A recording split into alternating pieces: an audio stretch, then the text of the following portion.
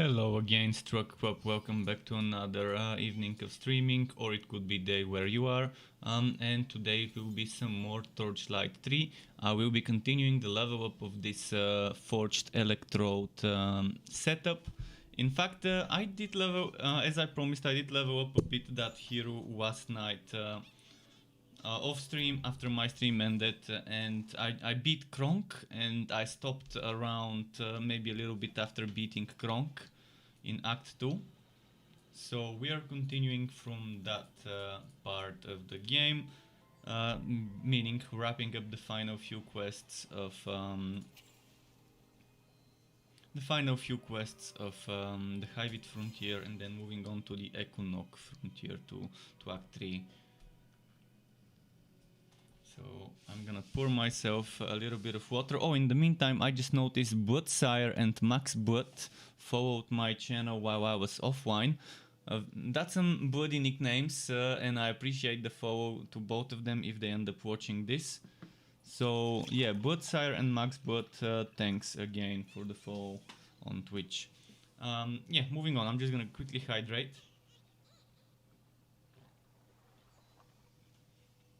And let's move. I need to go a little bit back for the corrupted vein. I'm pretty sure it's in that other part of the map.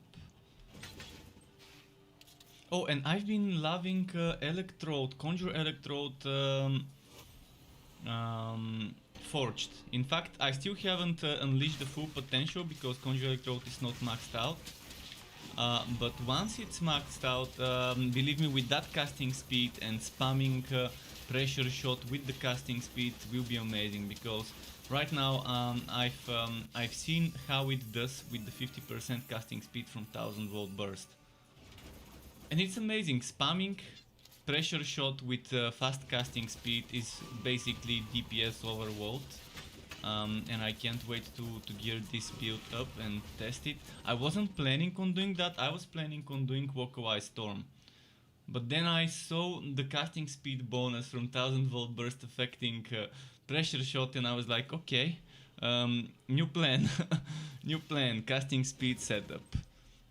So, just after my Absolver Zealot and the other similar build, now I'm gonna be doing another casting speed Conjure Electrode setup. It's gonna be interesting though. It's gonna end up like a build that I didn't expect to make, but the game kind of told me, hey, try this, it might be to your liking. So we'll see. We'll see.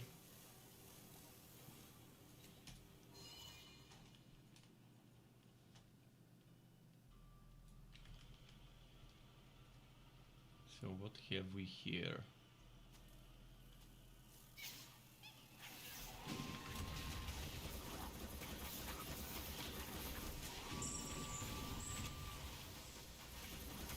Okay. Let's start using the actual skill that does the damage. See, there's a problem. Look at pressure shot not hitting some enemies up close. That has always been a problem, even when it was slug shot. When you're right next to the enemy, sometimes it just doesn't get hit.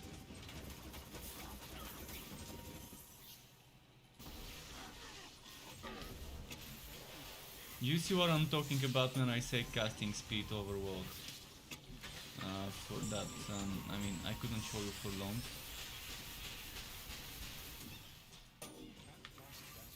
It definitely is nice. Okay, let's grab this one.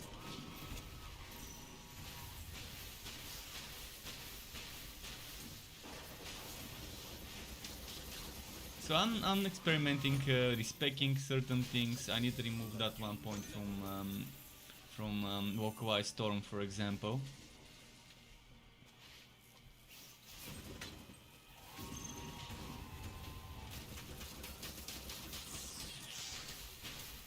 But yeah, some enemies pressure shot is having trouble hitting. Not sure why. Especially when they're right next to me.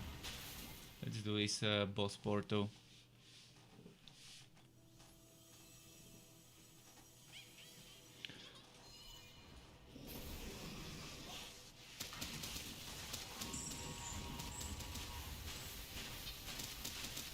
And yeah, why I decided to go Conjure Electrode, I think it would be best, because I would be able to activate 1000 volt burst much quicker than if I were to use a Localized Storm. See, this is one of the enemies that is hard to hit with pressure shot. Um,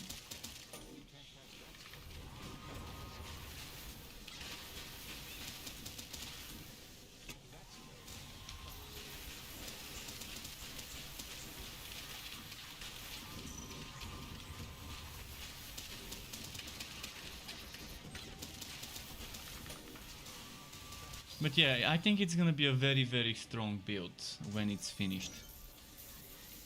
I think the potential for a OP build is there. Oh, nice. I'm losing my servo blade. This needs to go back to my storage. That's some nice defense to poison, but I'm approaching a boss that's not gonna do poison. I'm approaching Netherrim Lands, meaning more regular defense is needed. Maybe I should have kept that hatch. I still have some contract rewards unclaimed. Right now I'm leveling up this to level 8. Once this is level 8, I will start pumping points. Maybe I can get this to level 4+2. Or maybe before that I could level Conjure Electrode. We'll see. My next 3 priorities would be this one for the 20% damage, this one for the casting speed, and this one for the duration at tier 2. And I'm thinking taking tier 3 as well. I'm thinking this time let's experiment, let's take tier 3. I do not have Ancient Ember Hatch, meaning I'm not gonna have the battery unless it drops. Maybe when I get level 46 plus enemies I might get lucky and get the Ancient Ember Hatch, but before the Ancient Ember Hatch drops, tier 3000 volt burst is a very good choice. So I have the ability to generate energy quicker and to use 1000 volt burst and Conjure Electrode quicker.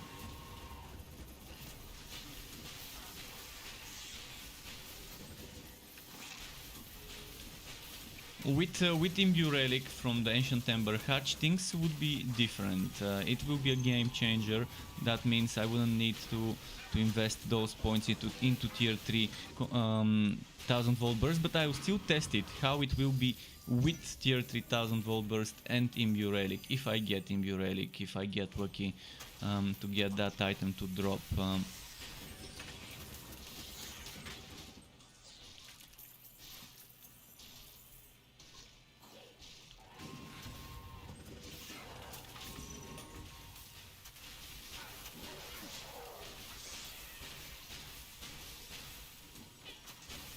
Okay.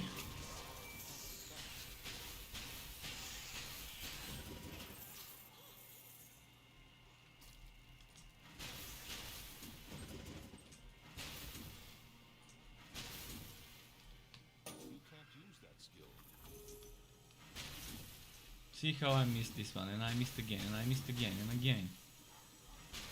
What? Okay, this is a bugged enemy. It was the enemy. Thankfully my pet didn't miss it, but yeah, I did.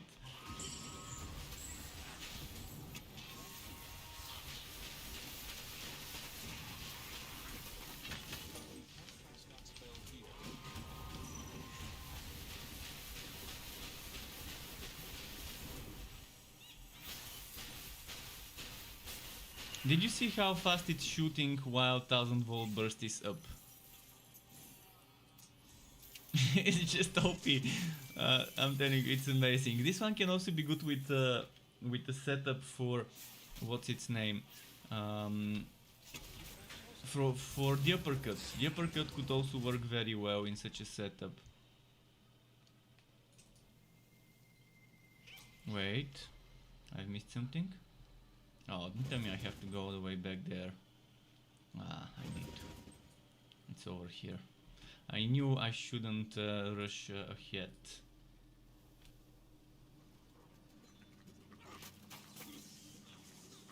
Okay, just a moment.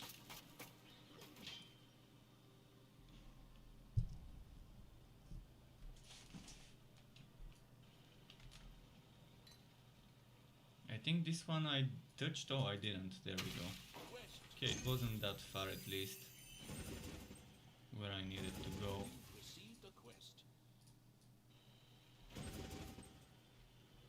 But yeah, today I've been busy with certain things and I couldn't start the stream until like what, it was 3:30 p.m. or 3:40 p.m.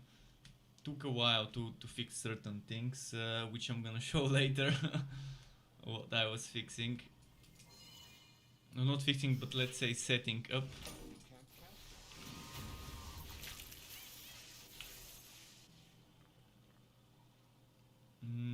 Okay, I need to go over there.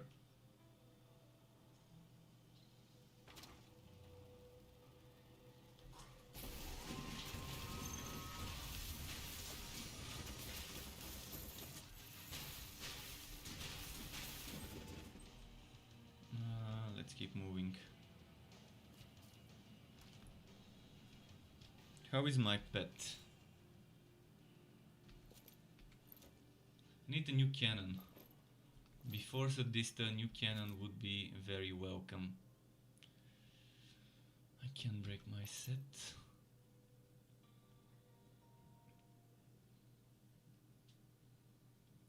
Do I want 11 defense, but losing crit damage? I'd rather not lose the crit damage. Okay, let's in the mean. Oh no!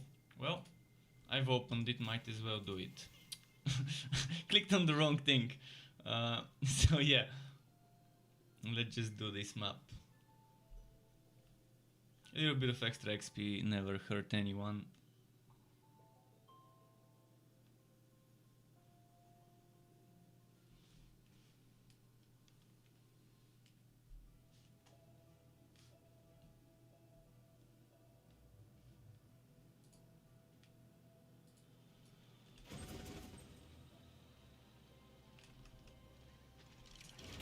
Not a good map though, automatons.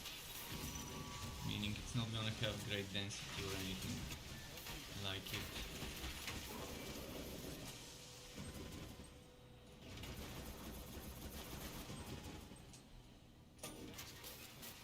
I wonder if I should use the winter weave powderons on this dude for teleportation. So I can blink around. Instead of using poison dart, it would be a pretty good thing to use. The winter weave powderons, cold snap or whatever it is called.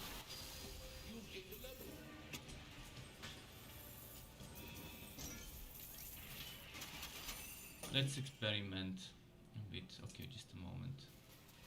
Now this was a very important point. If I remove this one for now, if I remove this and put the winter weave powderons,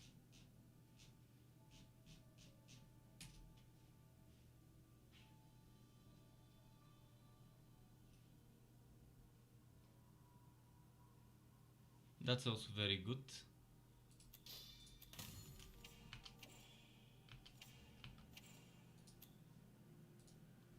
I can have some blinking for mobility, and then I actually had the frost wall. I can equip the frost wall. I'm gonna lose some defense. That's a lot of defense. That's like 5% defense. Probably not worth it, but yeah, I have some extra mobility. Oh, it doesn't work on Forged. Obviously, it's not gonna work on Forged. Well, then there's no point for me to use this.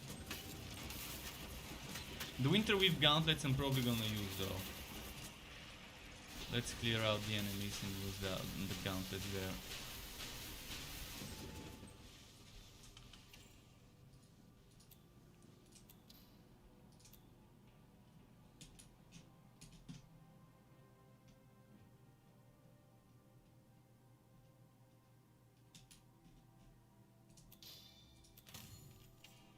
Extra survivability, just in case.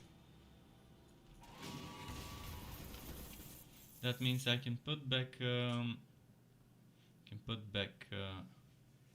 do I put here? Let's put back poison dart.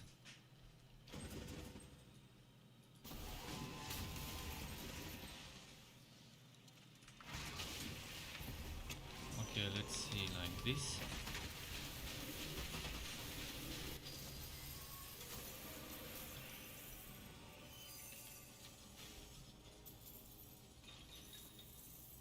Did I just get the Winterweave gauntlets as a drop? Mountain King gauntlets as a drop, not bad. An upgrade. Well, now I'm not mad, I accidentally opened this map.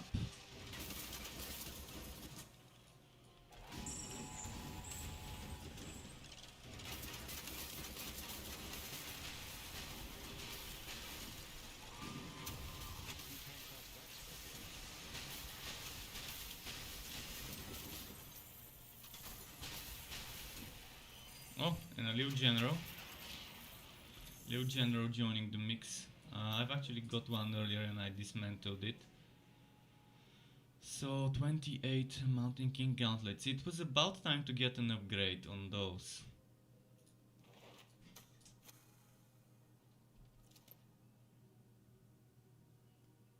Now this is a lot of defense. But it actually only translates into 1% increase. I don't want to lose my crit damage for just 1% increase in the damage reduction. Okay, let's try and wrap up this map. 3.6 more left.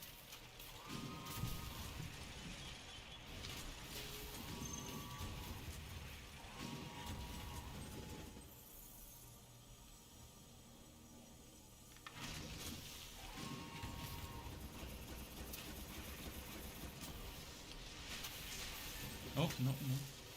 Take this, take this.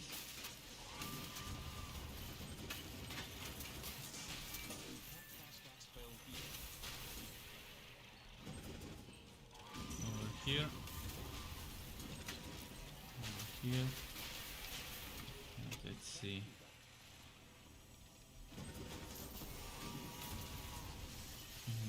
There we go. See, this is it can't shoot down.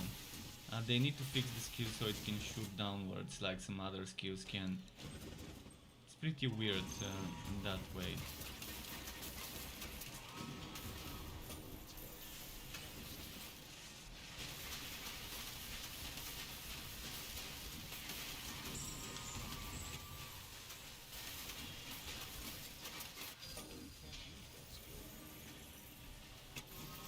So, meaning, so I mean to say that with the casting speed here, with the casting speed and making this shoot quicker, I'm draining heat quicker, which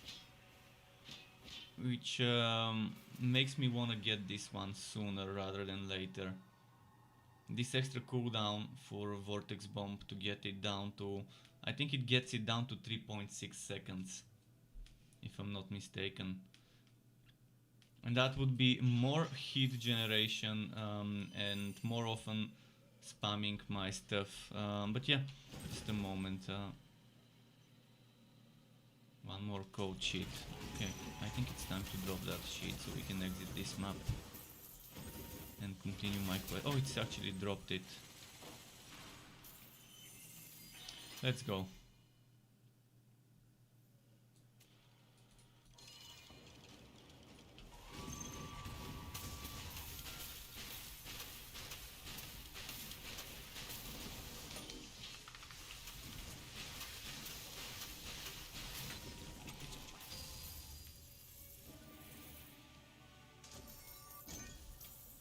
Okay.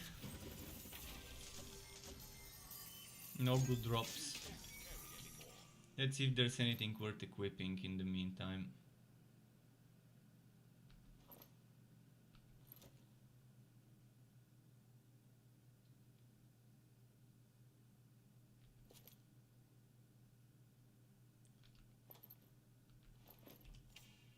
Either send the pet away. Oh, that reminds me, my pet, in my mage I have a rapid bartering token of level 20 something. Maybe I can transfer this token later so I can send the pet to the town and have it returned quicker. Let's see.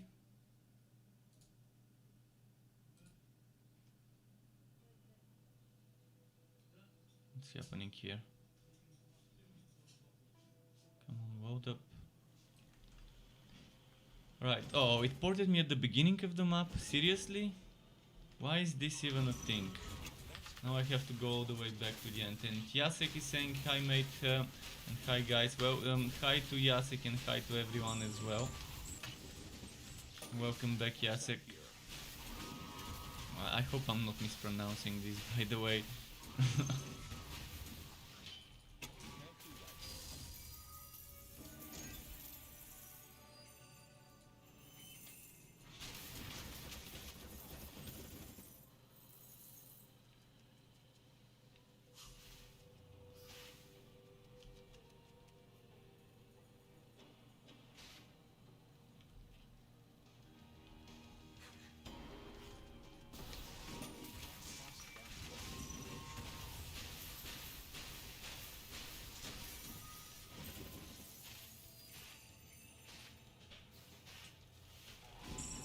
There we go.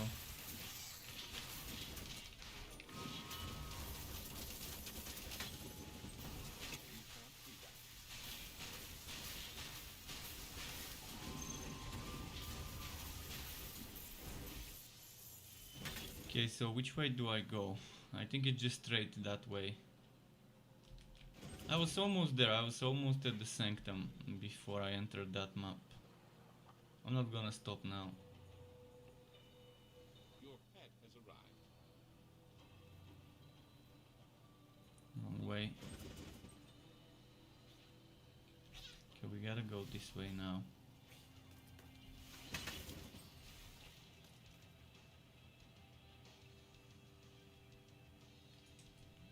Jacek says, yesterday I was watching all day Penny Dreadful on HBO, the one set in Los Angeles. Oh, there's a Los Angeles Penny Dreadful? I didn't know. So that's pretty nice, I might go and watch it. I didn't know one such thing existed. Is it back in the Victorian era? Or is it in nowadays? I need to look it up, You're asking on what pieces of equipment to get burn chance. Well, you used to be able to get them on gauntlets. It wasn't the actual burn chance, it was burn chance affixes increase. But you can get a chance to burn either on a weapon or on an offhand. On an offhand you can get it from a socket if it's a shield, or as a row or a socket if it's a focus item. On a weapon you can get it rowed as well. I would suggest trying to not get it from the weapon, but rather from... I'd rather get it from offhand, either in a socket or rowed. I guess it doesn't matter which one, whichever happens.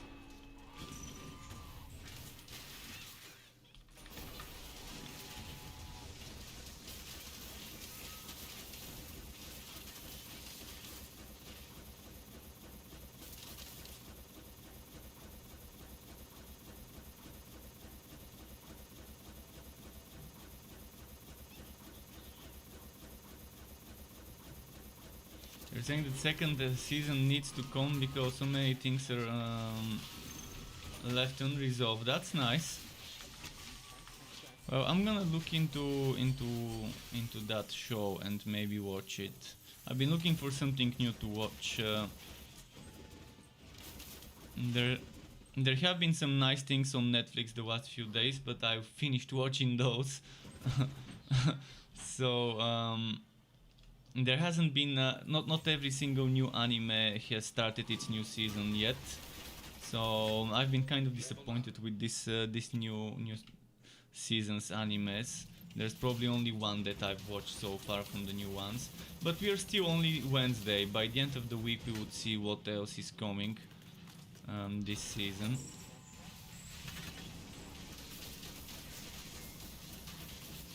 So definitely a new series would be a nice thing to watch.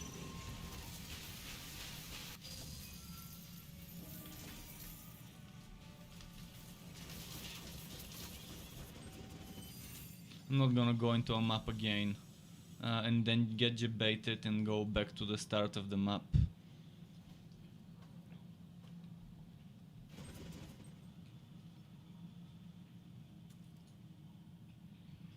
On Netflix, the series Cursed. I think I've got it on my list. I still haven't found time to watch it. Didn't think it was this good. Might check it out. At least I think I remember Cursed, unless I'm mistaking it for another one. I need to check if it's the one I think it is.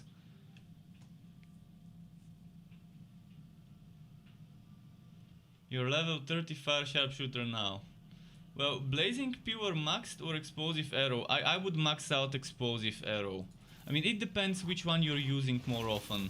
If you don't have enough energy regeneration and generation and other things like that, like the imbue relic that gives you extra energy recharge every 60 seconds, then obviously don't get the relic damage first. The explosive arrow you can pretty much spam. Even with level 1 revolt you can kind of spam it.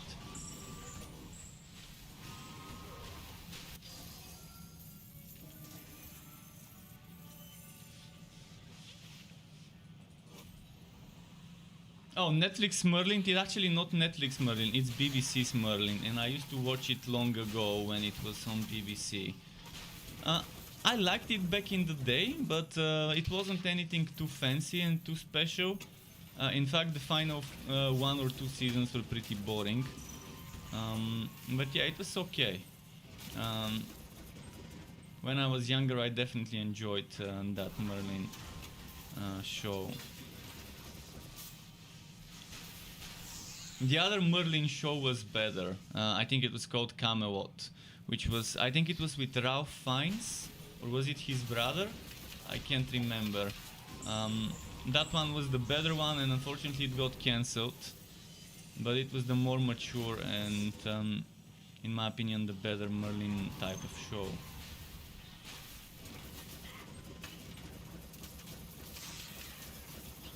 But there has been so many good shows that get cancelled. I'm so happy that, for example, Netflix picked up Lucifer as a show.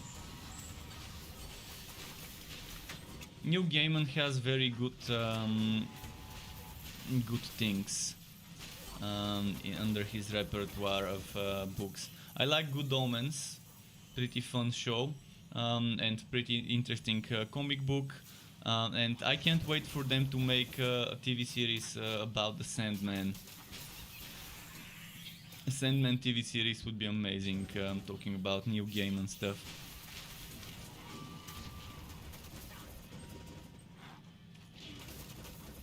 But Good Omens is nice because it's Neil Gaiman and Terry Pratchett. So it's based on both of their works, on a co-op of theirs. It's based on a work they on something they worked together, collaborated on for Good Omens. Can't wait for the second season. Also pretty stellar cast in Good Omens.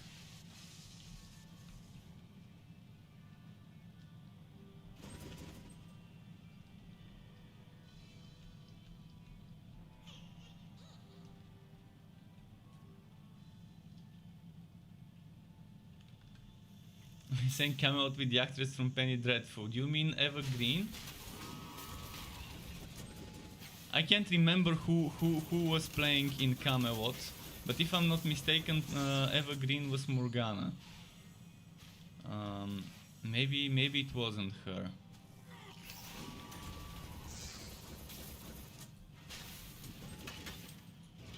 Ah, you meant her. Okay, nice. I kind of forgotten that she played Morgana. You just reminded me.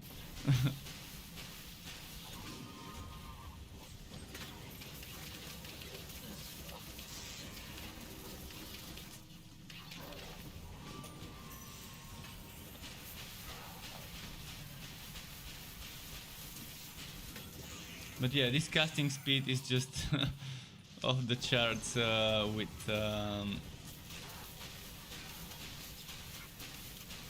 with pressure shot. I just can't wait to get max level conjure electrode so I can cast so I can get casting speed more often.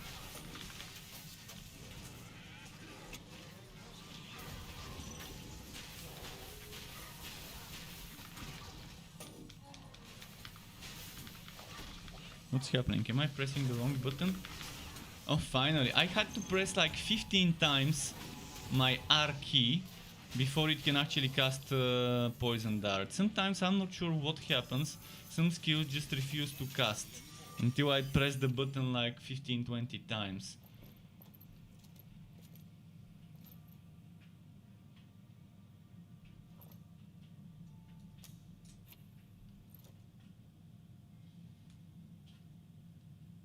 Oh, vortex bomb damage. Might as well. So now that I've gotten this one, now I've got two options. Option 1, 1000 volt burst tier 2. Option 2, conjure electrode tier 3. Which one do I get first? I also need to remove this point. So I'm probably gonna increase conjure electrode first so I can have some extra source of casting speed.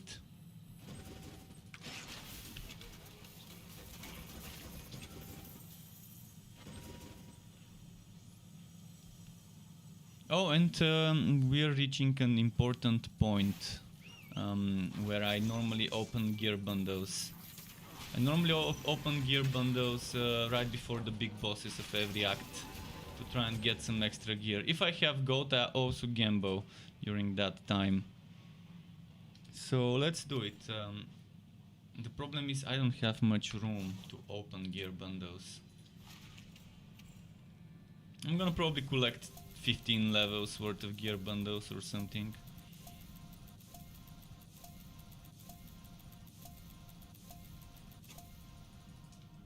My Journey Gaming says I'm playing in Fazir and I'm running into a wall. Is it easier to start over and work on a build, or just respect till I get what I want? I think it's just better to just start farming. Start farming until you get some items and that are stronger than your current items. The way the Fazir is designed right now with this power creep that you can get from with those stronger drops that you can get with the Fazir extra challenge bonus, you could definitely get something nice.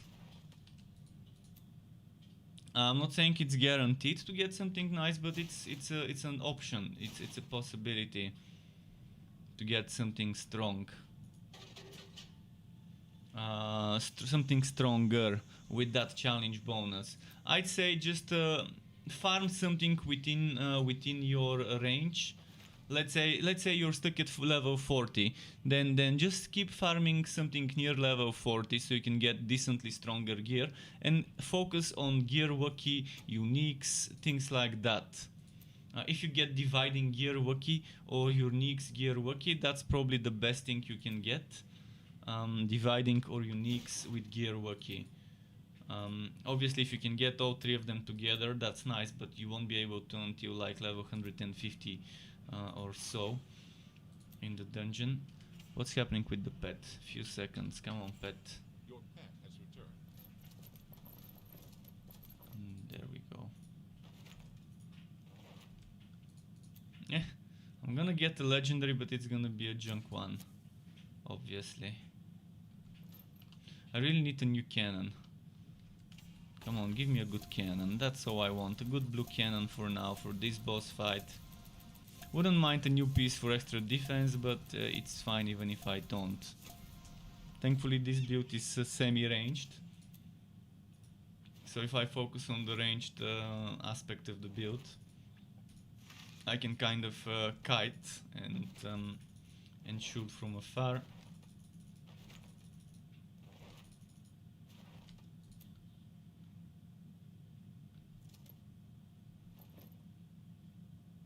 This is a lot of defense. I don't want to lose my cuirass.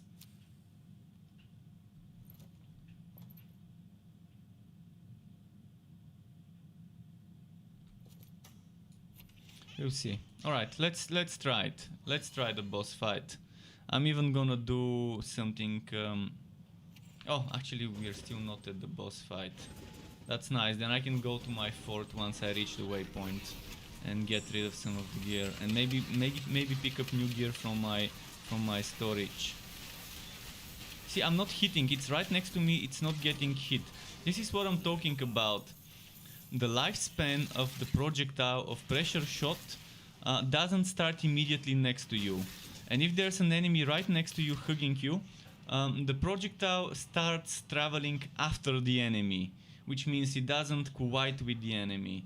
So they need to look into the lifespan of the into where the projectile starts and into the collision for pressure shot. I have to remember to report this.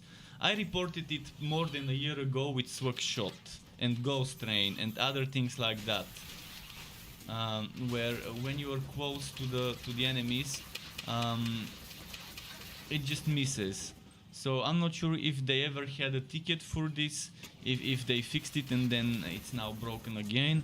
But yeah, Swag Shot used to be broken, Ghost Train used to be broken in such a way where sometimes when you cast it point blank, it misses, it doesn't hit. You just saw it happening right now. Because the projectile doesn't appear until after the enemy. And it's weird why sometimes it happens, sometimes it doesn't. Alfred is back and it's saying hello. Good day, Alfred. Good day to you as well. The real Slim Shady is saying, I'm playing your Electrode Mage right now and just got the Arc of Light. Would that be better than just spamming Absolver, or is Absolver still better?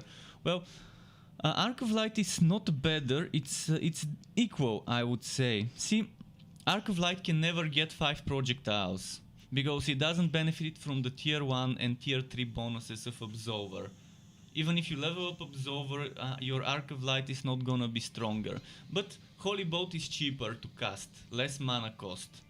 And it's not bad. And if you level up Absolver, Arc of Light does more damage. But that's all you get, the damage increase. So the higher the level of Absolver, the Arc of Light does more damage with the Absolver procs. And it's not a better way, it's not a worse way either, it's just a different way. It's a different way that requires one extra item equipped or in the Legendarium. So the way I've optimized the build is there's not much room for that. Especially if you get the Molten Reach and you want to use the Molten Reach. I'm assuming you're talking about the Absolver Zealot and not the Unholy Blaster build. But yeah, it's not a bad thing, especially while leveling up. While leveling up, Arc of Light is pretty decent.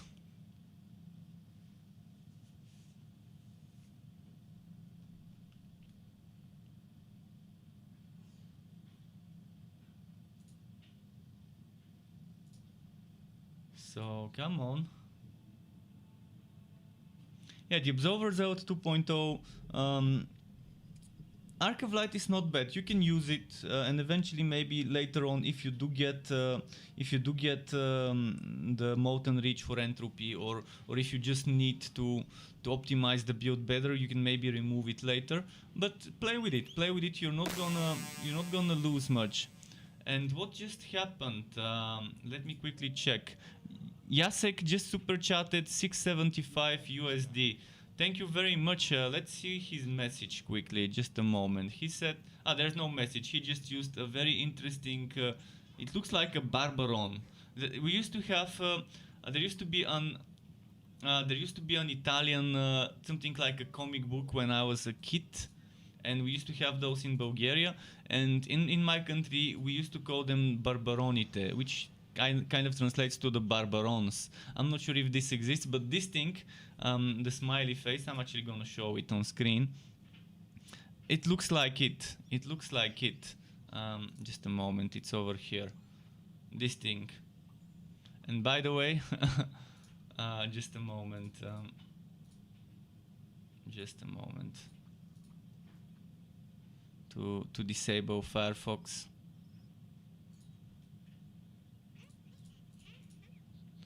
But yeah, by the way, I've got a surprise for everyone.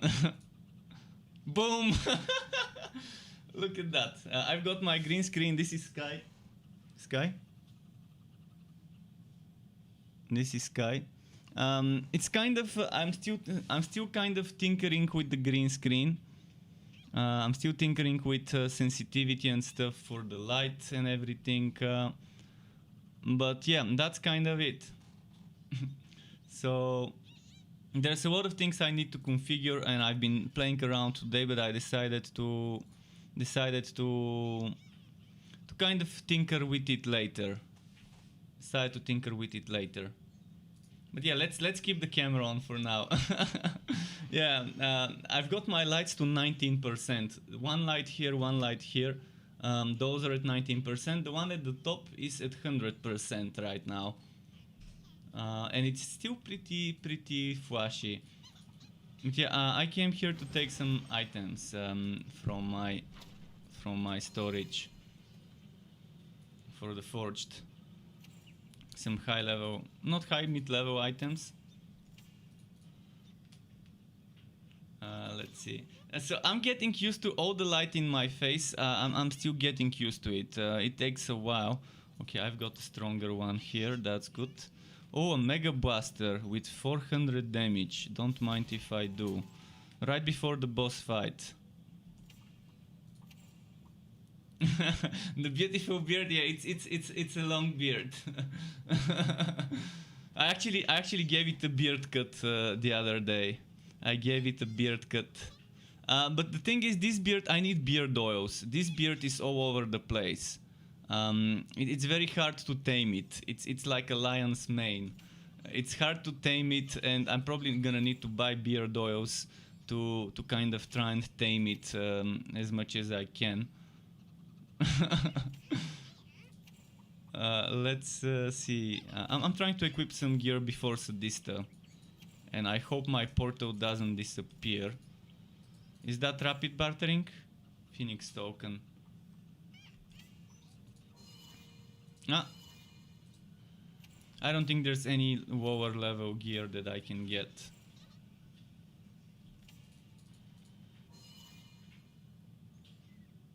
And my journey game says your unholy blaster build looks fun. I've made some skill synergy mistakes and I'm working on rectifying that. Oh, nice. It definitely looks very fun and it feels very fun. And it was unexpectedly fun to. I didn't expect it to be this fun when I respect to the unholy blaster. And definitely something I recommend to test to people who want something different than your typical Absolver setup and entropy setup. Okay, just a moment. I gotta put some stuff away. Let's put the Liu General here. Let's maybe... Oh, skittering shoulders. I'm actually gonna grab this and use it. I'm gonna put this here. I'm gonna fix the inventory later. For now I'm just grabbing whatever I can. Level 29 skittering chest. Let's see. Level 33 Liu General. Okay, time to dismantle some gear. I don't need this neckband. Might as well dismantle this and this. I don't need this.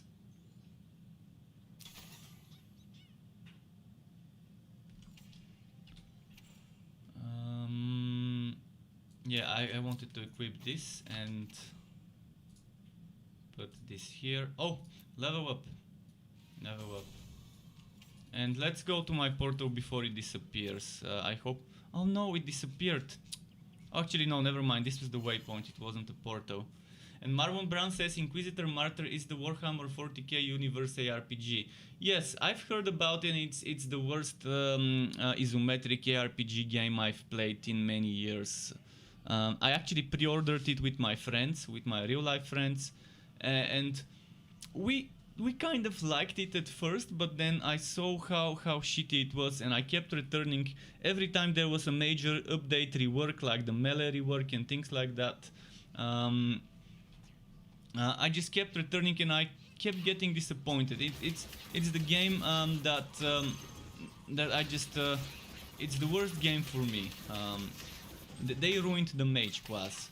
How can they ruin something that's so easy not to ruin, a mage class in the game? The combat feels bad, the sound design on certain things feels bad, the music is okay, it's actually decent, the skill system is bad, the item system is bad, the end game systems are bad. I mean, there's so many things I don't like about Inquisitor Martyr.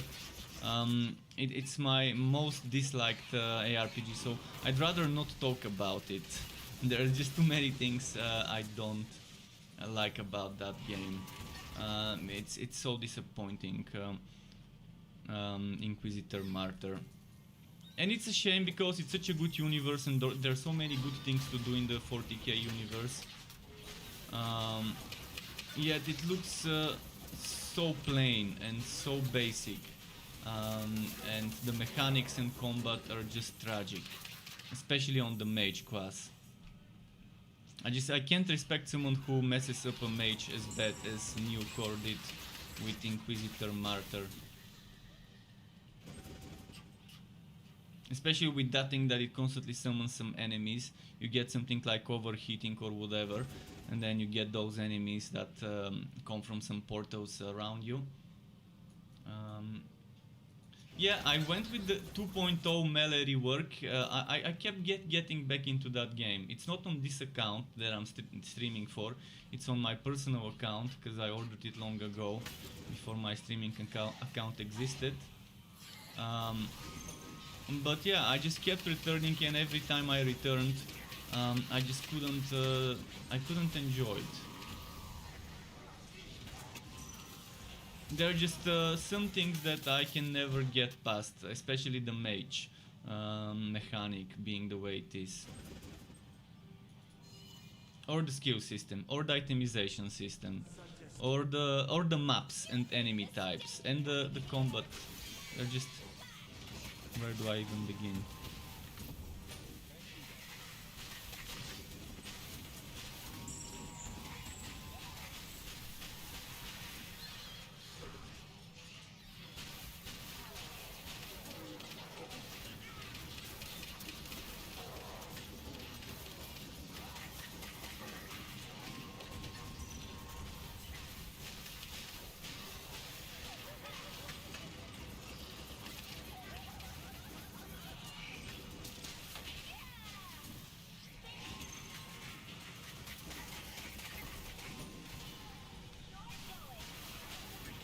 Alright, she's dying pretty quickly.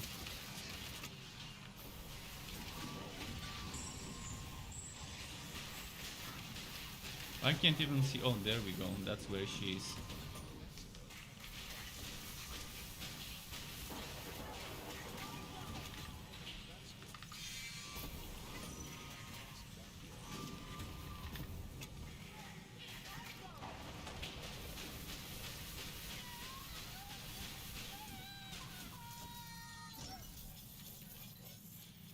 Can't wait to get more casting speed and more cooldown reduction.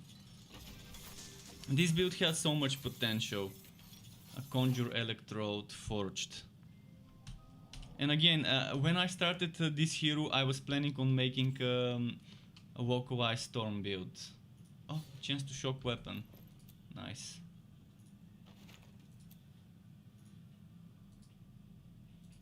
And a new gun. But this other gun would be stronger when I go in a zone with a lesser limit. Higher level Frost Wall. Let's equip it.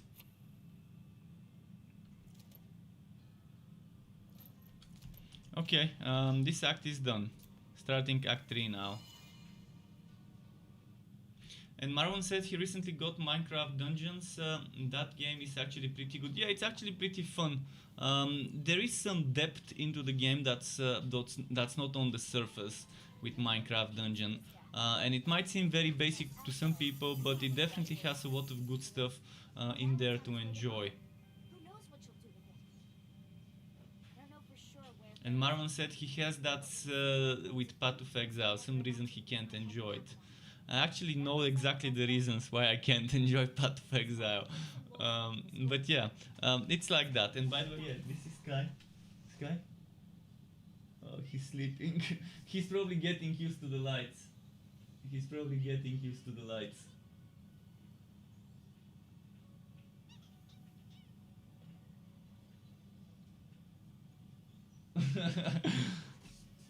Okay, enough of that. Enough of Sky. I've been setting up the whole green screen today. Um, Took a while, and then I had to configure the camera and had to configure the green screen, the chroma key. It's a little bit of a dark shade of green, so it wasn't as easy. I had to set up multiple chroma keys, for one for the darker, one for the lighter colors. Maybe if I had a backlight behind to eliminate the shadows, maybe that would have been better. Jacek says he loves Path of Exile, but it's so time consuming in spending as much time as playing as you do. Yeah, exactly. With Path of Exile, I always find myself spending more time outside of the game on the trading and other things like that than I actually do in the game itself. And then there's constantly returning from a map to go and trade with someone, and then losing portals to just go and do the trade because the game doesn't have a auction house that automates everything for you. And if they do include an automated auction house that sorts all the trading for you, all those websites would go out of business. And I think they just respect those websites and what they've done for Path of Exile, and that's why they're not intentionally putting an automated system for the trading. Because believe me, they do have the manpower and they can afford to. They have the money. They can afford to hire someone to design an auction house system that automates all the trading. But again, they probably respect the people who made Path of Exile Trade and all those other websites, and they just don't want to put those websites out of business. Most likely. They know, okay, they're probably saying, okay, the community is already using those tools, they're fine with it, we don't need to implement an automated thing, an automated system. Maybe that's how they're thinking, I don't know.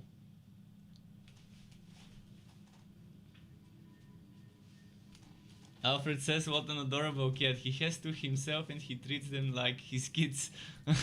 Sky's kind of like a sibling here. But yeah, he's a cute boy. Sometimes can be annoying, but he doesn't mean bad. He's never done a hissing sound. He's never been evil. I mean, I'm surprised. Normally cats can be evil, vindictive or whatever, but this guy, he doesn't know what fighting is. He's never been beaten or anything like that. So if I were to do this and stop my hand in front of him, he wouldn't react because he doesn't expect to get hit or anything. He's never been hit, and he never has been doing that sound. He doesn't know what it is, which is pretty weird. I mean, I haven't seen such a good cat in my life, and we've had a cat before, and I've seen other cats, but this guy, he's just I don't know, he's weird. But I think he just got traumatized as a little kitten, 8 weeks old. He had to travel at the luggage compartment in a bus from one city to another. And me and my brother, we weren't in the country, and my mother got this cat for herself back in the day, some years ago, and she didn't go to pick him up from the other side of the country, and the guys just sent him in a box, card box, like a regular box where you can store certain things. Put that box into the storage department in a cross city bus, those big buses that can take you from the seaside to my city and things like that.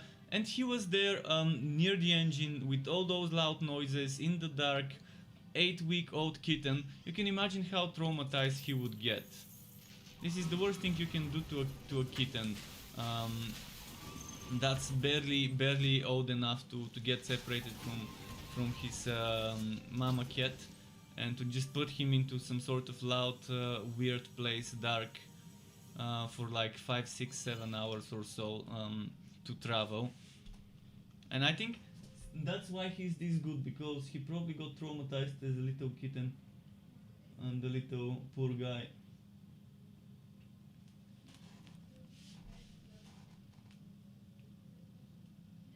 But he's blending with these three of his. He has a toy here he played with earlier, but now he is not in the mood to play. And Jacek says, how far away is the fire sharpshooter from the actual meta? Well, if you have good gear, everything can be meta right now. With the gear in the Fazir, the fire sharpshooter can be just as meta as a Bane train, for example.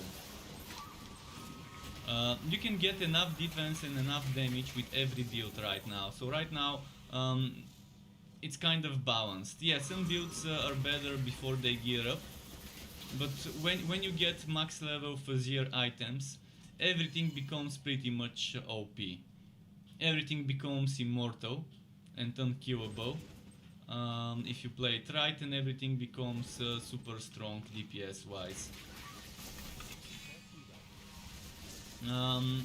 If they were to bring it back to the way how it was, without this overpowered power creep, and rebalance the Fazir stages too much, then I would say it's probably pretty close to the meta, like let's say 90% up there, maybe even 95% for the sharpshooter flaming destroyer. The one I was playing with the right items, even if it was the way it was before, it's pretty decent. Especially when you have Imbue Relic and when you have Revolt tier 3 and you have things like constantly benefiting from Cloak of Flames, so 100% uptime for Cloak of Flames, and Scout's Bones, Infectious Shooter, and tier 3 Revolt, so you can kind of spam the Infectious Shooters, Scout's Bones. Yeah, you can see some very good results.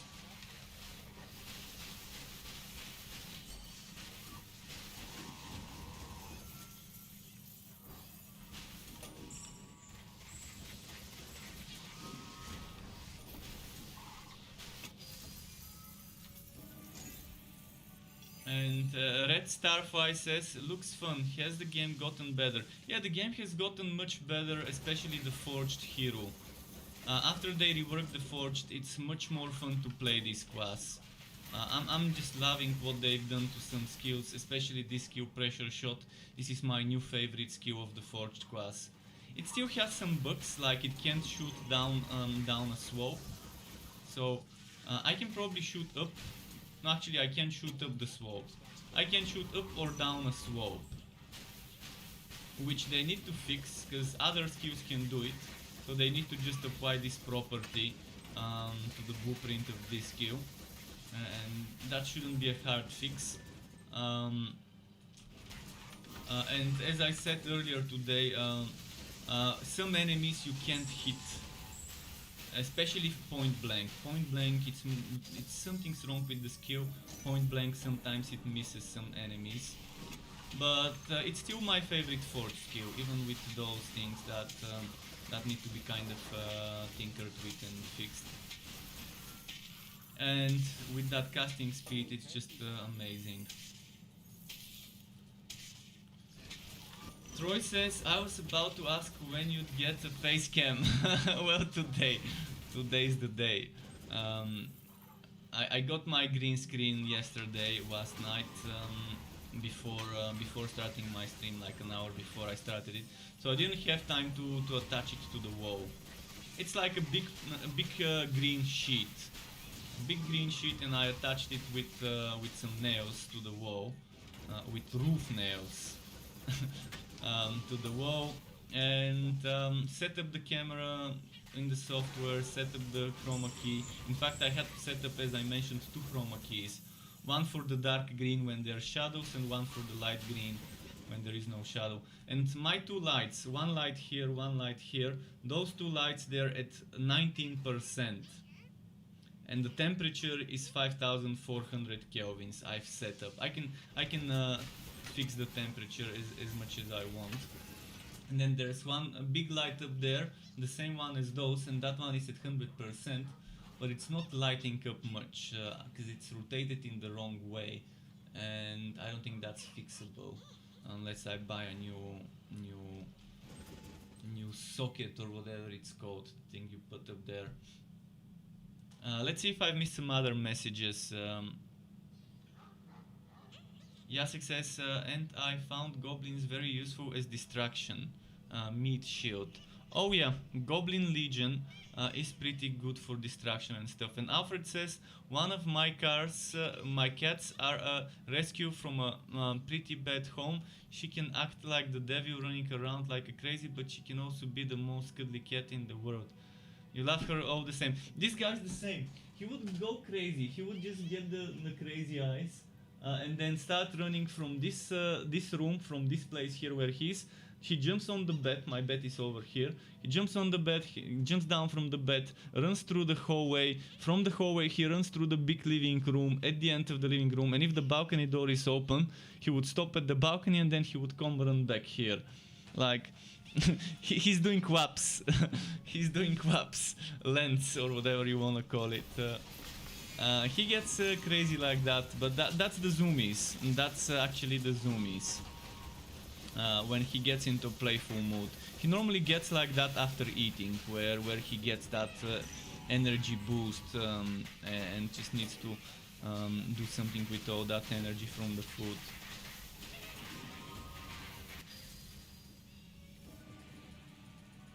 By the way, let me know if there's anything, any criticism about the image, because I'm not used to using a camera. It's my first day using the camera.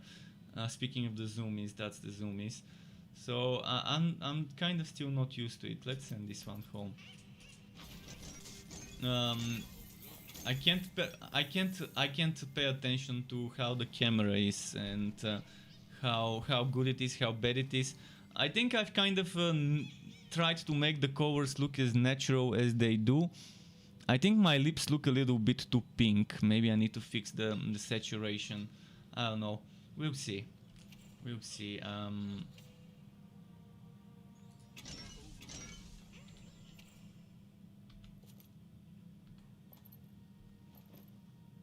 That's not bad as a spare weapon.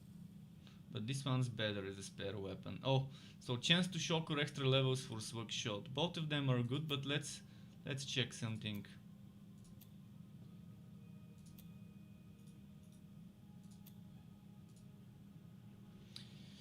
Yeah, I'm not gonna use this. I'm gonna keep this one because of the chance to shock. Oh, and we've got an upgrade now. This one's also a little bit of an upgrade, so I'm not gonna switch to it.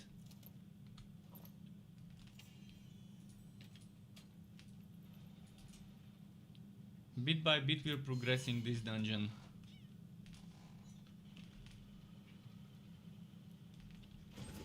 Wait. Oh, that was a phase beast. That makes sense.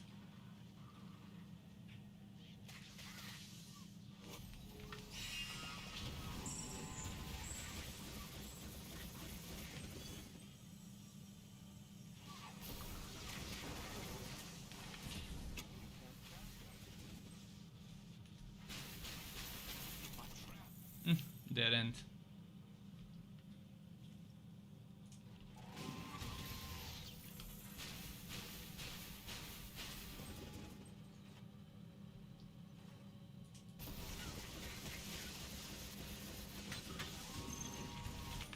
Come on, come on, come on.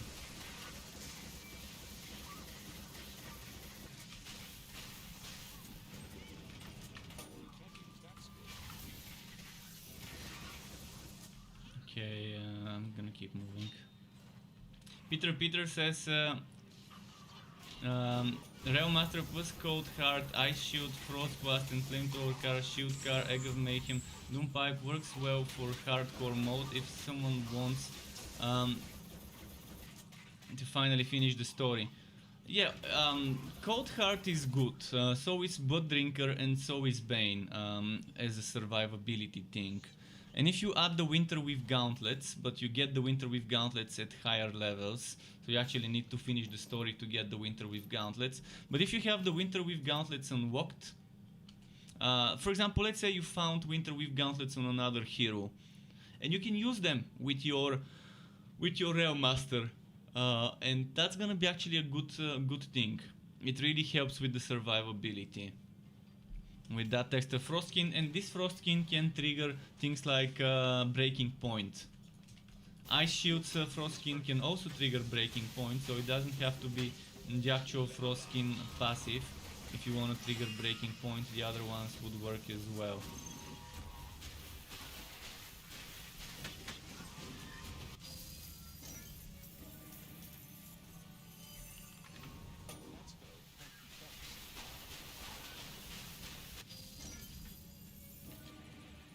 Spamming those hook shots, those pressure shots.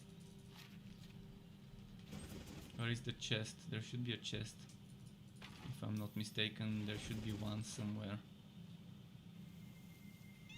Strange. No. Oh, never mind. I've already opened the chest. Didn't see. And Troy says rocking that beard. Oh yeah, gotta rock the beard. 525. Alright, an upgrade. That's actually a very decent upgrade. I've also leveled up, so I'm gonna spend the points just a moment.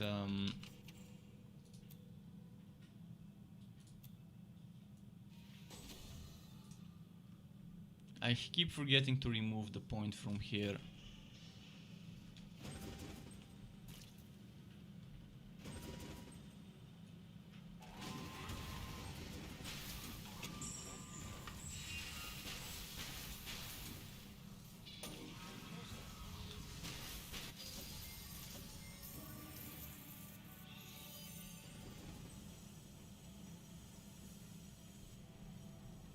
Let's grab this.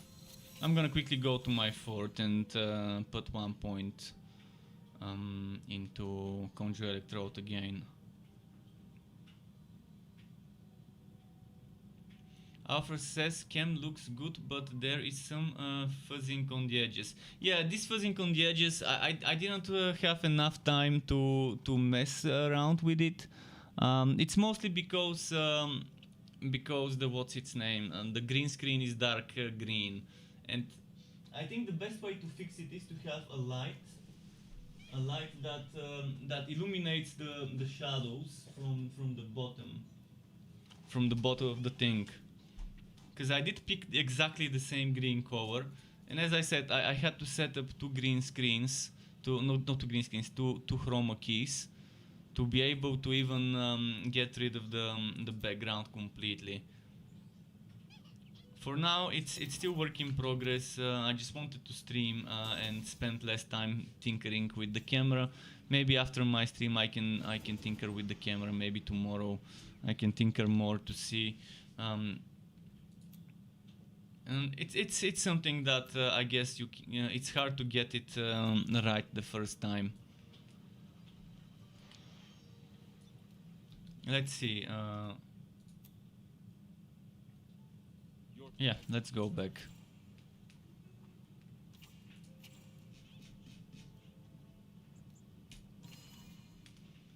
Hopefully today we can push this act. What's the time? The time is 5:07 p.m. my time. By the way, it's getting a little hot here.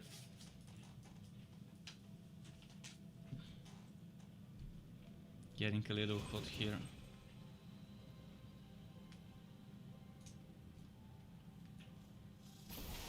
Maybe with all the lights the room is getting warmer, or maybe it's just warmer outside today.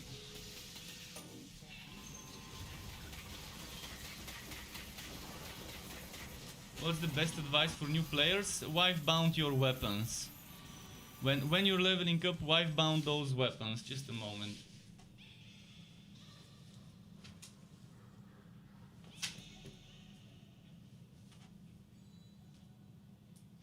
So that's one of the best things you can do to keep wife binding those weapons. So scrolls of wife bound on weapons if you're forged on the cannon as well.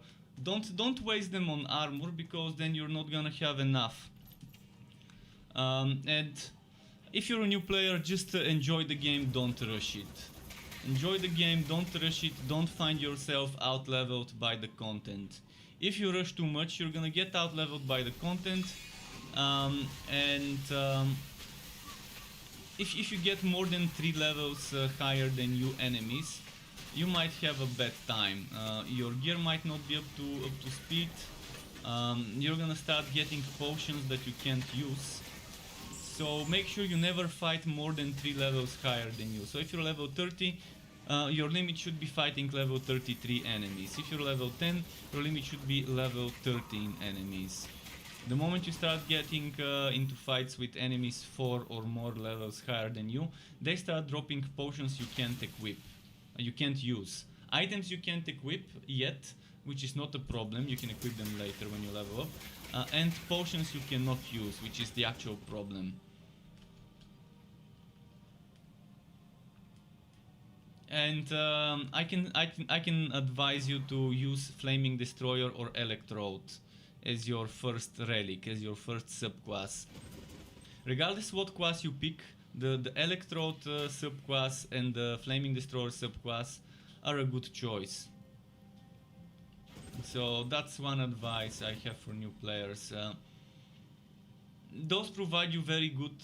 They provide you very good damage. If you want survivability, you can go some of the other relics. They can give you a sufficient amount of survivability.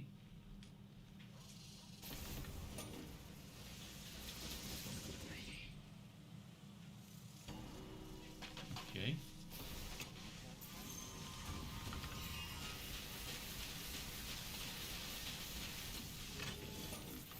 There we go.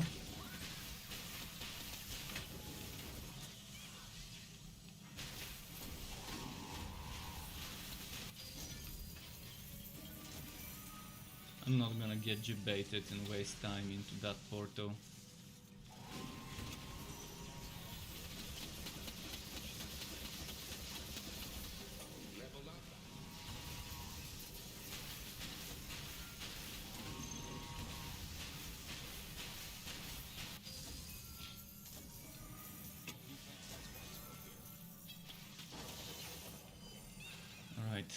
Moving on this way. What's my quest? To defeat the Electric Widow. I can probably run towards her. One more level, 35, and then I can max this one. I probably shouldn't have put this point here yet. This lightning strike is only good if you have chance to shock in your items. And yes, right now I do have chance to shock in my items. But again, 5 points. You won't see that much of a gain unless you max out that skill. So for this 1 point I'm barely getting anything. But I can start investing into that skill now. If you have tingling sensation, this is definitely an okay thing to get. But before tingling sensation, if you can't guarantee that your weapon will always be with chance to shock while leveling up, it's probably better to stay away from lightning strike until the higher levels. It's a good skill, it's definitely a good proc, and if you can implement it, it's amazing.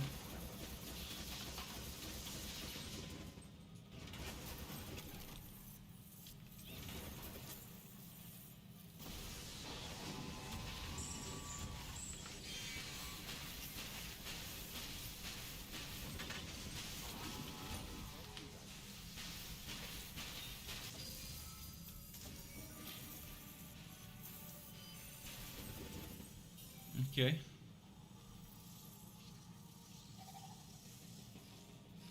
I'm gonna run towards the boss. Alfred says, if I may ask, do you stream full time? How do you go get around with money as a small streamer? Well, I do stream full time, and for for now, well, this apartment that I live in is owned by a family member, so I don't have to pay rent. And for now, I have someone helping me with this, but ideally the goal is to grow my channel as much so that I can support myself and this little buddy over there. That's the goal. I mean, my YouTube channel doesn't earn as much for now, but eventually the channel will grow. It's been growing with a very good pace, and I like that. But yeah, I do stream full time. If I were to find a part-time job, I wouldn't mind it. Maybe something where I could work on the weekends. But with coronavirus right now, finding a part-time job or a work-from-home job would be pretty impossible. If I can get some sort of a work-from-home job with a flexible time, I would actually do it. And I actually do have Fiverr. I've registered on Fiverr for video editing and game testing. And I've done some jobs every now and then. I've done some jobs like testing mobile games and then giving feedback to the developers, or testing Windows or browser games and giving feedback.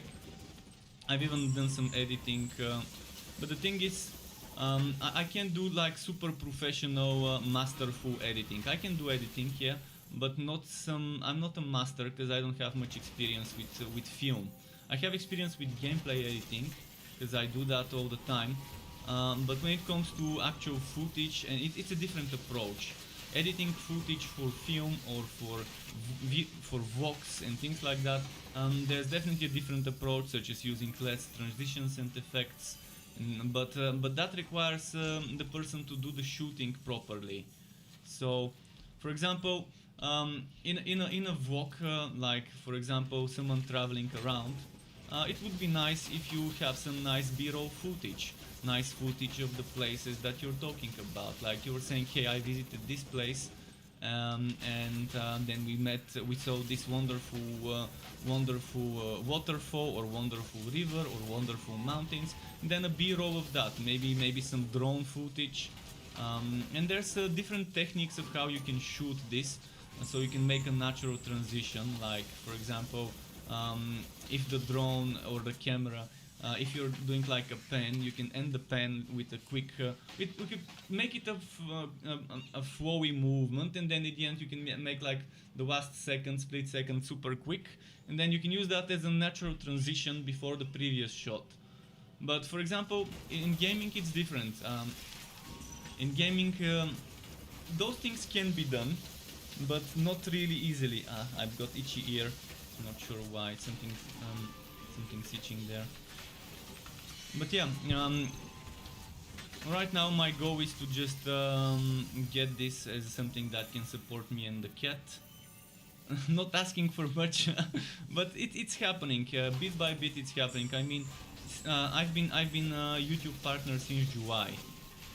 So for since the end of July, so for like 5 months until the end of the year, I managed to double my channel's numbers, the subscribers, from 1,000 to 2,000. And that's pretty good for me. That's good pacing of growing a channel. I'm not sure what I'm doing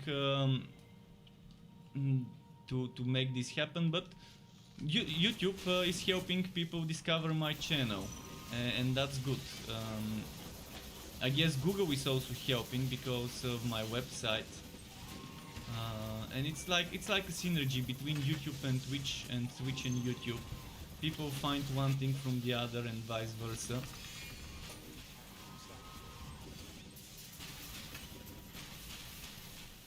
But yeah, Alfred, that kind of is it for now.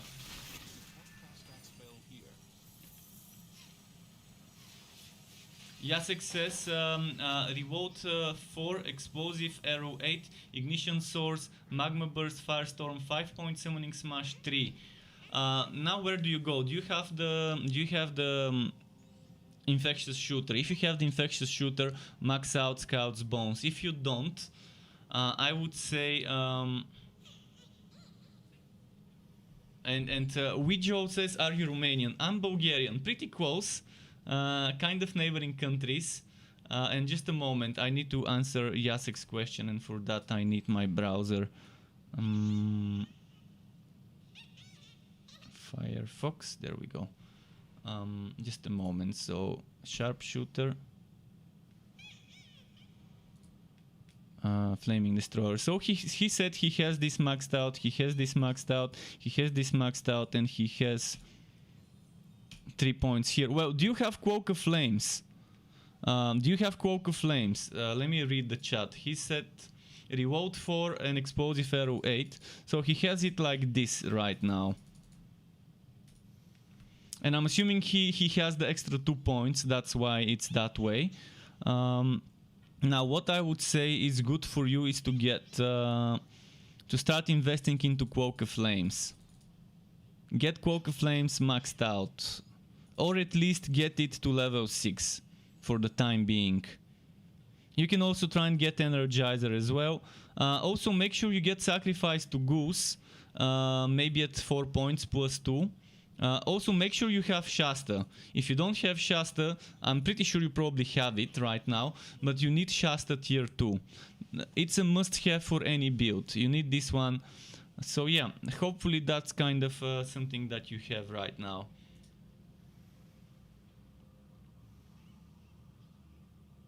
But you really need to have Royal Shasta as early as possible. I normally save my points and then at level 20 put 6 points into Shasta. Okay, let's remove this. Firefox here. Let me quickly check something. Wait, what's that on the screen? Is that some parts of the green screen or not? Like over here, this thing here. Oh yeah, I think that's the green screen. This part here. This part. Okay, just a moment. I wanna open my mobile and maybe reduce the light settings. Just a moment. To see if that helps a bit. Left and right bulb. Wait, why is it so high? Okay, I think this is a little bit better, right? This is at 21%. It was at 40% and I was wondering what the hell. Okay, now my eyes can get a little bit of extra rest. Wait, it's as if it suddenly... Okay, 26. Okay, 22. That's fine now. Sorry for that, but yeah, it was super bright, and the mobile phone does help being able to control those lights. Okay, now let me go back into the game. Did I kill the Electric Widow? No, I haven't yet.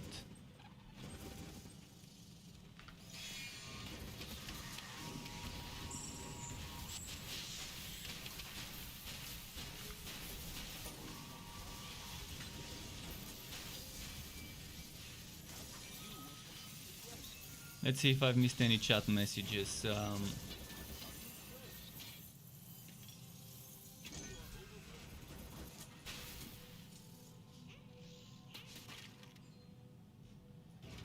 Okay, I think I'm all caught up with the chat.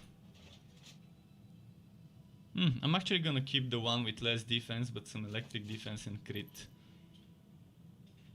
Now this is chance to shock on the cannon. I really need that. So now, do I go for chance to shock, or do I sacrifice the damage? I mean, do I sacrifice the damage and go chance to shock, or do I go for more damage? Tough choice. I'm actually gonna keep the damage.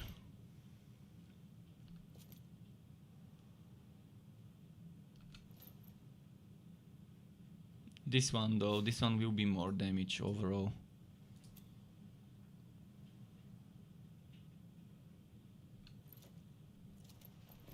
Okay.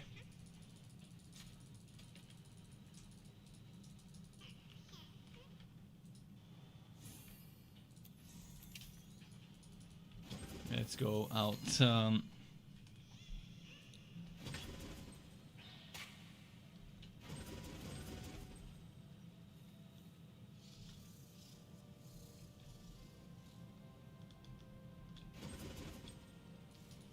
How's my pet inventory? Getting close to full. Probably gonna send the pet to sell. Oh, that's nice. But actually no, it's HP. I'm going for defense, not for HP. One of the most underwhelming things is stacking HP. Yeah, probably when you get super high Fazir gear on a Cold Heart build, probably it won't be that bad to have extra HP. Although the Cold Heart only gives you 10% with Breaking Point, up to 10% HP bonus. So it's not that bad. But yeah, on a high level, high Fazir level with that extra gear, it's still probably gonna be better to just stack defense. HP is not gonna help you as much as the extra damage reduction you get from stacking defense.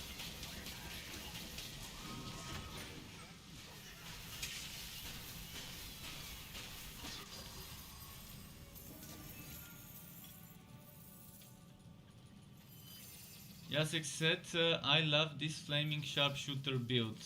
Yeah, it's definitely nice. It's actually coming soon as a build video. A combustive sharpshooter 2.0.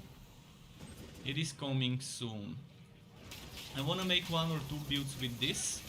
And then after that will be the sharpshooter. Although after that there's probably gonna be some other type of content that's not builds. And then maybe the sharpshooter combustive 2.0 would come eventually. So for now the priority is getting this one to level 60, gearing it up, making two different builds with that hero, and then after that I've got some content planned for every hero that's not builds, more of a kind of guide, or it's not even a guide, more of like an info thing.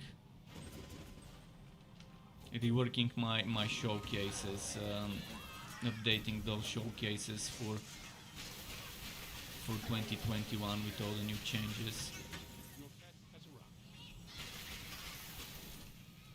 But yeah, it is on my to-do list. And the next hero I level up most likely will be Sharpshooter Bane.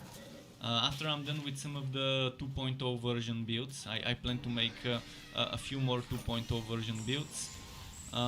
Then there will be a Bane Sharpshooter to level up.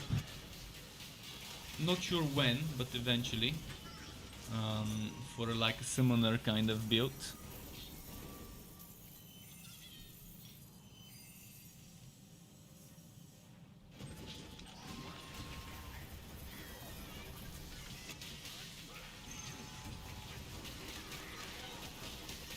I'm loving the damage of this dude though.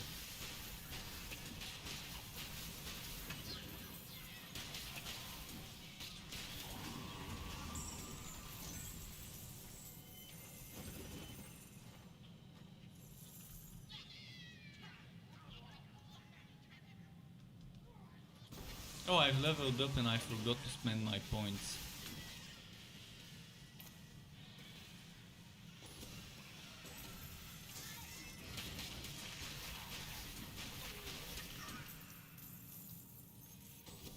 Next I'm getting 1000 volt burst tier 2.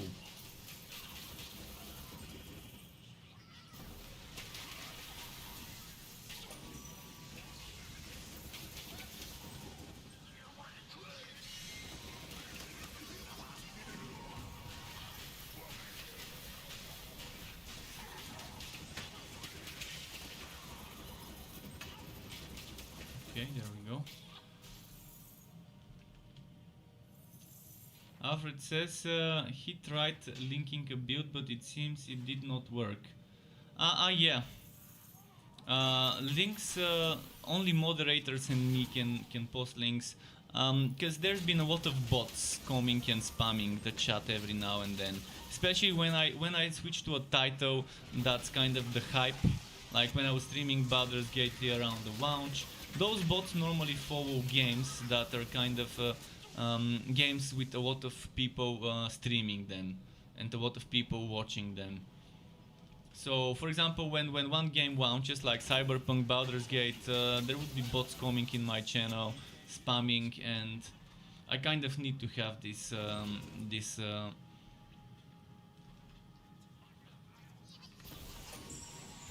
link protection or whatever it's called, chat setting. But if you want to post a link, you can either send it to me or I can try and, if you really want to, I can try and give you a mod and you can post it.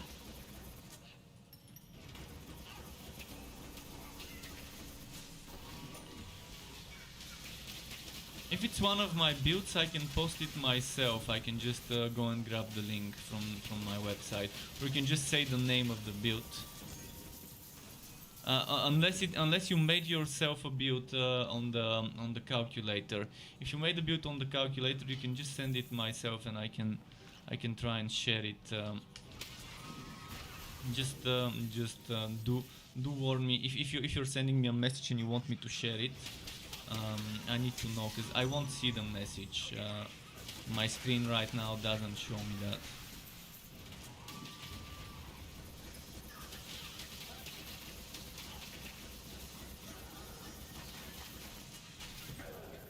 But yeah, what's important, once you get the infectious shooter and get max level,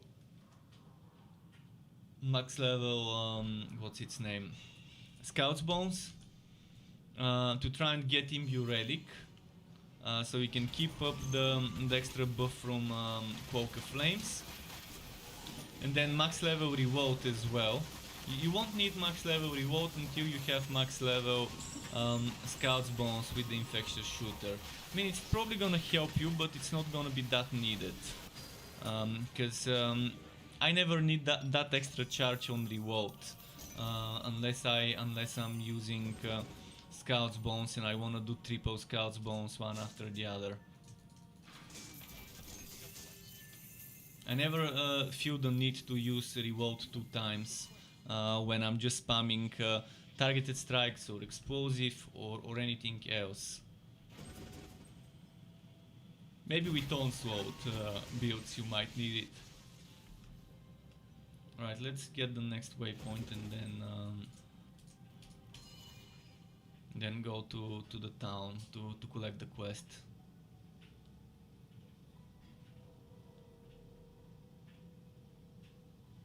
Let's see.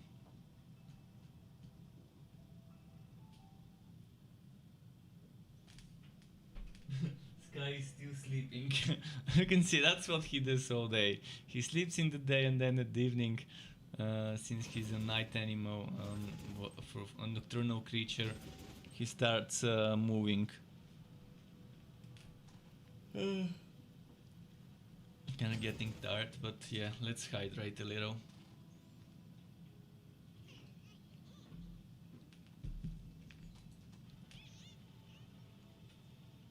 Let's see, there's no Tree of Work here. Oh, it's the Adventurer's Fort, the default fort.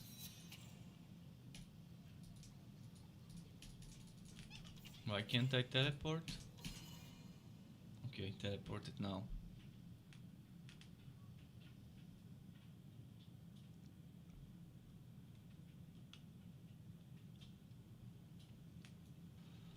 You can't use that skill.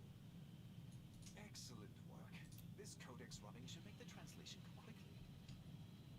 These tomes describe a gateway. So, do I try and gamble for something? How am I doing with the gold coins? 7k.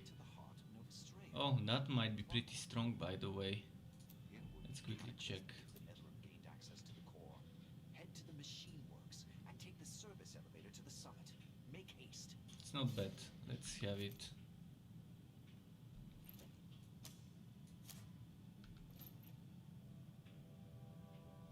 So those Kittering shoulders, I'm thinking of replacing them. I'm thinking of replacing those Kittering shoulders. Because look at the defense I can get. There's so much defense I can get now. I gotta keep up with the requirement of defense. Oh, damage with sword shot. Oh. Okay, I'm thinking of removing this. But wait, I don't have a fourth piece. Okay, let's keep it for now. Let's keep it for now, and then maybe later I can change some things.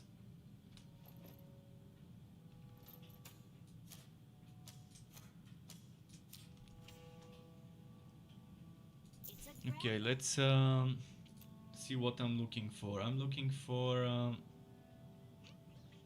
maybe a helmet. Or should I focus on those things here?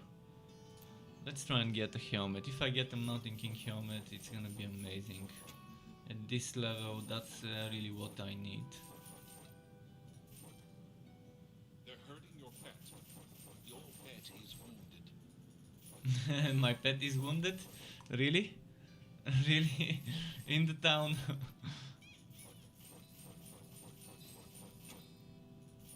I've got some gear bundles I can open as well. Maybe that's not a bad time to open a gear bundle. I'm level 36. So it's been like a few levels. It's been like 6-7 levels since I last opened some gear bundles. Let's just open the 6 green and 1 blue. No more than that.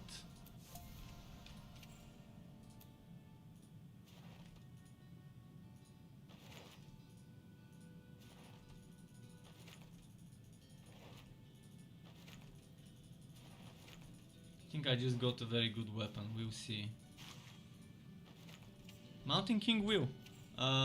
Actually not what I was hoping to get, but it is good. It's actually a pretty good thing. That allows me to probably equip this. And this one's upgrade and it's chance to shock. So amazing. Good upgrades. See, that's what I'm talking about. As I mentioned yesterday, every 5, 6, 7 levels, open a few gear bundles to help you keep up. Now I can replace this. I'm gonna lose some damage to Vortex Bomb, but getting damage to Swag Shot. And I can just put this here. Oh, and that's almost unlocked. So we're going for the Mountain King Cuirass. And I don't have to remove the gauntlets.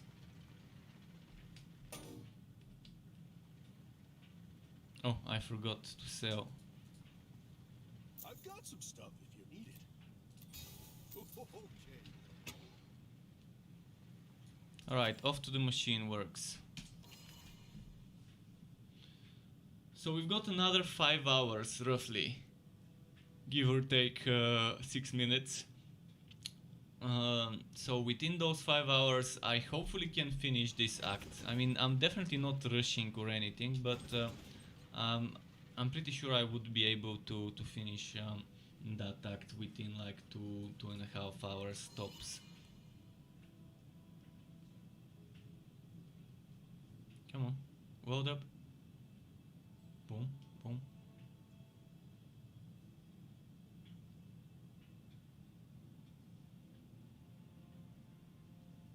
It's taking a while.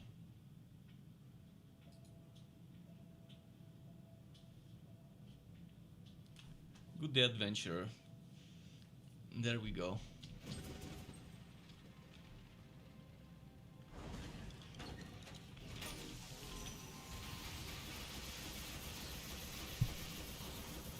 Okay. Wait, can I just put this a little bit further? No, I can't.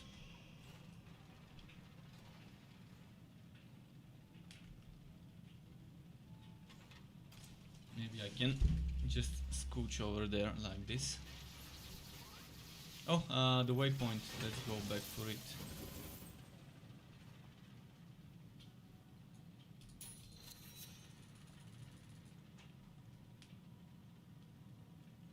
By the way, if you're wondering why this is not like that, just so I actually hear my voice and I don't end up speaking too loudly.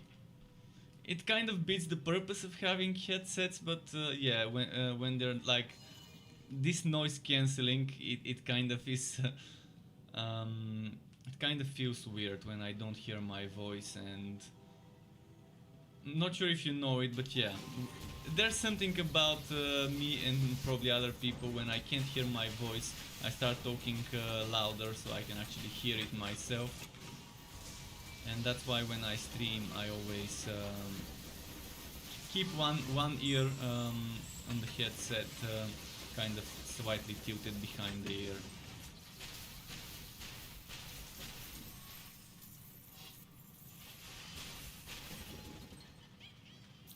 Should I just rush this? They're level 36, I'm level 36, almost 37. I can afford to rush a little.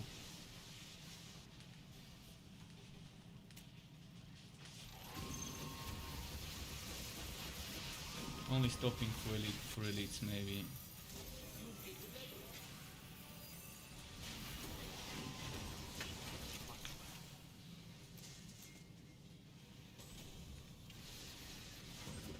What did this give me? Shock, okay, not bad.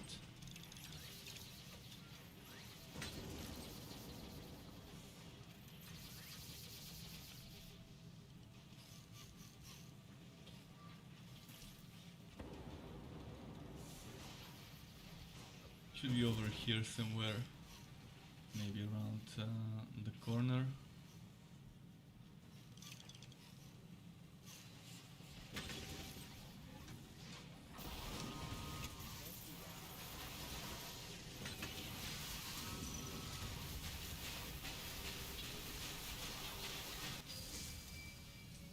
This one got melted. Up to 29 clicks. Oh, and a new frost wall. I love when it keeps dropping frost walls. Okay, Jacek, bon appetit. Bon appetit, enjoy your dinner. Bon appetit to you. And thanks for stopping by. And anytime, dude. If you have some more questions when I'm not online, you can always add me. You can always ask me on Discord, and I can try and send you some. I can try and send you some links to the calculator, to the build calculator. You can try and follow the advice in those links. Just a moment here to decide which one is better. I guess I can just equip one and then just compare that way. Compare that. Wait, why does this one have twice? The other one has twice the defense. Well, obviously the one with more defense is the better one for me. I don't need chance to slow. At least it's dropping a ton of frost walls, if anything. Now, if it were to drop a North Maze or a Glacier's Edge, at my level, that would be perfect. Listen up, rookie. I found that asshole. Because I'm such a slow guy. Alright, let's see.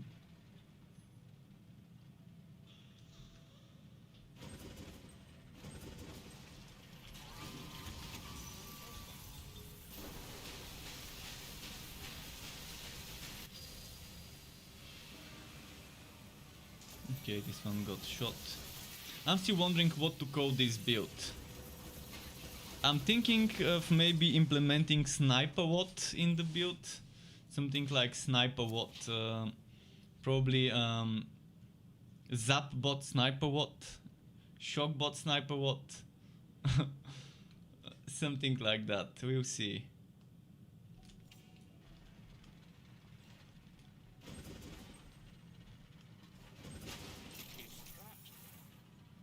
I could also call it Spinbot Sniper Watt, but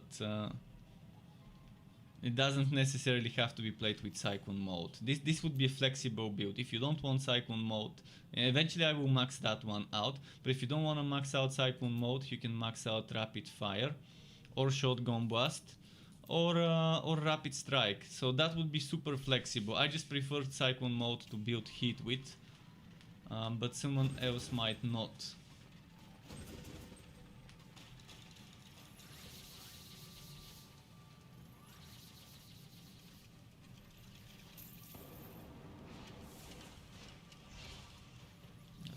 Place.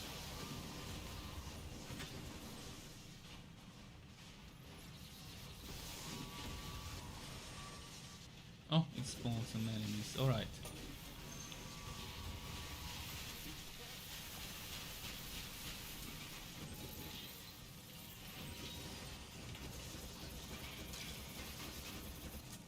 With this casting speed, I'm wasting all of my steam super quickly with that super high casting speed. But that means quick DPS.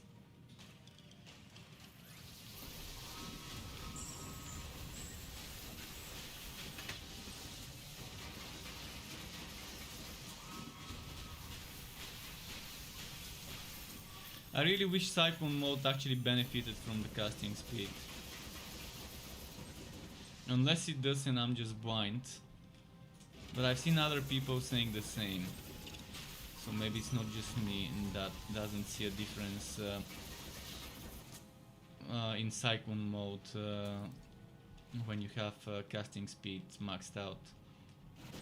Seems the same to me.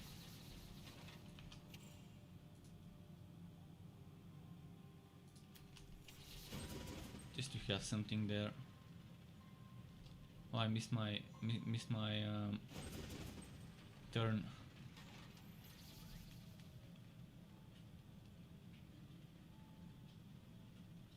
There's also something that I think is not intended and just a bug. You know how they made steam building, not steam, heat building skills not stop after your heat is full. Well, yeah, they did make things like Cyclone mode and rapid fire, rapid strike, shotgun blast to keep being able to shoot or hit when this is filled. Like, just let me show you what I mean. See, I can keep using that, but when it's full, I cannot use poison dart, I cannot use power projection, and I think this is just they forgot to apply this property to those skills, because it makes no sense to prevent me from using it because my heat is full if we no longer have this mechanic where you have to stop using heat builders. So I hope they fix those two skills. I don't think there's another skill that is bugged in such a way, because this doesn't require heat. This doesn't build heat, I mean, and this no longer builds heat. It used to, if I'm not mistaken, some time ago. So yeah, they just need to tinker with power projection and poison dart. Because right now I need to vent, and then I can use poison dart. And it just makes no sense now with the changes, the way they made them, to require to vent first before you can use those skills. Kind of breaks the fluidity.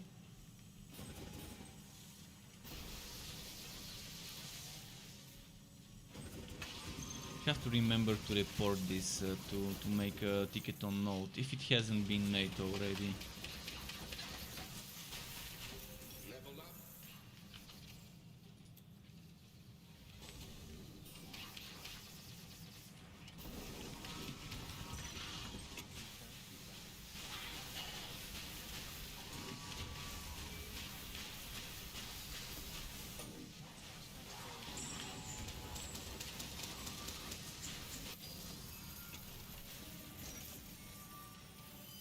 The little general for this setup would be amazing.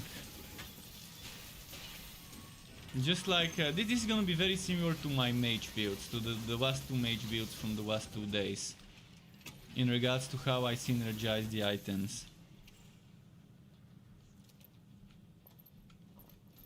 And I definitely didn't want to make such a build when I created the hero. I wanted to make a build with localized storm. But after seeing how good casting speed combined with pressure shot is, I just had to do it. I had to go to the Conjure Electrode side of things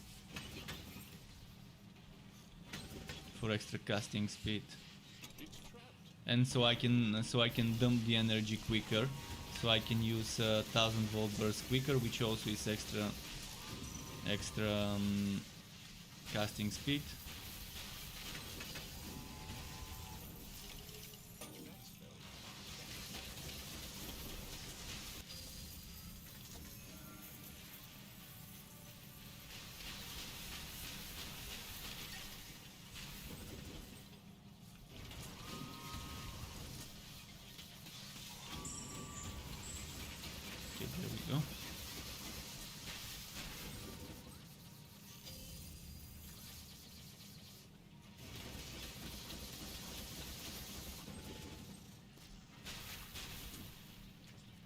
Yeah, this is probably gonna be one of the best forged builds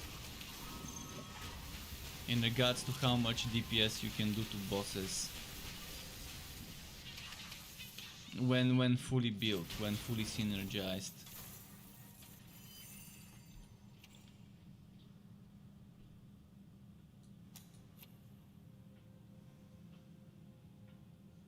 I don't think this can be as strong. Just checking. Yeah, lower damage. Oh, I need to go to my... Oh no! One chest missed. I can't go back. If I go back, I have to run from the beginning, and that's just not gonna happen.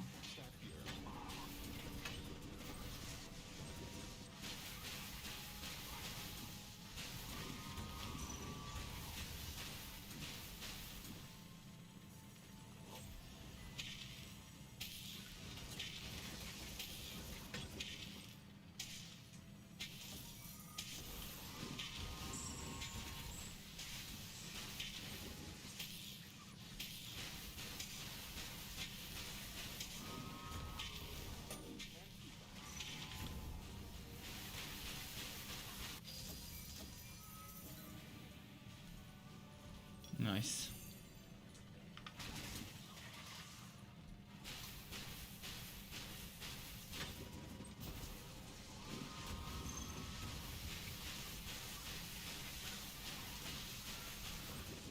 Alright, what have we here? Any elites? Any champions?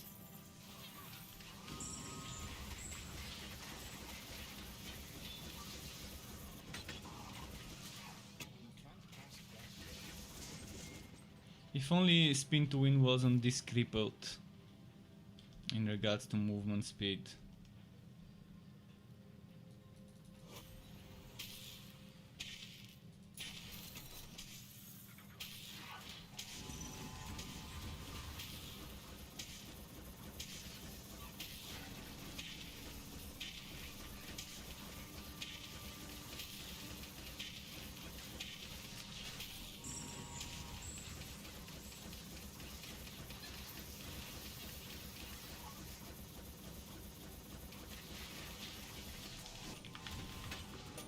Let's go.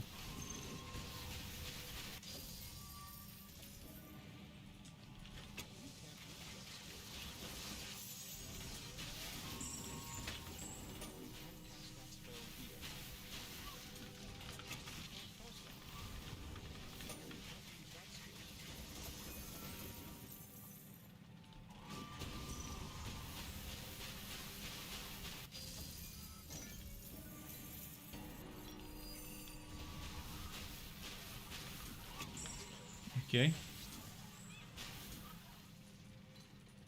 There's something about this about pressure shot.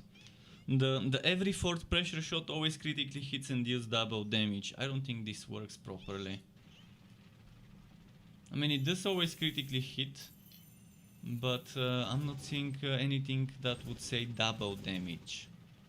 It does the regular critical damage, which is not double, it's whatever your crit damage percent is. So if they wanted to do double the damage before the crit damage is applied, then that's not working right now. And someone brought this to my attention a few days ago, and I think a couple of weeks ago, on the Forged. It could have been a week and a half, it could have been 2 weeks ago, but yeah, someone mentioned it on the stream, and then I checked it, and it really was true. It just does regular crit, whatever that is.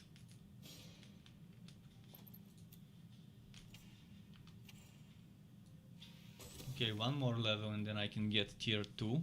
And after that, where am I gonna put my points? Maybe extra 20% barrage skills damage, or maybe the cooldown. Actually, yeah, let's get extra cooldown for Vortex Bomb next. So one more level, and then I'm gonna have 2 points at 40.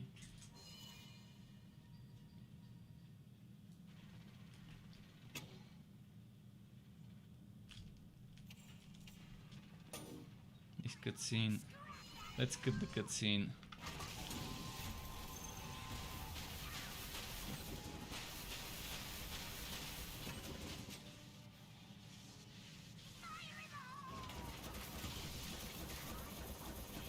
Did you see one of those projectiles fell in the hole? It was really... he actually did fire in the hole. One of those bombs fell inside the hole and didn't end up triggering on the ground.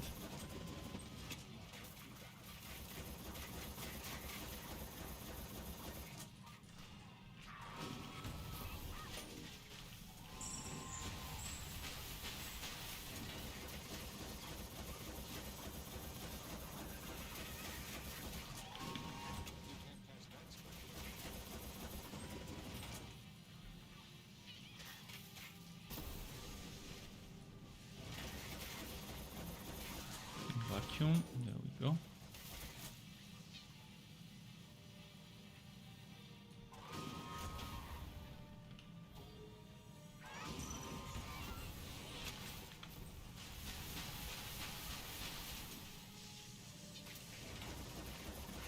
Not a big fan of all that. Hit it a little, make it go up. Hit it a little, make it go up. I think he spends too much time up there. It would have been much nicer if he constantly jumps up there and stays for a little time instead of jumping once it's here, here and here, the HP.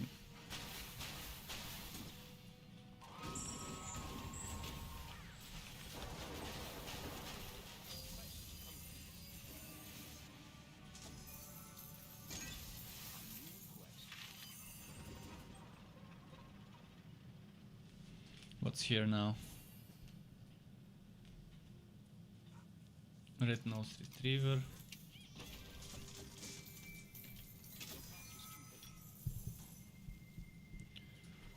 Okay.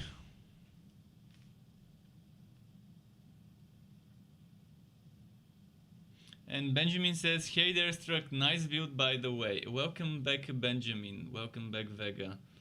Nice seeing you again." Yeah, this build is super fun.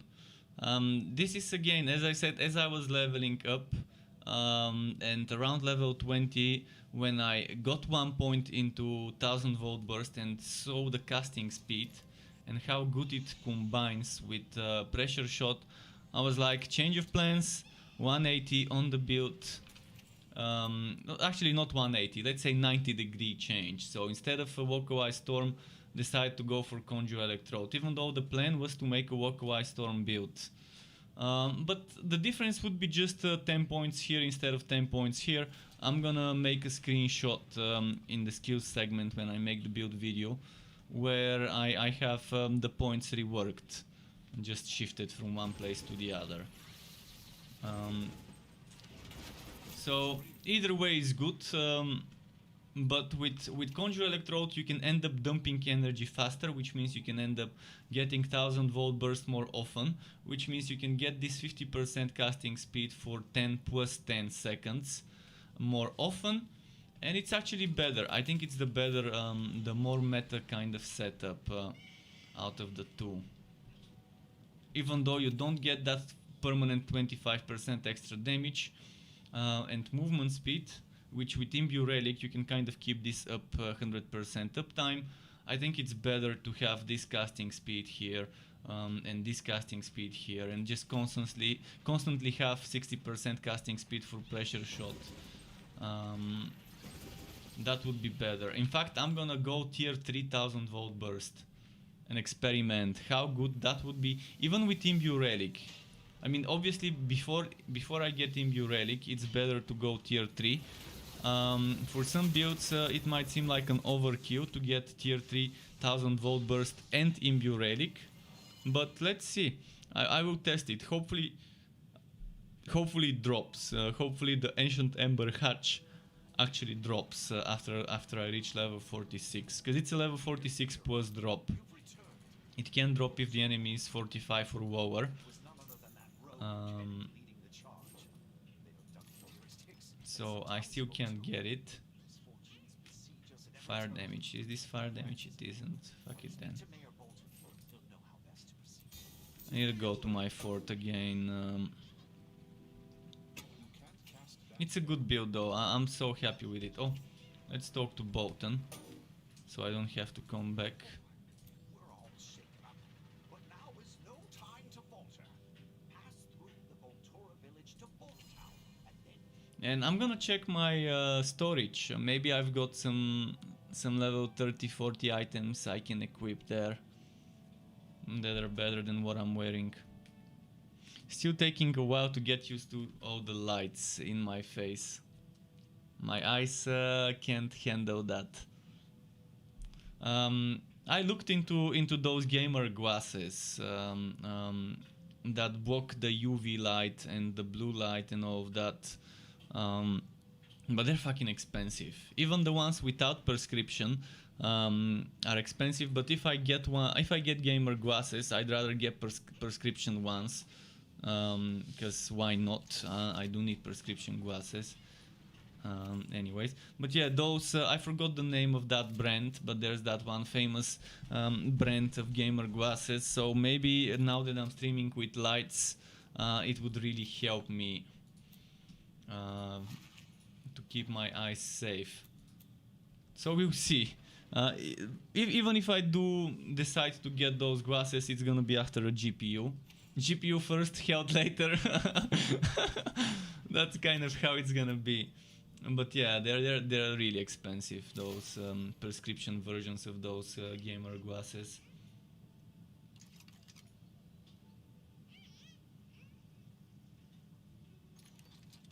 I can't keep every single thing.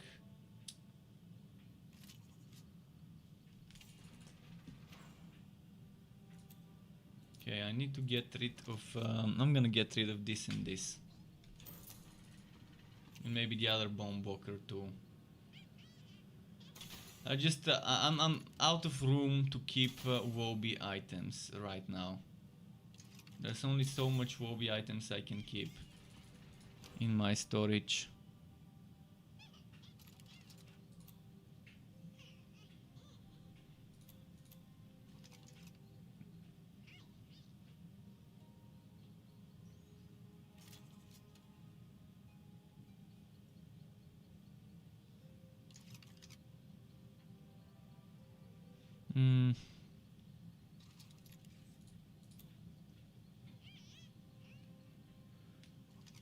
Pretty hard to decide what to get rid of.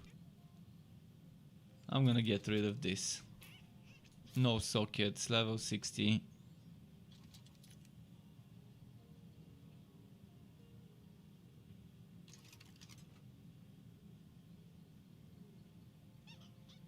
Also gonna get rid of this.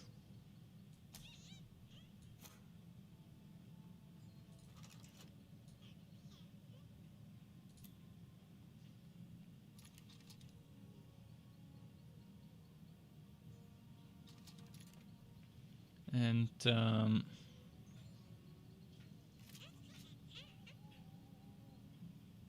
gonna get rid of this and get rid of this and get rid of this.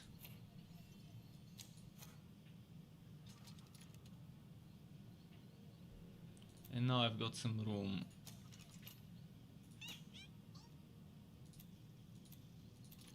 I made some room here as well. Okay, I made some room. That should last a while.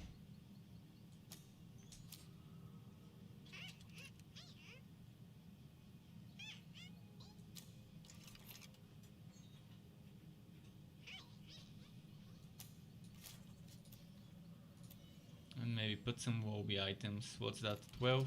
Put the 12 here, put the 9 there.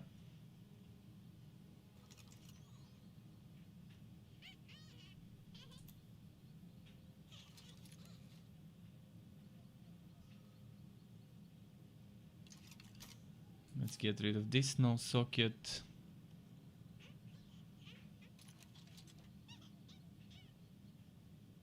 And this one, no socket. Okay, and that's it. I think I don't want to put any more stuff. Let's just check those two things there. Oh, that level 16 cannon needs a new place as well.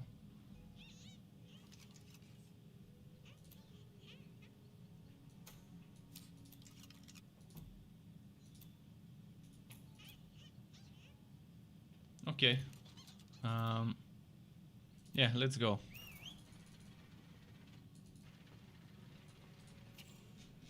It was a good point to do this because I had the teleport and I was right next to the waypoint. Let's see if I've missed any chat. Terry says, hi Struck, hi Terry, welcome back to my channel. Nice to see you again.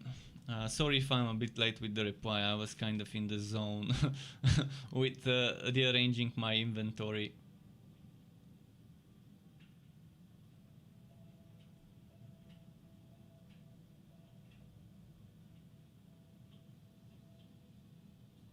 What's happening? Okay, there we go. So I need to go to Voltura village. Would that be this way?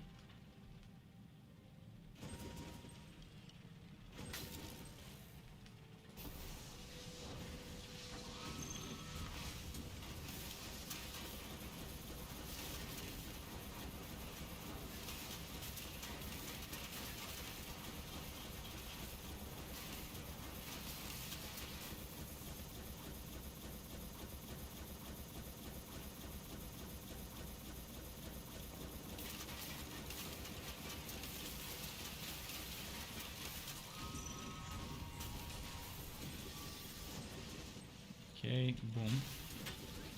Ah, this one didn't get one shot. Secret trail, there we go. We're getting close to the end of this act. Few more quests. 5-6 more quests, I think.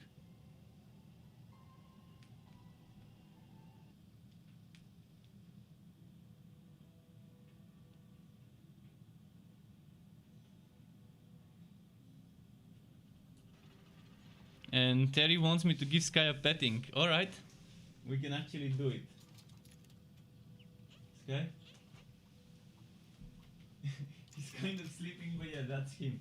This little guy here.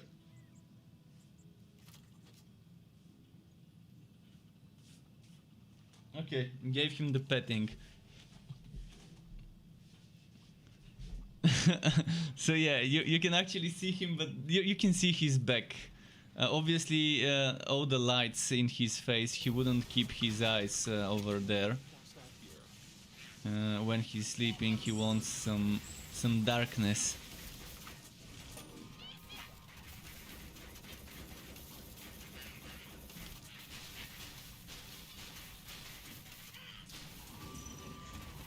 To those on YouTube that are wondering what the hell, why did he do this, on my Twitch people can make me do certain things.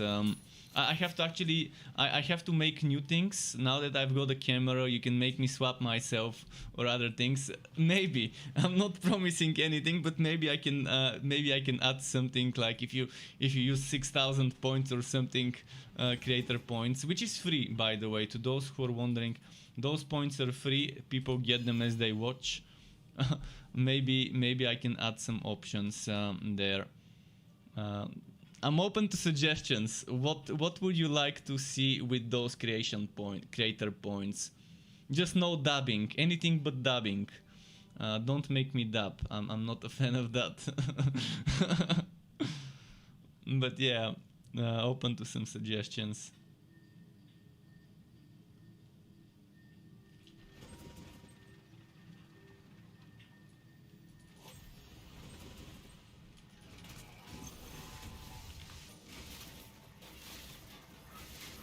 Let's do this.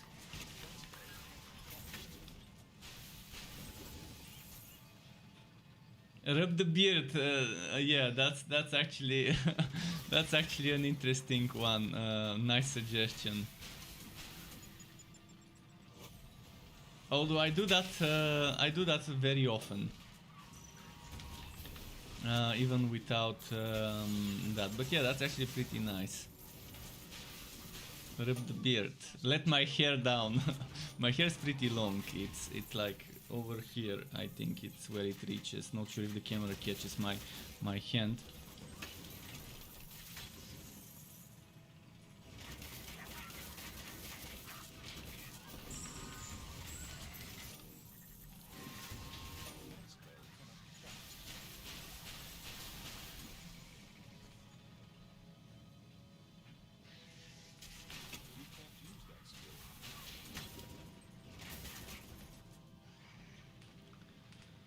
Okay, let's do this.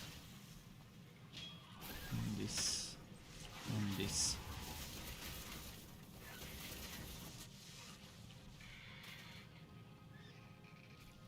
Let's grab the waypoint first.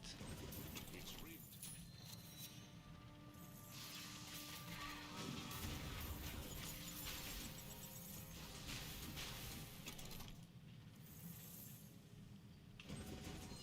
And boat down. And the old coffin says, hey man, damn nice beard. Everyone's liking the beard. I was expecting people would mention things like Sky over here. But yeah, I guess the beard is the attraction, not Sky. Thanks. Nice to hear you're also enjoying the beard. It needs to be maintained better, this beard, but yeah, I don't have beard oils or any of those fancy stuff. But eventually I might get myself some of that. Sky, yeah, that's Sky. That is Sky. This is him. He's on his bed. He's the same color as his bed, so it's kind of hard to see it. But it is him. I might have to make a separate camera. Yeah, it is a cat. It is a cat. I have to probably make a separate camera thing, so you can actually see him. Let me check something. Maybe I can increase the light again, so you can see better. I'm just gonna increase the light just a moment.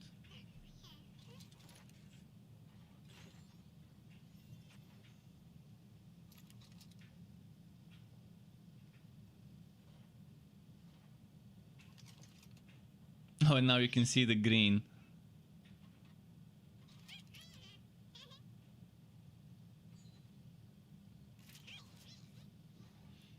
I'm controlling the light bulb light. This is 30%. This shouldn't be that bad. Okay. I guess it's not that easy to see, but yeah, eventually I'm gonna play around tomorrow and make a separate camera setting where I can just switch to it. That zooms in on Sky. I mean, you can probably see it like that. But yeah, you can see it's very grainy. I need to figure out how to properly do it eventually, but for now, let's just keep it like it is. And yeah, it's Sky. He's there. That's him.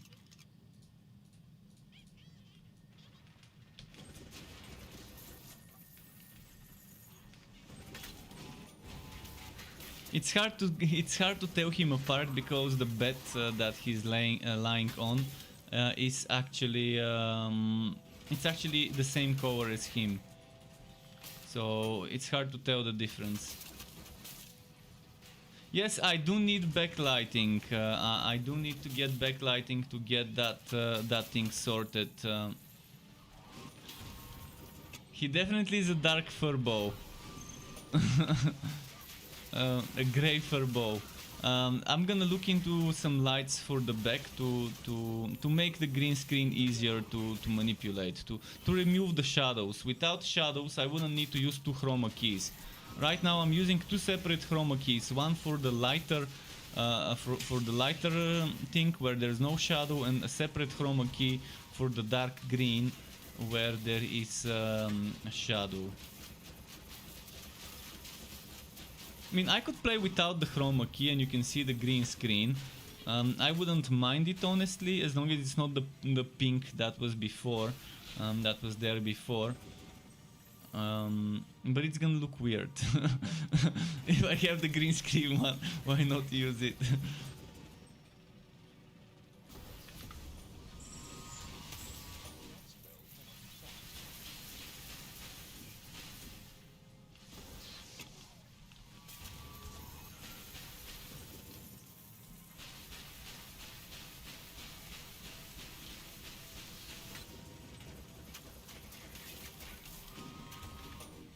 And Snow KJL says hi, welcome back. Cyclone feels slow, it feels like a creepo.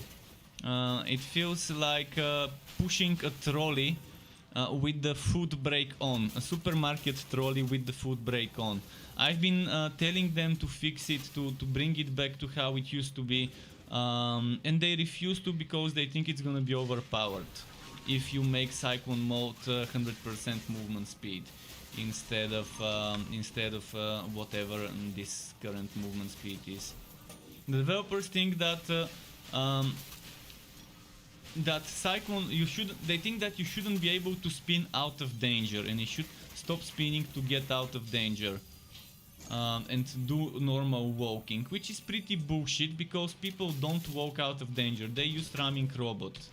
If you wanna move out of danger, use ramming robot. Who would walk out of danger if there's like a falling projectile, like those big boulders from the siege modifier? I'm not gonna just stop spinning and move. I'm gonna stop spinning and do Cyclone mode. Not Cyclone, ramming robot.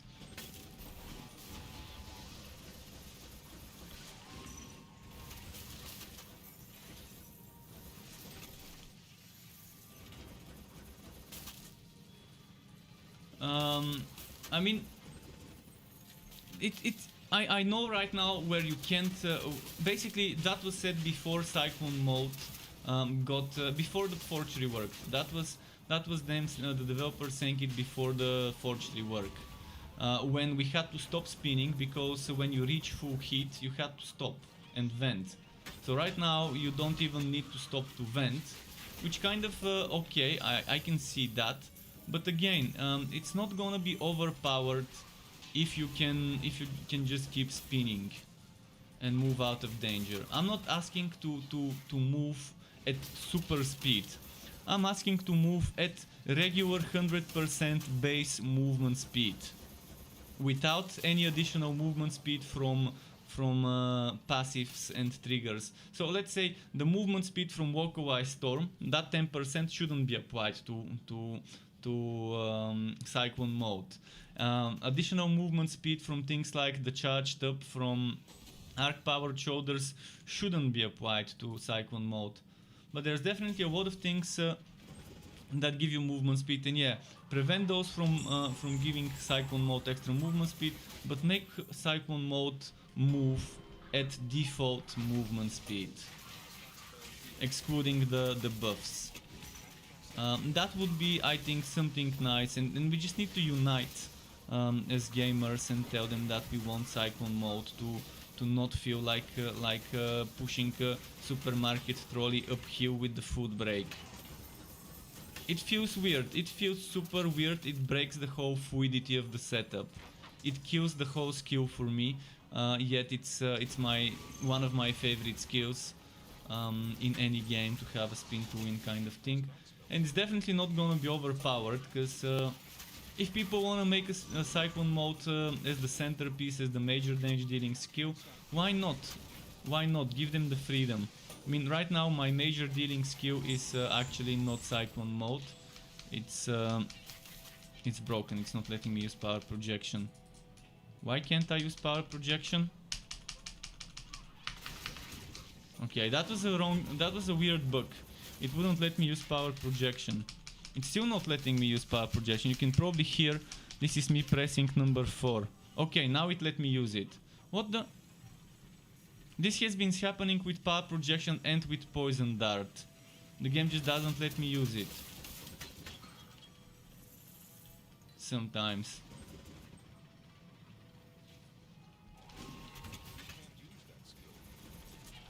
But it really breaks the fluidity of that thing, and right now my major damage dealing skill is pressure shot, and I'm stacking casting speed so I can cast pressure shot quicker. So Cyclone mode is not my main dealer, but it's definitely good for people who wanna do Cyclone mode as their main damage dealing skill, to have it work properly and not feel as clumsy as it feels right now.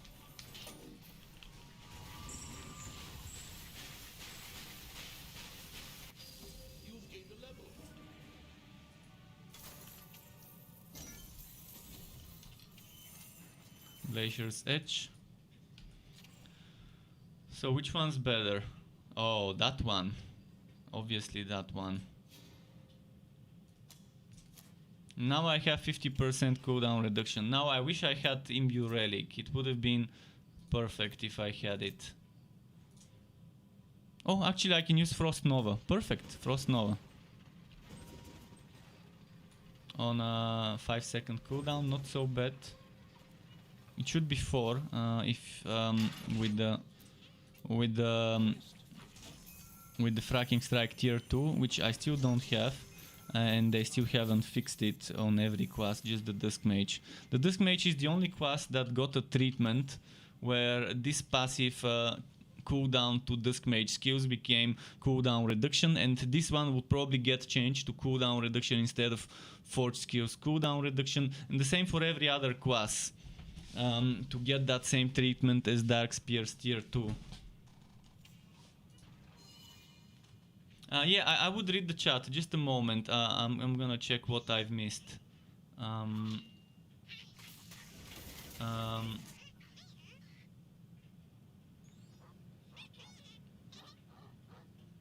If you press, you hold position keys and use Cyclone, you get full speed until you use a skill.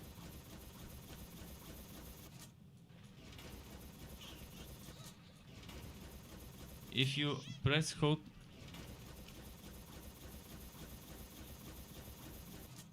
Yeah, but that's a bug. This is a bug.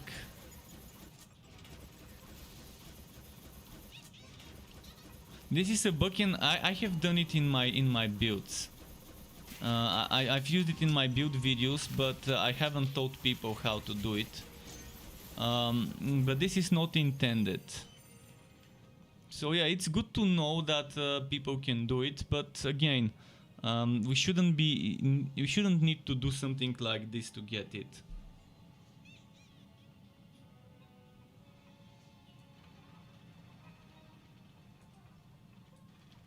And as Coffin Spirit said, customer always right, and yeah, are you afraid that they will break the hugely successful game? I guess, as I said, it's not gonna break the game. It's not gonna be overpowered. It's just gonna feel better. Because I've seen how Cyclone mode feels before, and it was much more fluid when it would move quicker, when it didn't look this weird. It looks weird, it feels weird, and it just overall something that I don't know why they think it's a good idea.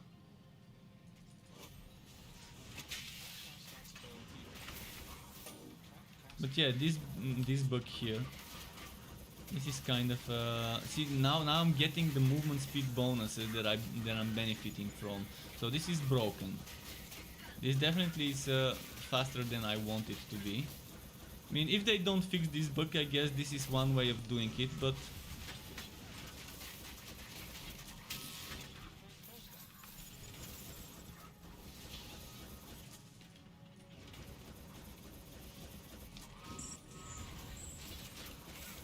The reduced movement speed makes you feel tanky, but it doesn't make you tanky. It just makes you feel tanky, but but it doesn't have any effect on your defenses. Whereas you have power projection and vent vortex bomb, this definitely does make you tanky.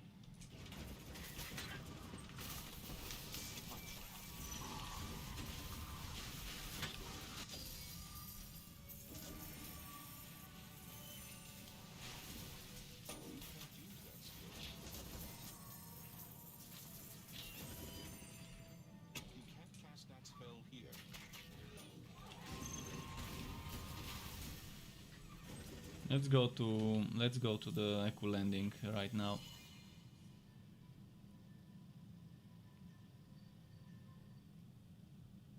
Let's see.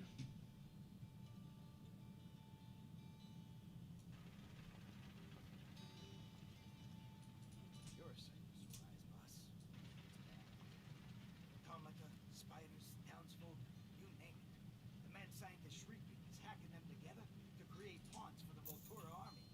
Rescue any remaining What's townsfolk. this? XX. Oh, finally an upgrade for the cannon. Oh, and even better. Although this is shock, but this is so much more damage.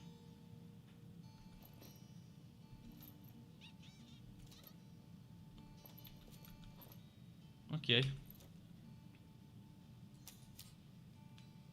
So let's equip the... Oh no! Good thing there's buyback. Good thing there's buyback. I need to upgrade my hatch. And maybe chest. Let's try and get a new hatch.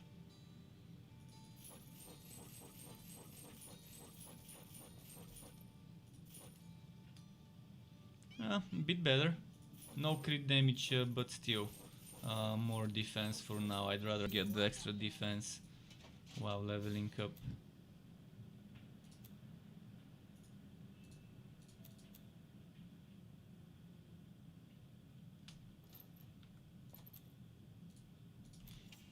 I make no Let's promises. sell.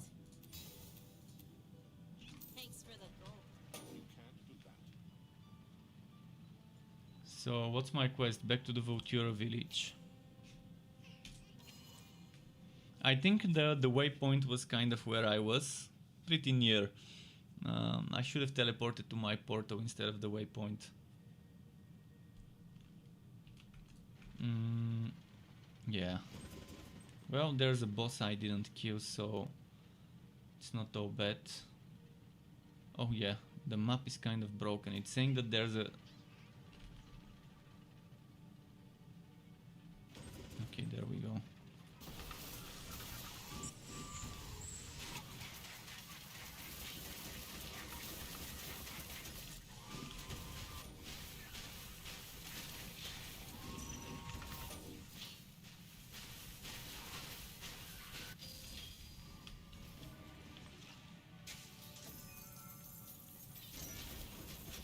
So my quest is power line, and the power line is over there.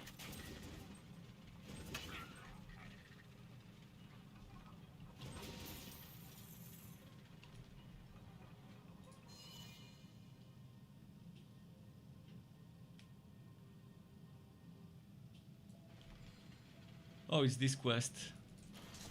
The Save the Deaths quest.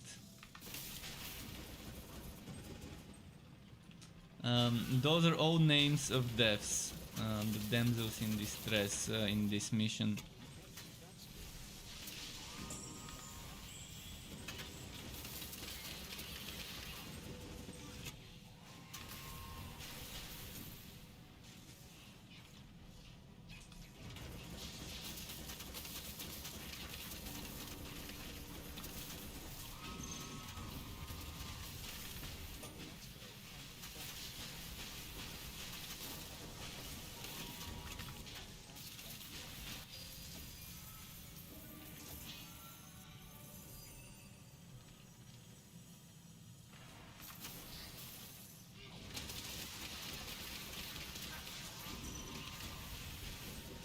Let's keep moving.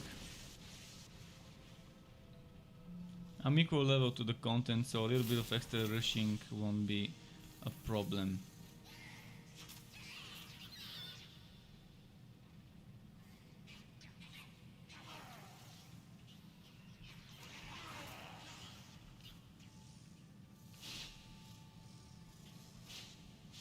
Okay, let's go here.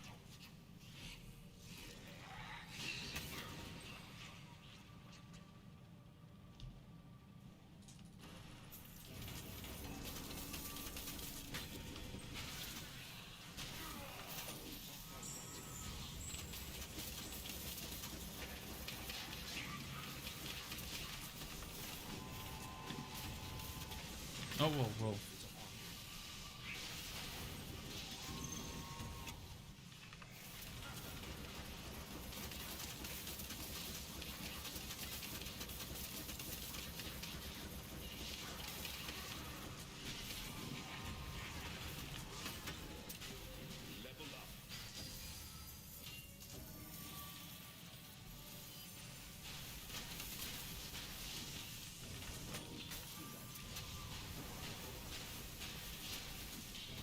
Come on, come on.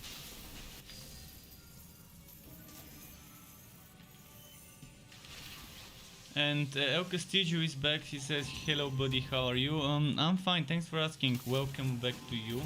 Nice seeing you again. Let's just keep moving. I'm gonna stop only for the elites. Or for the quest objectives. Okay, elites here.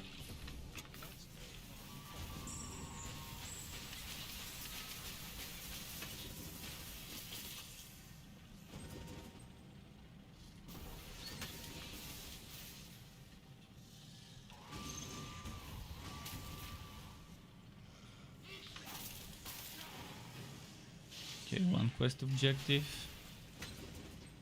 And then another one.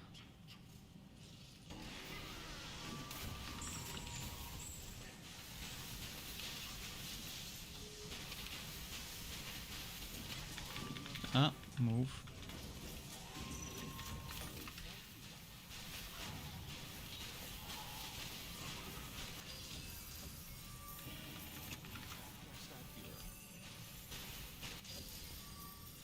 Okay. There's one more thing here, and now we need the generator.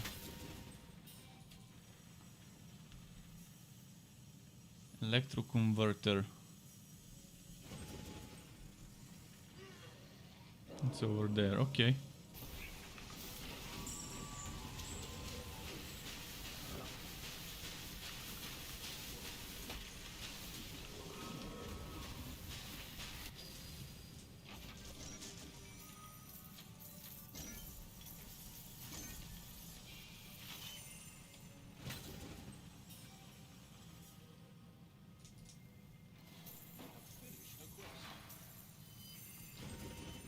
Okay, next. Did I level up? Yes, I did. One more level here, and then after that I might start spending points into Tingling Sensation and Lightning Strike maybe. And eventually Rapid Fire tier 2.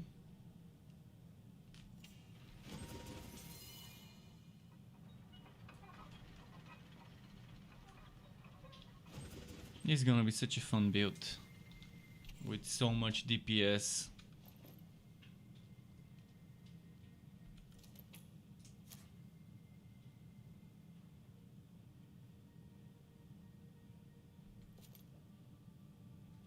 Okay, a spare chest gun. This one actually is stronger than mine.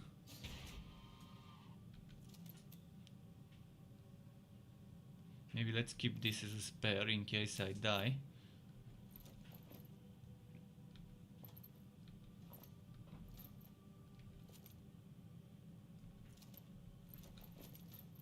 Wait. Oh, never mind. This is better. So, okay, let's wife bind this. Use the Respectacle.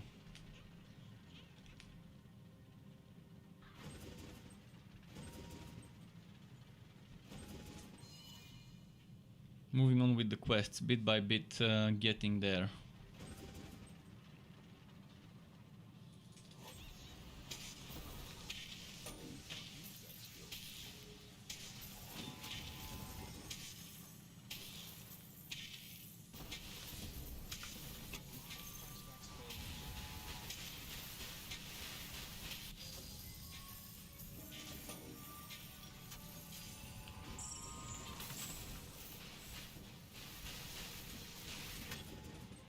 Getting decent XP, but I'm thinking of just stopping only for elites for now.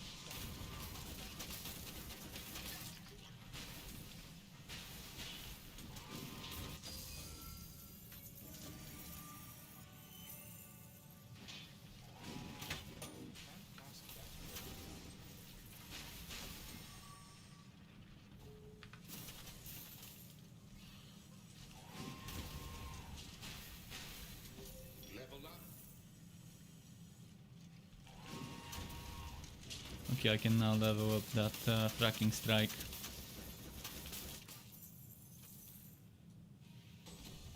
So next the question is, do I go 1000 volt burst tier 3 first? Or do I go for Tingling and Lightning Strike?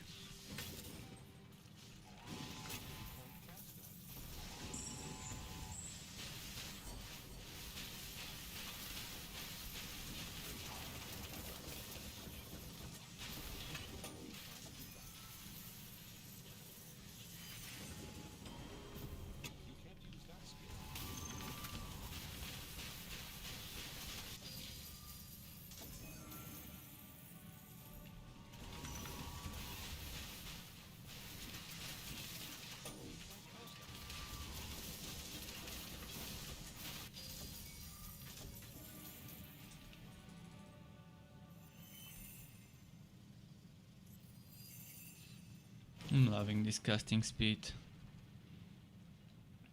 If only Cyclone mode could benefit from the casting speed to hit more often.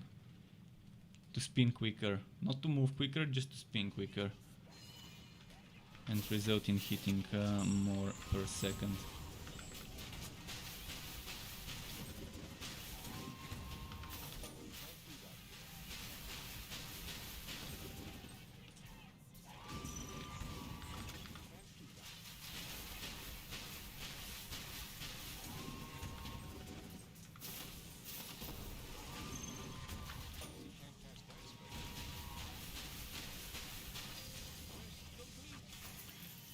Okay, Stormblade. And a Raging Beater.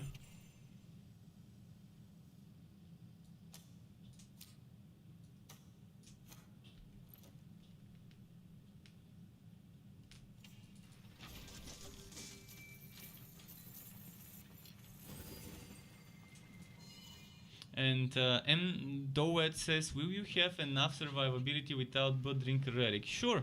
I mean, you get defense from Power Projection and Vortex Bomb. And with enough defense from items, you can have a ton of survivability with a shield. And since you can play this build a little bit more ranged, that's not bad. Also, you get damage reduction from just hitting with a melee skill, which Vortex Bomb, Ramming Robot and Cyclone mode are.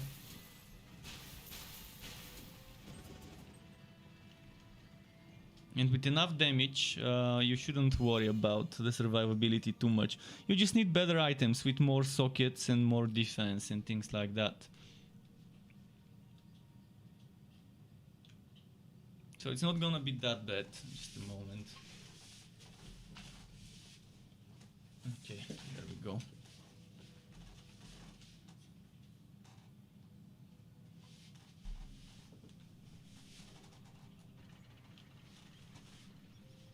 Still getting used to that whole camera kind of thing. Oh wait, why is there an enemy here? What? How? What? What? Why? Why is Captain Renault here? Like, that's weird.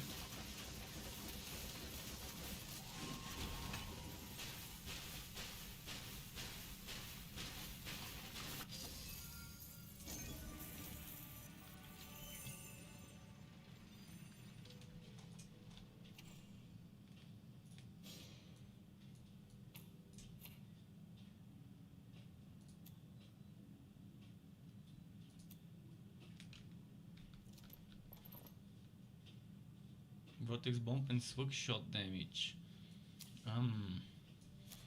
Yummy, yummy. Extra damage.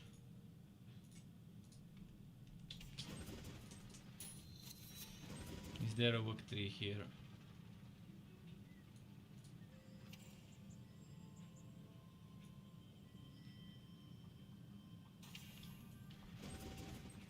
I'm actually gonna waste this work tree because of all the loading time, traveling time. I really wish this buff was 900 seconds or at least 600 seconds instead of 300. Our community is whole again, thanks to you. Your pet is taking damage. So, am I gonna have a broken King's Road? Would I need someone to taxi me or not? This is the question now.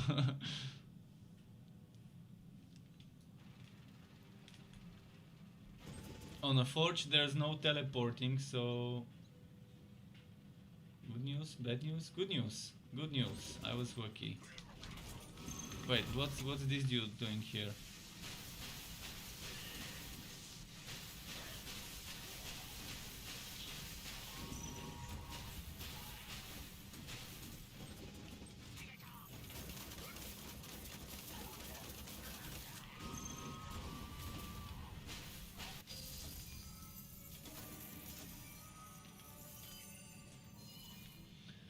Another legendary drop. It's been dropping a lot. It's definitely been dropping a lot.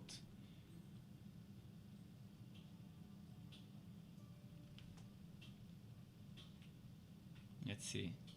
Come on, vote, vote. I can't wait to gear this one up.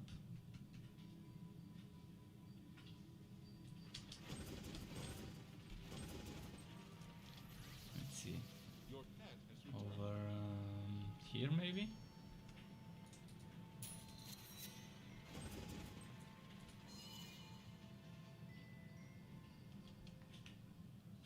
No, no, don't enter.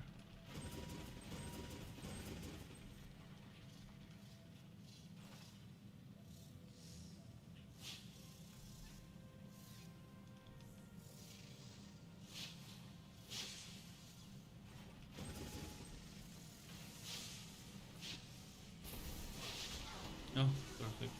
I'm not gonna use that until I beat the enemies. Don't wanna waste my movement speed shrine while fighting. Although it's not gonna be a waste if you do that glitch where you get movement speed for the forged for the spin to win.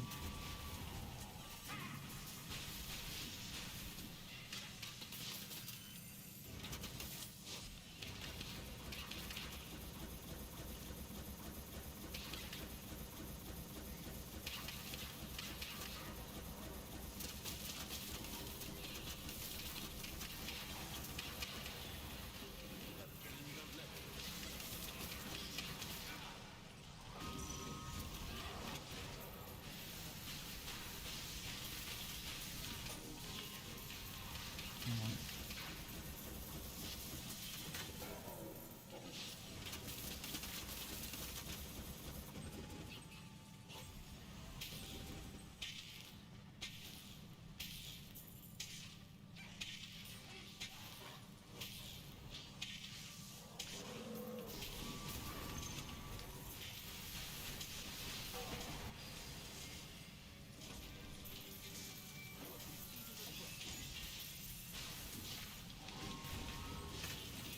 Kind of bursted him.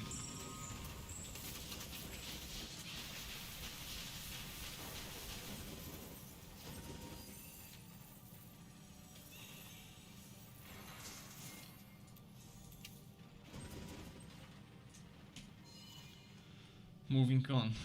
Final few quests.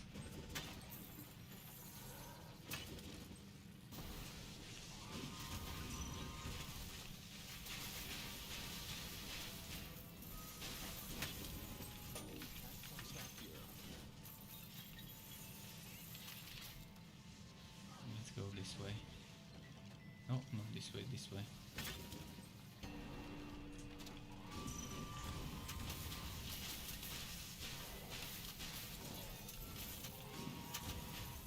Maybe a little bit of extra XP here. And if we get some extra gear maybe as well.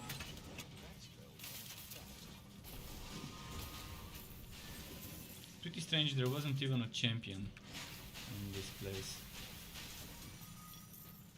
Would be nice if they make those little extra mini dungeons always contain a champion and maybe always contain a chest. There was something in some of the patch notes that they always contain a blue item or so. I didn't see anything to drop a blue item unless I'm blind.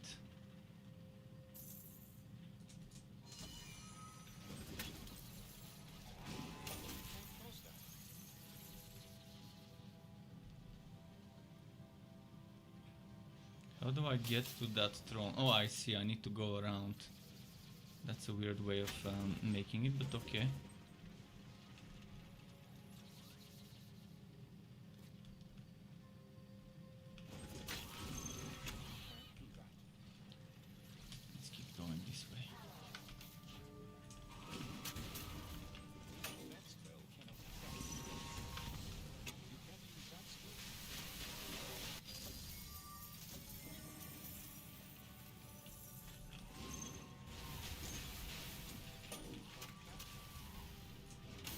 But as I said, Electrode my favorite relic, and any hero can be strong with the Electrode. And with the Forged, apparently, now there's a viable Conjure Electrode build. Pretty strong actually, maybe even stronger than the other Forged builds, Electrode. It's gonna be hard to tell whether it's stronger than a Walkaway Storm build, but maybe. I suspect it will be better DPS wise for melting bosses. To just unwall with that casting speed.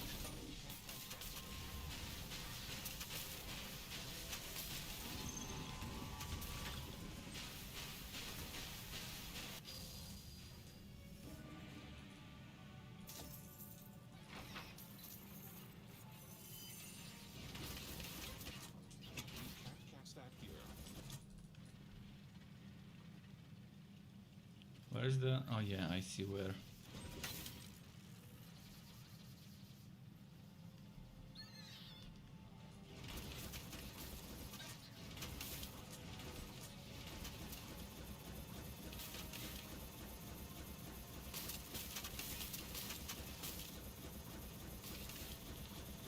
Boom.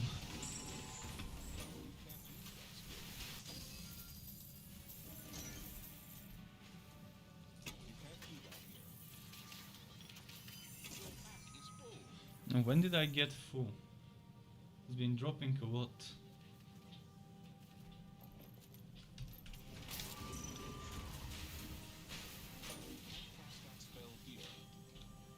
Let's see. This is pretty good defense, but I don't want to lose my set bonus.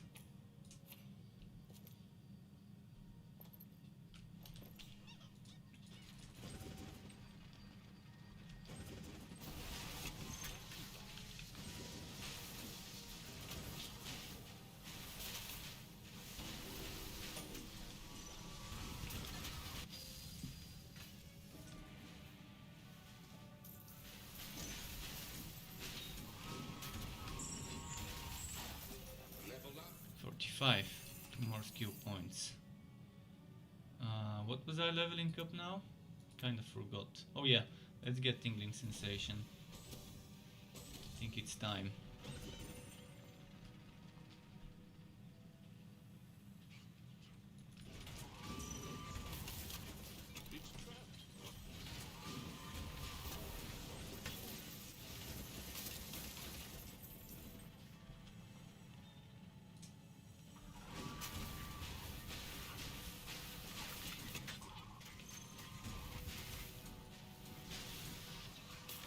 I hope they fix this soon so it can shoot uphill and downhill when dealing with ledges. The same way Rapid Fire can do it, Hookshot should be able to do the same thing.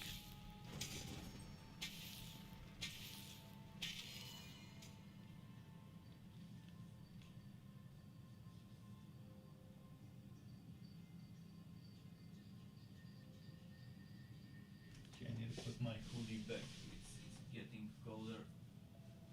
Just a moment.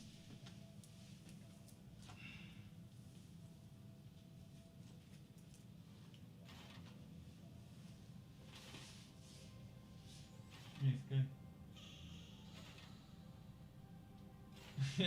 He's sleeping. No reaction whatsoever. With Data Panic X says, does the game have options to change the AFK time? It's really short, can't even go to the toilet, then it kicks you out. Yeah, I kind of understand with this. They're experimenting with AFK cooldowns and with map reset cooldowns. Eventually, they're even considering working on an option to force reset maps and things like that. But there is no option to increase the AFK kicking cooldown. This is something that's on their end. Only they can change this. You can request this. You can go to Note and maybe request changes to this. And maybe other people would agree with you and upvote the ticket, but that's all I can think of. And Azura Field says, any particular reason you are not playing on Ridiculous? The difficulty curve is quite flat in Torchlight 3. I'd like to think the opposite. It's much slower to fight on Ridiculous to level up. The bosses and champions take 30% of my total damage, so I'm losing 70% DPS. Meaning it's 2 times slower to level up in Ridiculous. So I don't have a reason other than bragging rights to play on Ridiculous while leveling up. I only switched to Ridiculous while after level 60. There is a reason, which is extra fame and extra champions, which means extra XP, because champions give more XP, but that's not good enough reason for me, because I'm killing faster, meaning the whole XP difference is negligible, and you won't even notice a difference. If you're playing on practice or normal, the time it takes you to kill stuff compared to the time it takes you to kill stuff in Ridiculous kind of makes up for the extra XP you can get by the extra champions on Ridiculous. I've done so much testing. I've leveled up heroes on all different difficulties, and I've leveled up so many heroes for the past, well, maybe, I don't know, almost 2 years. Since 2019 April, that's since when I played this game. So back then we actually didn't have difficulties. We only had 1 difficulty back then at the time. But yeah, it's just it's a waste of time to level up on Ridiculous for me. If people like it, sure, level up on Ridiculous. For me, it doesn't matter. The faster I level up a hero, the better, because it's not my first out. I've been leveling so many heroes in here on the test server, before the wipe, before the second wipe. I mean, yeah, not a fan of leveling on Ridiculous myself.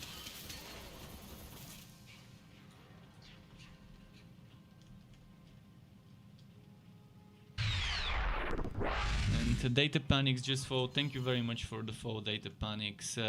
Really appreciate it. The only thing that you have to keep in mind is you're losing this bragging right, this visual cosmetic thing, the shield next to your name. So since I've only played on normal or higher, and I've never gone to practice, I can see the normal shield. If I go to practice, this will change to the practice shield. If you play only on Ridiculous, you would only see the Ridiculous shield, and that's that. So if you care about this, about your EPing, then yeah, definitely just play on Ridiculous only. If things like that are important to you. They're not important to me. I've leveled up in Ridiculous, and I've proven to myself I can do it. It wasn't a pleasant experience, so I'd rather not do it again. But I do play on Ridiculous once I reach level 60, because we get more fame, and it's just where I test stuff. More champion spawns, meaning more chances of getting good drops, because they did increase some patches ago. They did make it for champions to have better chance to drop stuff. Before it was actually pretty equal. Before, whether you're killing a champion or looting a chest or killing a regular enemy, it was pretty much equal chance to get legendary, until they increased that, made it so it's actually worth to farm champions. The XP was also equal for a long time. Regardless what enemy you kill, you would get the same XP, until they changed it, which was pretty nice change.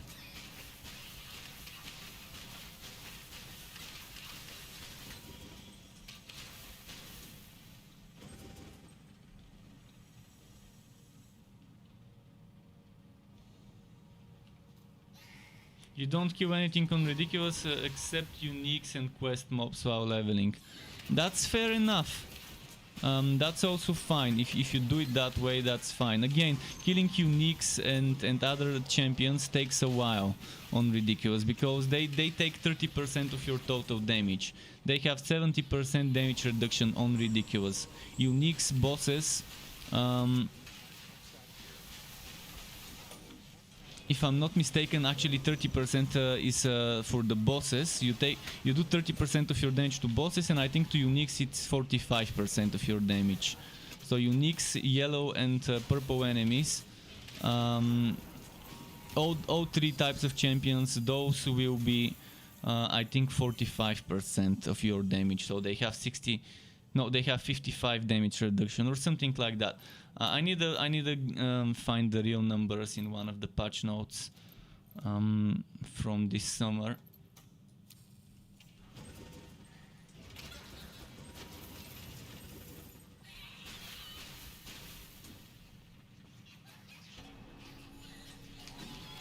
But yeah, I do kill stuff just because it can drop some items. Some items I might need for the legendarium, some I might need just to constantly get stronger.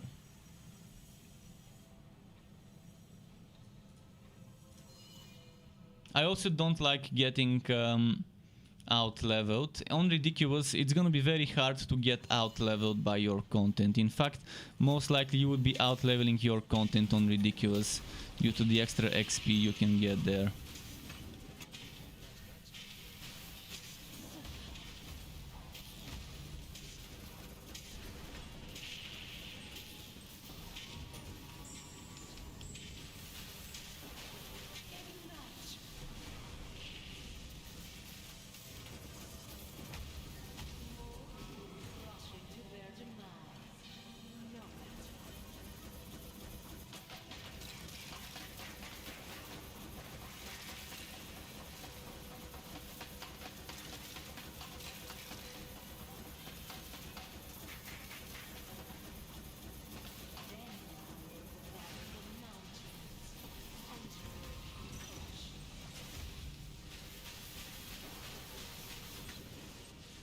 And boss fights take much longer on Ridiculous, definitely not worth the time I'm wasting fighting bosses.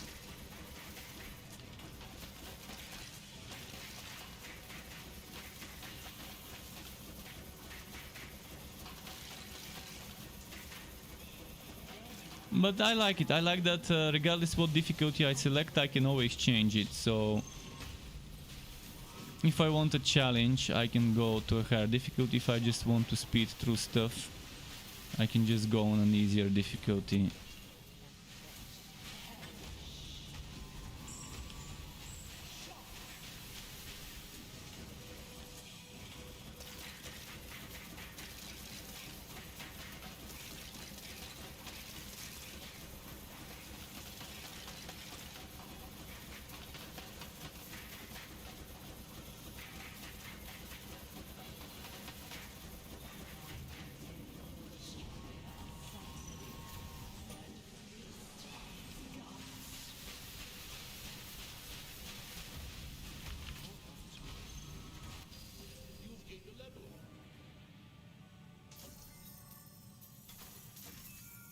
Mountain King helmet. Finally, I can get rid of my level 12 helmet.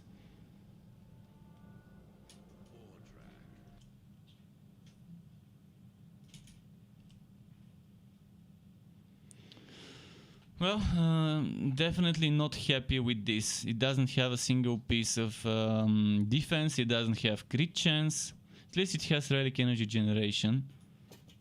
And a decent amount of evasion.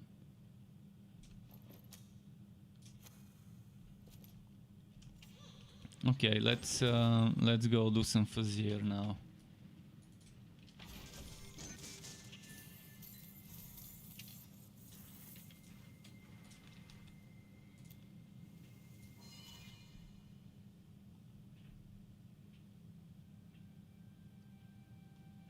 And as Yura said earlier, I was about to talk about the fame. I'm burning through blue essences on my maxed characters to get perfect enchantments on weapons of hands, leveling on ridiculous all the way. Well, burning through essences is definitely something that's needed, but with enough fame on ridiculous, with infamous uniques maps farming, you get so much fame. I could get, with the right map, I could get 30 something contract levels in a single map, which is a ton of essences.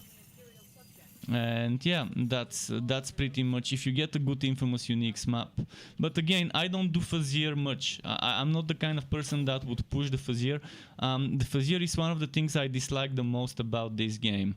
The way it's designed, it's just completely opposite to what I like in my end game. The only thing I like about the Fuzzier is that it has an end. And that we have some choices in regarding what our map will be. And that pretty much sums it up.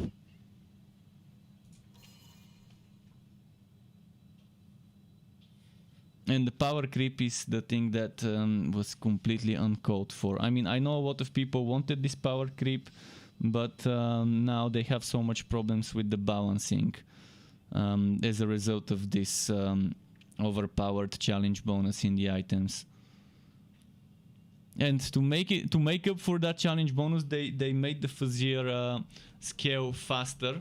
So before it didn't go over 280% extra HP. Now the monsters go all the way to over 700% extra HP, which is just to make up for the extra strong gear. But even then, with that extra strong gear, you get so overpowered. You get so much stats. It's silly. But they need to add an affix rerolling system. If you're only rerolling sockets, keep in mind getting more than one socket is a bug. You're not supposed to get more than one socket on an item, which means you wouldn't need the essences as much because you're only rerolling one socket. Right now you have 2, 3, 4, 5 sockets, etc. Blue and legendary gear should only have one socket. They didn't foresee this happening. They didn't foresee that this power creep bonus would actually increase the number of sockets on items. and now people have super overpowered gear, which kind of breaks the game so much.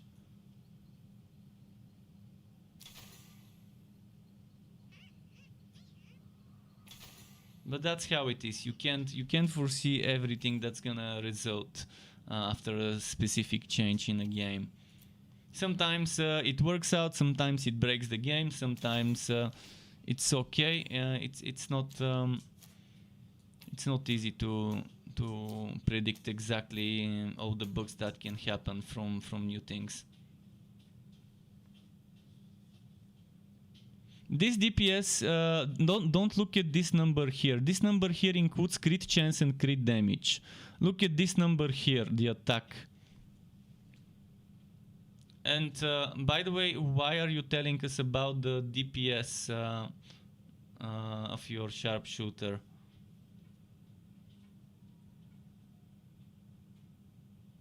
But yeah, sharpshooters are super strong, but this number here includes it includes the attack, the crit chance, and crit damage.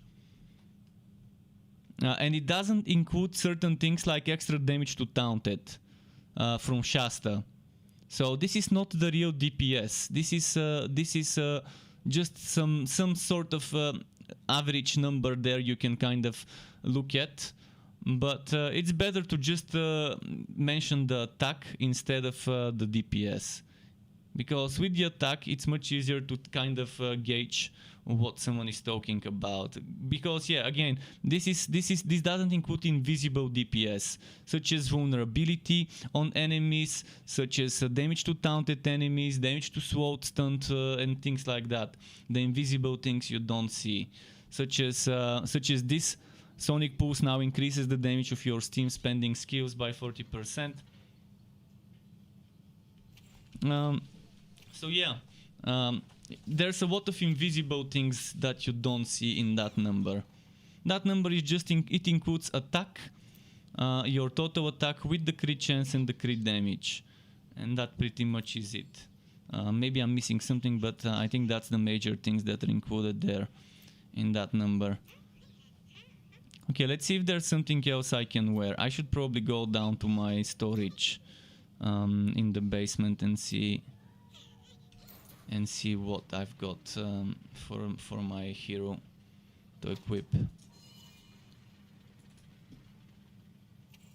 No, not here. Not here. Level 20. 38. I mean, it's better than nothing, so maybe for now.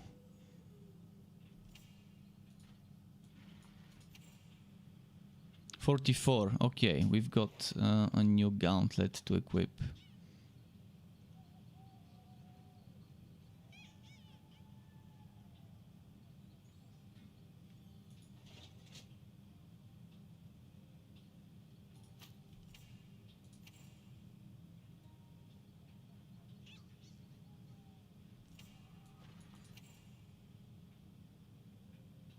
Critical mass icon mode, okay, not for me. What levels are those? 60, 60, okay, 50. I've got some gear at 50 to look forward to. I'm gonna remember.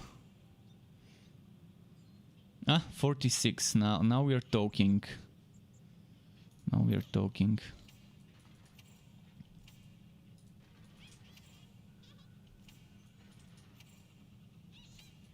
And I think this is only level 60 items in this site. Okay. The power creep is boring. Yeah, the power creep is so boring. It's the worst thing that can happen to this game, and they made it happen. And I'm so disappointed from this this change. Even though I warned them that something like this would break the game, and it's just not gonna be fun. Months ago when I sent my feedback before the Fazier dungeon was even released to the public, when they let us preview it and asked us for feedback, I told them I would like to see some power creep, but not power creep like Wosen or Diablo, something that's not connected to gear, and power creep that only remains inside the Fazier. Not something that I can take out of the Fazier and obliterate any type of other content and make any type of other content useless compared to the gear that we get in there. So I'm not saying I didn't want power creep. I wanted power creep, but not this type of power creep, not a copy paste of Wosen's power creep system. I specifically mentioned Wosen is a bad example of power creep. I probably have somewhere a copy of the things I sent them as feedback.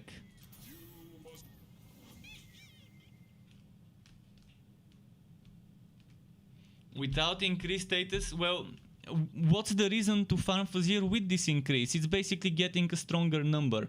The monsters get stronger, your gear gets stronger. No real difference. I want actual reasons to push the Fazier. I want every single challenge to unlock a new bonus. I told people many ways how this can be better. Let's say you complete level 3, you get a gear bundle. Let's say you complete level 7, you get a gear bundle. Let's say you complete level 11 or 12, whatever the next one is, you get a legendary gear bundle. Not a blue, but legendary, a guaranteed legendary drop. And only for the first time you complete it. That way you're gonna know every 4 levels I get a blue or a legendary gear bundle. Maybe two blue, then legendary, 2 blue, then legendary. Then there's a system I've set multiple times, like the Legendarium, but for the Fazier. So imagine a system where every time you defeat a single boss, the end of the challenge, level 3, level 7, and then every 4 levels, right before you unlock a checkpoint. Let's say there's a system that every time you unlock a new checkpoint, you get a certain item that you can put in some slots. That's a good power creep, because this power creep can be contained within the Fazier. I decided to call it tarot cards. It could be runes, it could be glyphs, it could be trinkets. Just name it whatever you want to name it, and give me 5 or 10 slots where I can put those things and make it fixed. So at level 3 I always get this one that maybe gives me fire defense. Then maybe I get another one that gives me poison defense and poison damage, poison, then fire damage, fire resistance, all of that. So you have those things that give you defense or damage or movement speed, or maybe attack speed or casting speed or whatever. Some bonuses, whatever fits. It could be HP, it could be energy regeneration, it could be energy cost for relic skills, whatever you can think of, all types of different things. And across every 4 levels unlocking something like this. And then as you know how the Phasier has one affix at the start, and then there's 2 affixes, and then there's 3 affixes on the side over here on the Phasier.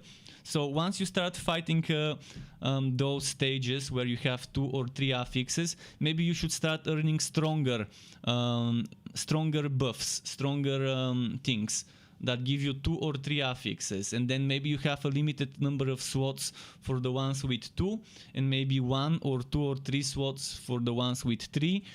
So limited number of the strong ones that you can use. And as you go, you have kind of an option to make a build. You make a build like, what do I take now? Do I go for shock damage, electric damage? Do I go for fire damage?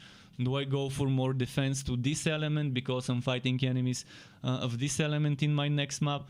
You would be able to kind of rework them the same way you do with the Legendarium, but it would be contained within the Phasier, and it would be only Phasier related stuff, and it wouldn't break the currently dropping items from other what's it called, difficulties.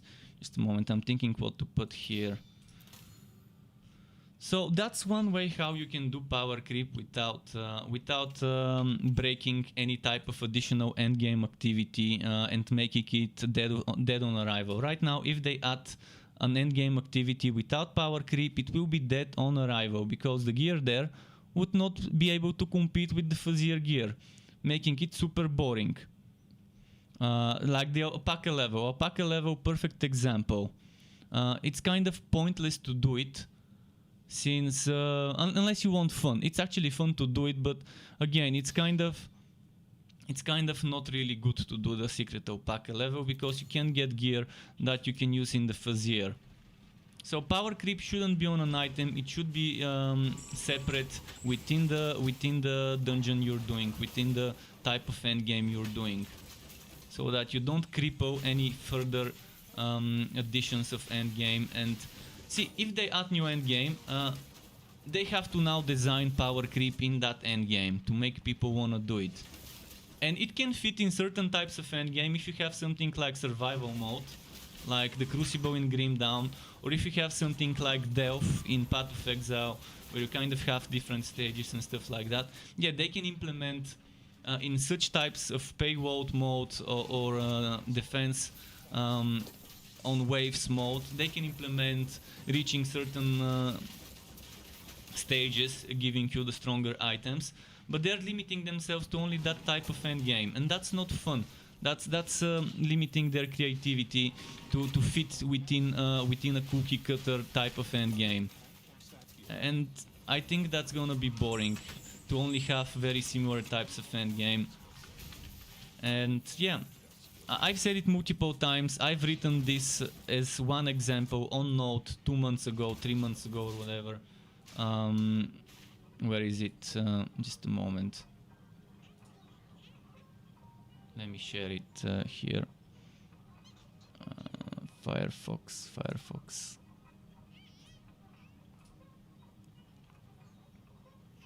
I didn't write it exactly as it is now, because now this idea has been kind of getting improved.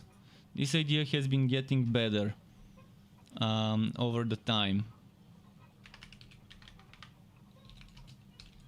So back when I wrote it, it was long ago. It was, let's see, 6 months ago.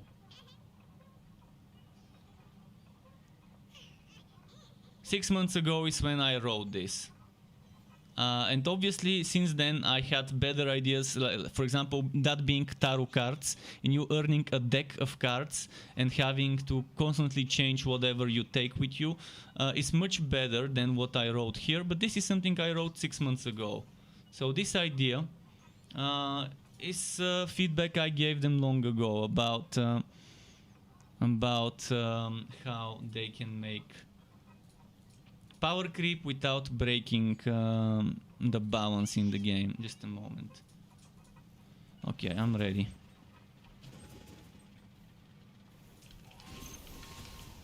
And the thing is, I'm not a designer. I'm a stupid streamer.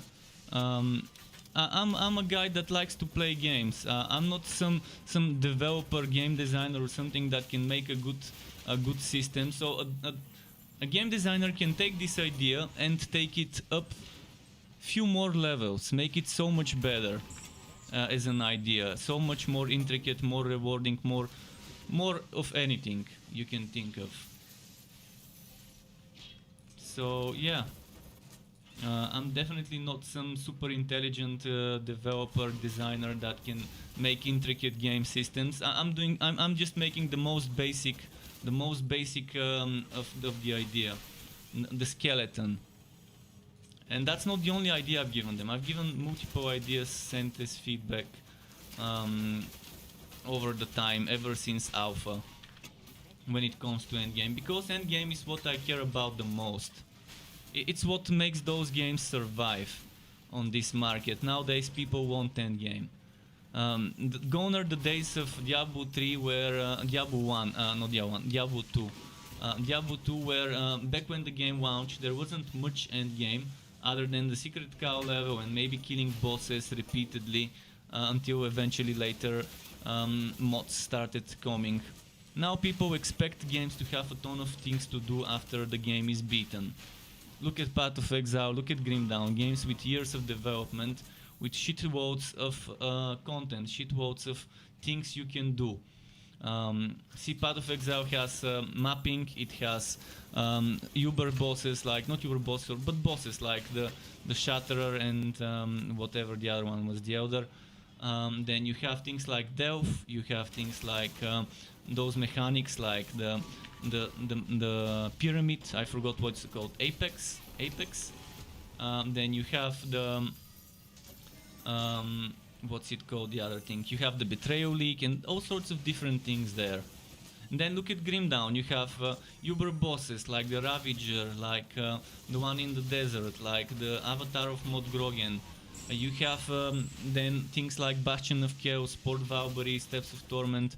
You have those roguelike dungeons with fixed design and where if you die it's over, you can't return. Then you have other things like the Crucible, my favorite type of endgame actually in Grim Dawn, the survival mode. Which has very nice mechanics where you earn points and you decide save the points or spend them to make some kind of like turrets and things like that, and buffs.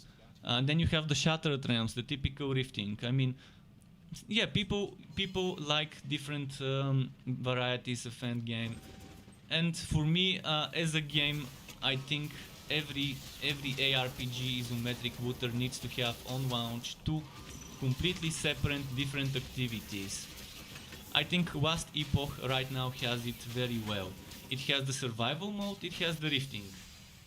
So it has 2 completely different activities people can do to get their items from those activities after beating the story. So Last Epoch right now, even though it's not launched yet, already has, for me, my personal bare minimum for a game to have as endgame activities on launch. 2 of them. I think it's pretty acceptable to have 2. Okay, I need to start my heater just a moment. It's getting pretty cold here. I'm starting to actually shiver. Earlier I needed to be with my I could be with my t-shirt. It was that warm, and then suddenly when the sun went down the temperature dropped like 5, 6, 7 degrees or so. Just a moment, I'm just tucking in my t-shirt. But yeah, I've said this probably so many times. I'm not a fan of having to say this again, but there's new people who haven't heard me say this idea about the end game. So it's not impossible.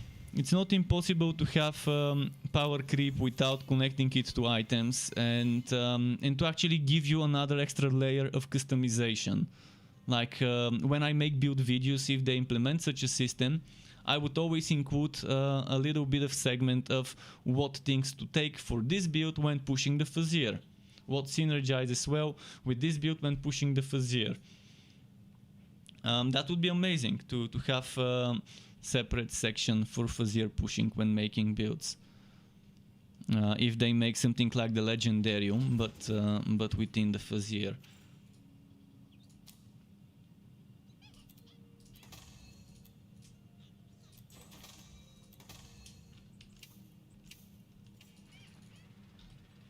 So we don't need overpowered titans, we just need other sources of power.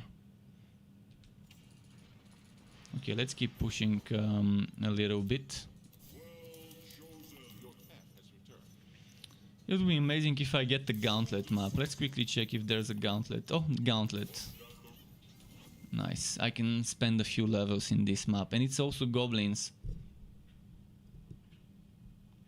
And A. Cortez asks why you're playing on normal, isn't it better on harder difficulties? It is better, and yes and no. The answer to this question is yes and no. It is better because it gives you more fame, but things take longer to die.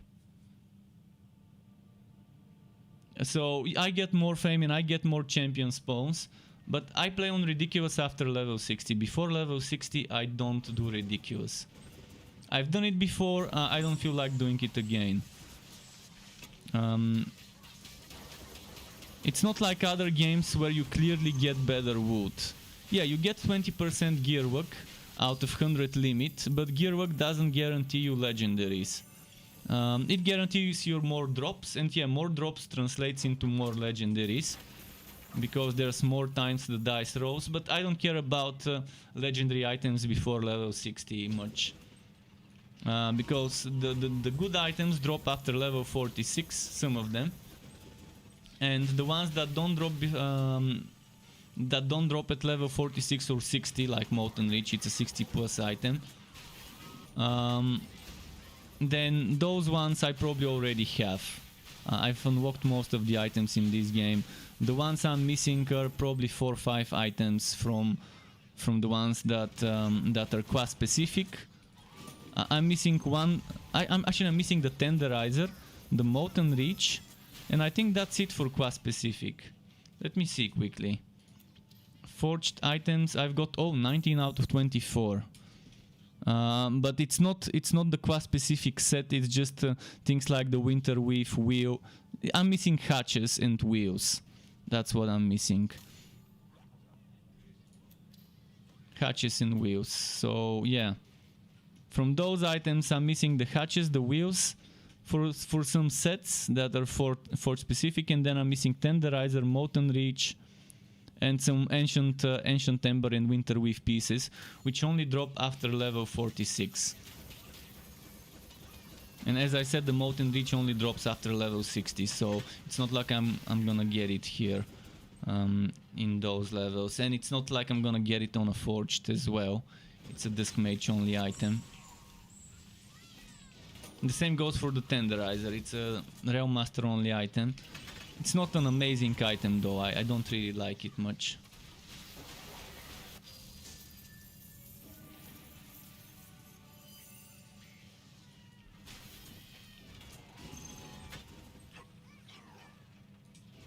Why not go two-handed weapon for higher damage? Because I do enough damage as it is. I mean, and two-handed weapon won't give me the best damage. It's gonna give me more crit chance, but two-handed weapon only has the same socket as one-handed. Or maybe, did it have one extra socket? I can't remember. But you can get extra sockets on shields and offhands. and I like playing with more survivability. I'd rather be more tanky and face tank stuff and have to dodge less than have to dodge more and do more damage and be more of a glass cannon. And I like the block chance, I like the defense, and it's better to go focus and weapon instead of two-handed. Especially now, because now you can get crit chance much easier. You can get crit chance from the Mountain King gauntlets. I can get from those gauntlets 20 crit chance. If I put the Winter Weave, not the Winter Weave, I'm gonna show you what, just a moment. If I want crit chance, there's other places that I can max my crit chance with just 2 items, basically. Maxing my crit chance with just 2 items. Winter Weave gauntlets and a Wood Beast hatch. Shit, they're not gonna let me. Because it's a gauntlet map, so...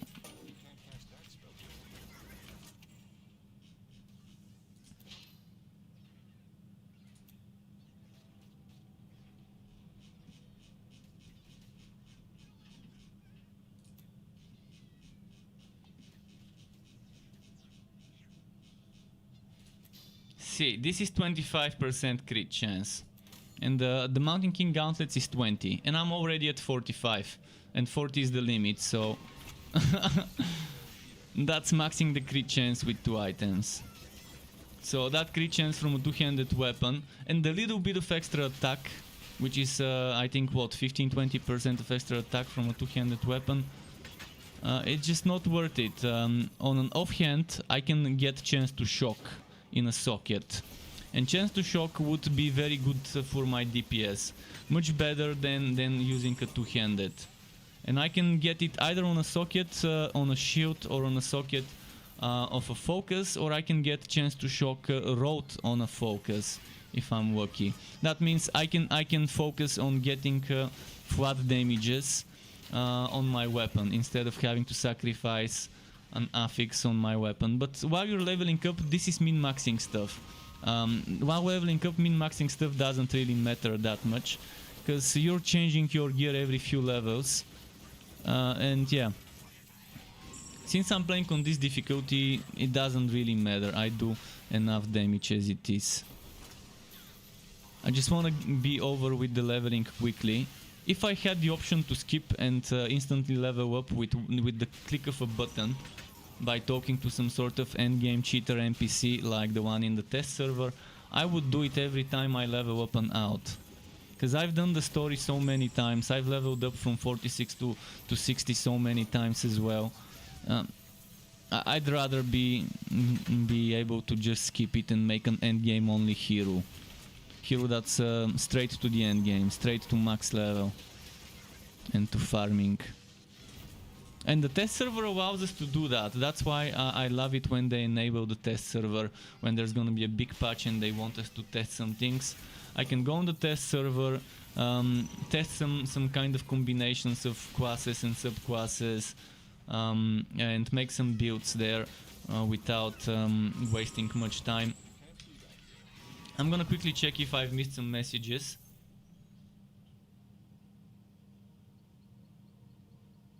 But yeah, rolling for 3 times on offhand, again, as I said, you're not supposed to have 3 sockets on items. That was not intended. They accidentally broke the game. I'm not gonna rely on broken mechanics like this power creep, because I don't know if it's gonna get removed or changed or whatever. We were never supposed to get more than 1 socket on blue and yellow items.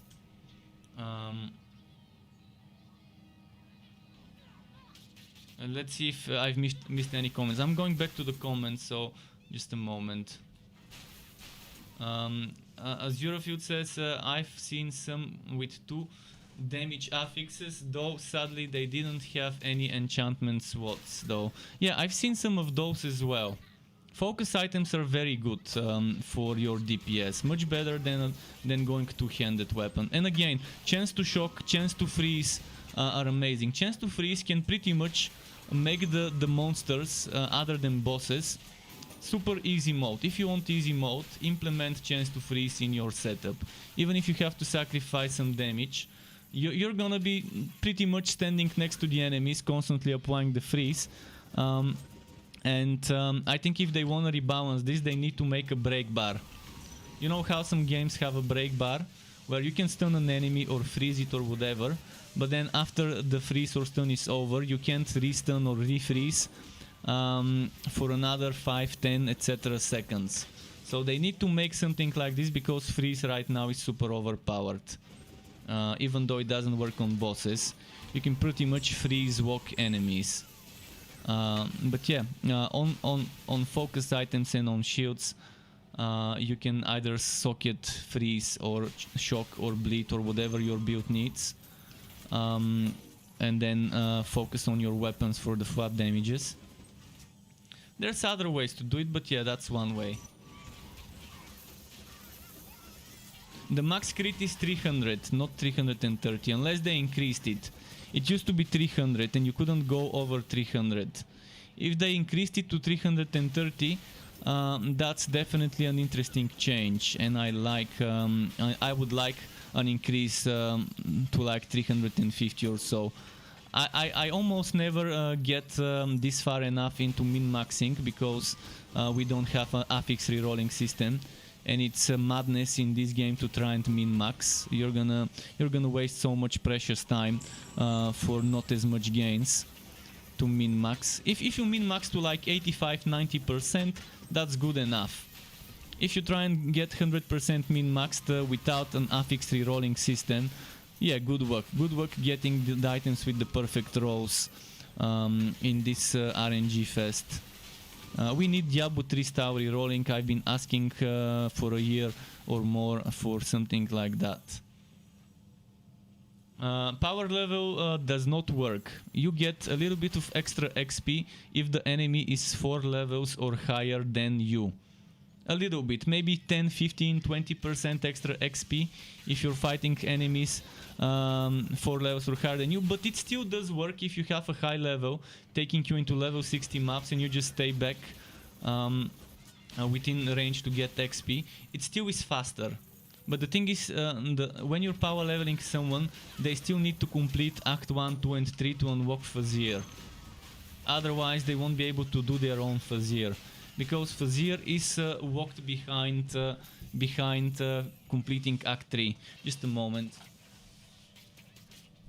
I need to open my wardrobe door so the room doesn't echo as much, the sound doesn't reflect off of the door.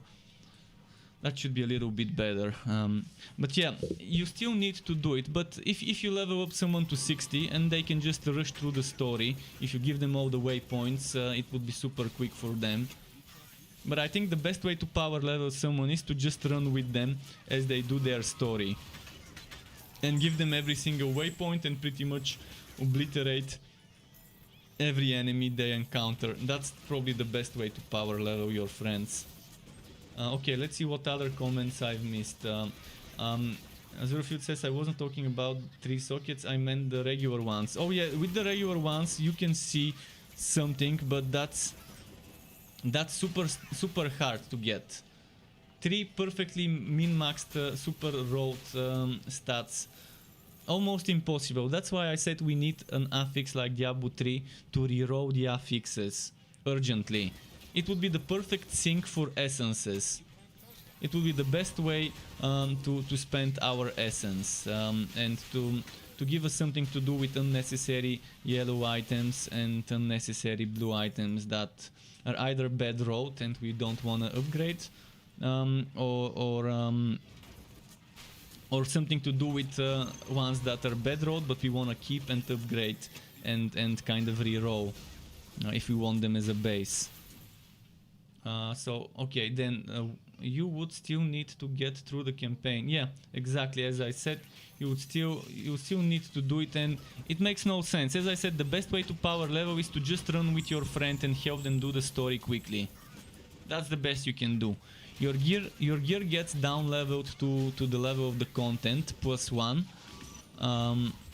So if your friend is doing level 10 content, you have level 60 items.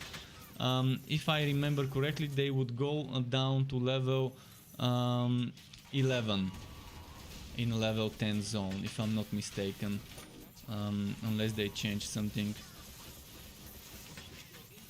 But yeah, that's probably the best way to power level if you want to really help him push through the story, and that's probably the better way to do it. And after the story is done, you can then take them to like Fazir level 60 or whatever, to some gauntlet map, and just level them there. Azure Field says, I prefer Stun Blind Fear as Freeze does not work with the status immune affix. Yeah, Freeze does not work with status immune, but again, you can always avoid status immune, or you can just change. Blind is amazing. I'm a big fan of Blind. Fear is kind of annoying because it makes them go away. So on melee builds, I try to stay away from Fear. On ranged builds, it could also be annoying because you're trying to group them up for AoE and then they run in all random direction. And it's not good if they keep running away from your AoEs. If you try to cluster them up and then they split up. So Fear is probably one of the things I dislike in the game a lot. But I really love Blind and Stun. The thing is, Stun doesn't have good duration. Blind does. Freeze also does have good duration.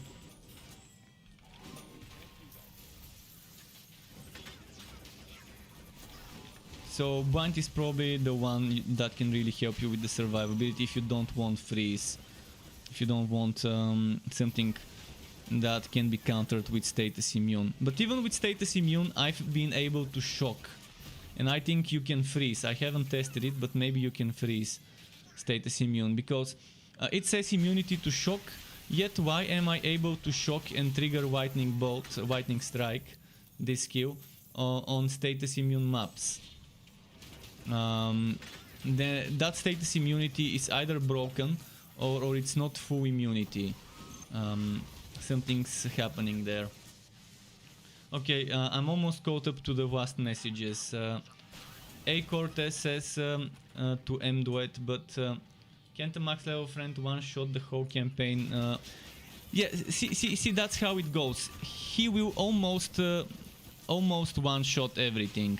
Because even though their gear gets down-leveled to the content you're doing, the game is designed in such a way that it doesn't account for us having full legendary sets with proper synergies and max level skills.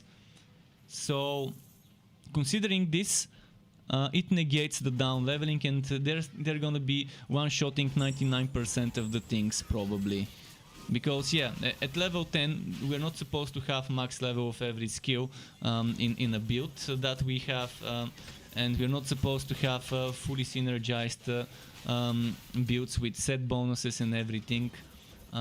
So definitely people can just go and one-shot everything and just power level you that way. As I said, it's the better way to power level, to just run the story with your friend. And you can give them waypoints, so they don't have to, while they're turning in the quest, you can just quickly travel to the next waypoint and they can just teleport to you. And that's two birds with one stone. Your friend is turning in the quest, and in the meantime you're traveling to the next checkpoint they're gonna need. I've done it with some of my viewers. I've helped them to level up while farming some items for my legendarium. Right after the launch, I think I did it with 2-3 people. Should I get level 48 before leaving this map? I say let's get level 48 and then leave this map.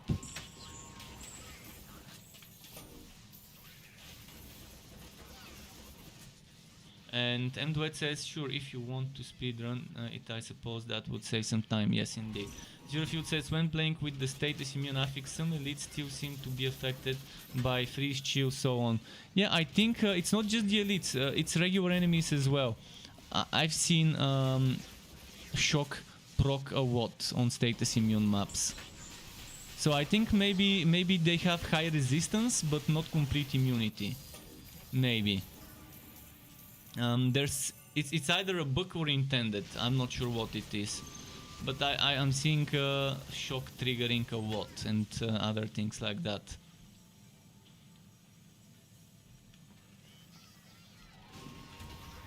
But again, it really, as you said, it seems pretty random, so I can't tell whether it's intended or not. Whether it's like they have X% resistance to those, or whether it just stops working on some enemies or not.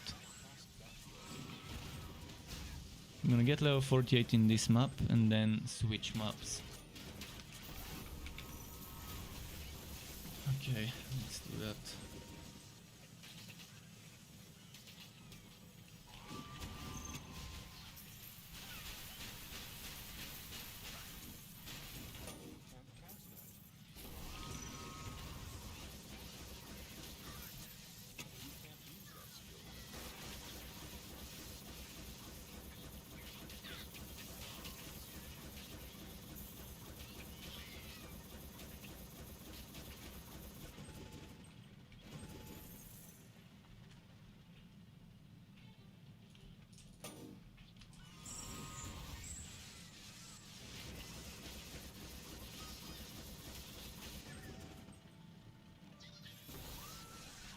Here we go.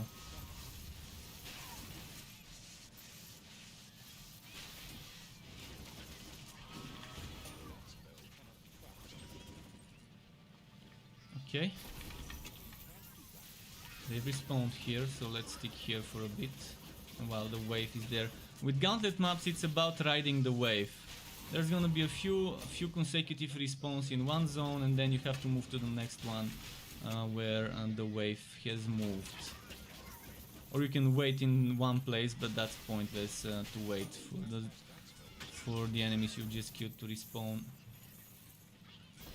Second wave here. That means there's probably another wave here. Maybe it's time to move on. Oh, there's some there. Just two. Let's move. And what says the one that is supposed to drain your life doesn't seem to do anything. Perhaps as long as you have it's a new one. It came with that this one and Monster Kill came with the last update, so they're new. So maybe there could be a bug. It's higher chance for something to be bugged if it's new. Systems repaired. Freddy Dale just subscribed with the Prime sub. Thank you very much, Freddy. Thank you very much. Welcome right in the fuse, dude. That's where it struck. Thank you for the Prime sub and welcome to the Struck Club. Really appreciate that. I think I'm seeing you for the first time, or maybe I don't remember, but welcome again to the Struck Club.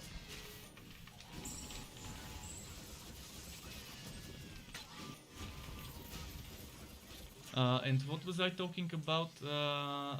Oh yeah, the one that drains your wife. I definitely didn't see this draining my wife. It either drains the life, not wife, not wife. Yeah, it doesn't seem to drain the life as much. And maybe health regen negates it, but I think it just doesn't drain the life at all.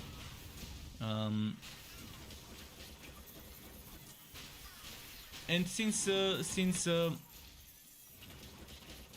HP regen is pretty bad in the game, unless maybe now with the Fazir power creep it gets stronger, I never go for it. So I can't tell you, but sometimes my gear has HP regen because there's no helping it with bad drops, bad rolls, like now this one. I need to test it. If I get it, I'm gonna select it and test it myself. Unequip all my items to see if it keeps draining my life.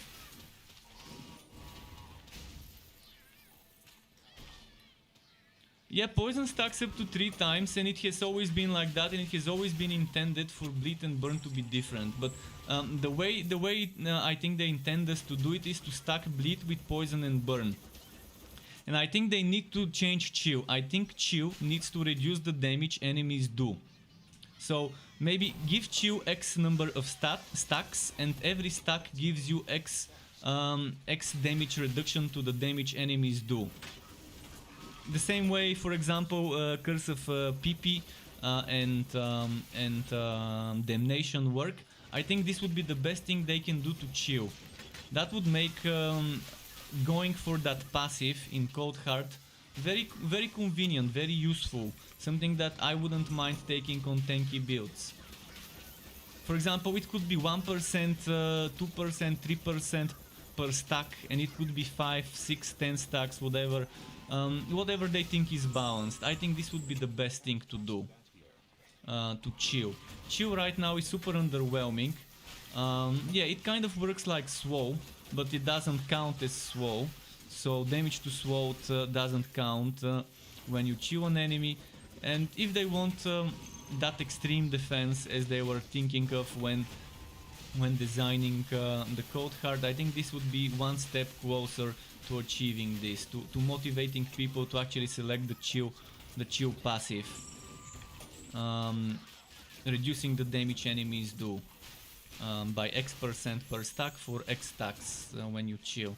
And it's actually gonna make me wanna invest on tanky builds into chance to chill gear maybe, because right now I don't really see a reason to do that much. And that's not talking about freeze or anything, just chill. And again, a break bar would be amazing for stun, for freeze. Maybe just for things like stun and freeze that are hard crowd controls that pretty much make the enemies unable to even move. Those things like that. So maybe after the stun duration or freeze duration is over, and to also not be able to reapply it to extend the duration until it's over, and then when it's over, maybe 2, 3, 4 seconds of downtime, like a break bar or whatever, that you either need to do damage or you need to wait X seconds before you can reapply those status effects. That's an easy way to, not easy, but that's one way to balance freeze, because right now freeze, as I said, alongside some other things, can be very strong to just make the enemies unable to do anything. Anything but bosses. Obviously on bosses it doesn't work like that. Okay, we can finish this level now. We're 48, let's go.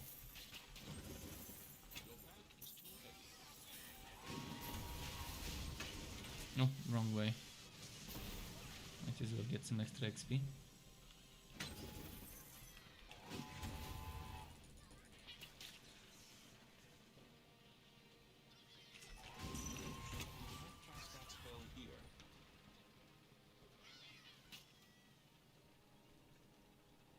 But if you want to do damage over time build, you have to stack all three, burn, bleed and poison. You have to make a rainbow build. Bleed used to be able to stack, not to stack the bleed itself, but you used to get different bleeds. Dance of Death, the ultimate of the what's it called, of the Blood Drinker, used to give you a separate bleed. Right before they reworked the relics, they changed this to do some super strong bleed that was separate from the regular bleed, and you could see two separate different bleeds on the enemy that don't stack directly as stacks, but they did stack as each one was separate debuff. Then they obviously reworked the relics and it became what it is now.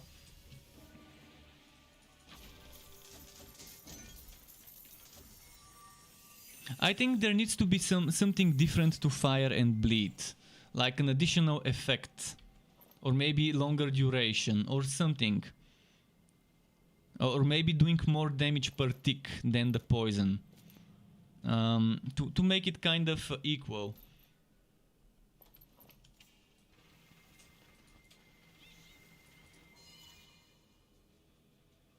So right now, ailments in the game need some looking into. They need to be looked into. They need to be kind of reworked, revisited,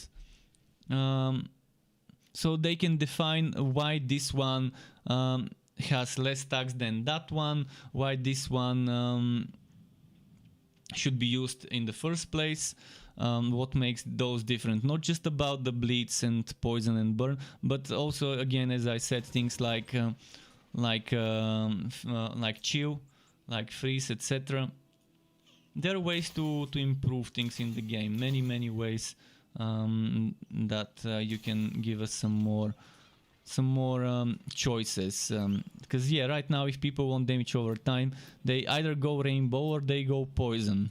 Obviously rainbow is the best way if you want to get damage from damage over time, but even then I still think direct damage, if you have a skill that is super spammy, that direct damage would be kind of overwhelming the damage over time, and the damage over time is just something like a little bit of extra damage, and that's pretty much it, I think, most of the times. By the way, why don't I put this here as a filler? So I'm level 48, right? What should I do with my build? I'm getting this maxed out, then I'm getting this maxed out, then I'm probably getting this, and eventually I need to start putting points into Cyclone mode. Oh no! I need to start putting points into Rapid Fire for extra damage to Pressure Shot. And then Cyclone mode.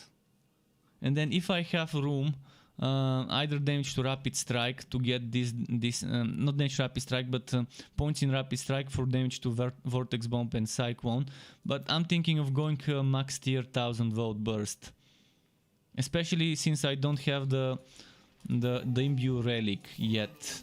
Imbue Relic is something I really need right now. Status Immune. There we go, Status Immune. Let's see if I can trigger the lightning. The problem is I'd rather see if I can trigger the shock, not the lightning, because the lightning is only level 1. Meaning it's barely gonna proc. I think it's 2% chance on a shocked enemy.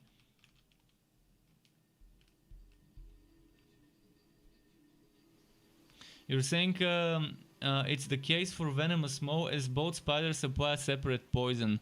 That's interesting. That is very interesting.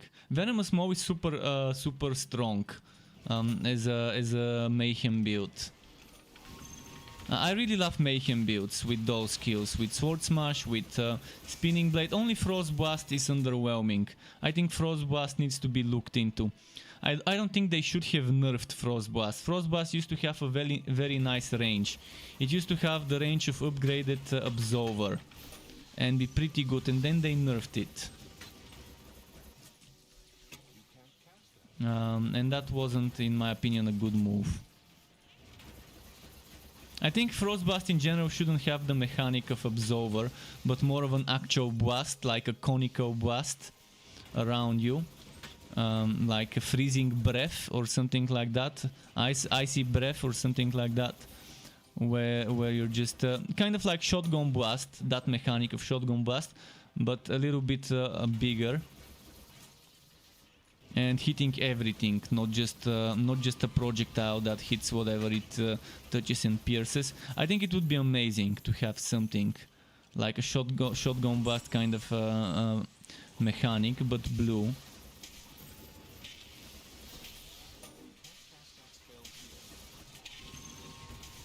And M2S says, as a Bud Drinker Forged, is it worth specking into tier 3 Dance of Death, or should I just put in a single point to unlock the skill? Probably tier 2 is not a bad choice. Tier 3, I'm not sure. It depends on your build.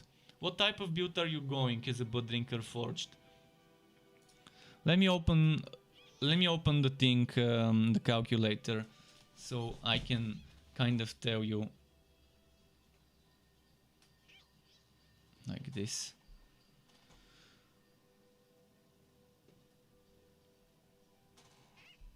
Maybe like this. Let's see. So forged. Let's say forged, and you say Bud Drinker, FBD. So yeah, this one duration increased. I'm not sure. I mean, it depends. I'm not a big fan of the damage from Dance of Death and how it's done. Getting tier 3 probably not a bad choice, but again, I personally don't take it. I think tier 1 is nice for the bleed. Tier 2 is only nice if you go for tier 3.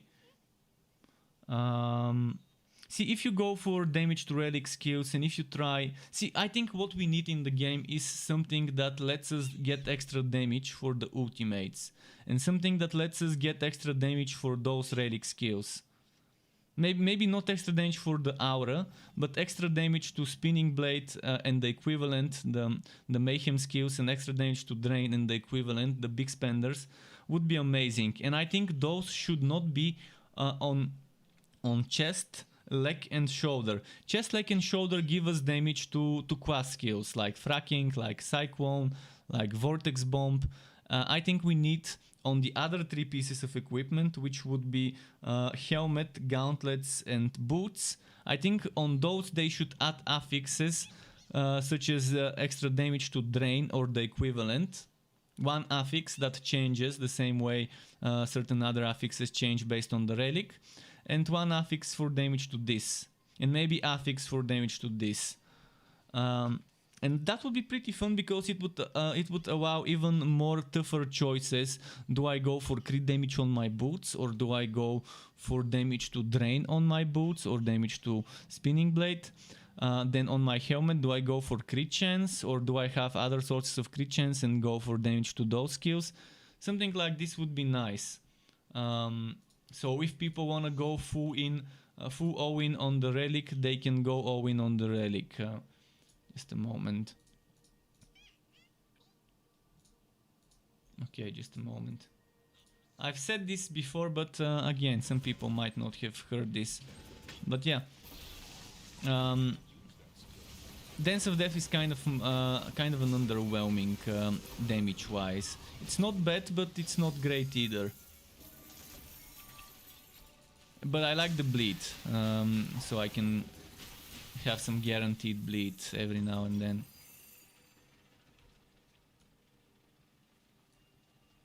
Yeah, I mean gear. Every class has 10% to relic skill damage, but I mean items. And it doesn't have to give you as much as the items that give you damage to class skills. See, the damage to class skills without the Fuzzier bonus goes to 30 something, 33, 4, 5%. Things like this, damage to cycle mode, etc. Without the Fuzzier bonus, this goes to 31, 2, 3, 4, maybe 35. So maybe the damage to relic skills needs to be 10%, 15%, something like that. If it's to all. If it's to specific ones, maybe 20, 25 max. And stacking 3 over here, here, and here. This translates to boots. Instead of here, here, and here, which is for the class skills, would be interesting. You wouldn't have to make choice whether you go for damage to the class or the relic in the same item. You just get those damages from different items, but that means you sacrifice different types of things from those items, such as crit chance on the helmet, crit damage on the boots maybe you can sacrifice, or other things like on the gauntlets you can sacrifice things like duration to the aura or energy regen and things like that. So it's not gonna make it super overpowered if they give us a little bit of extra damage to the relic skills for builds that wanna make those the centerpieces, the major dealers, like mayhem builds, egg of mayhem builds. Those are nice.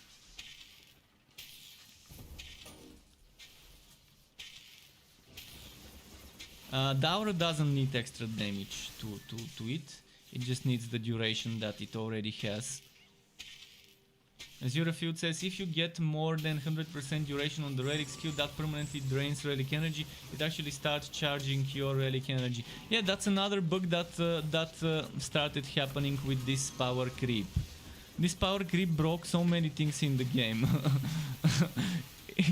It broke almost anything you can think of with that challenge bonus. Yeah, it was...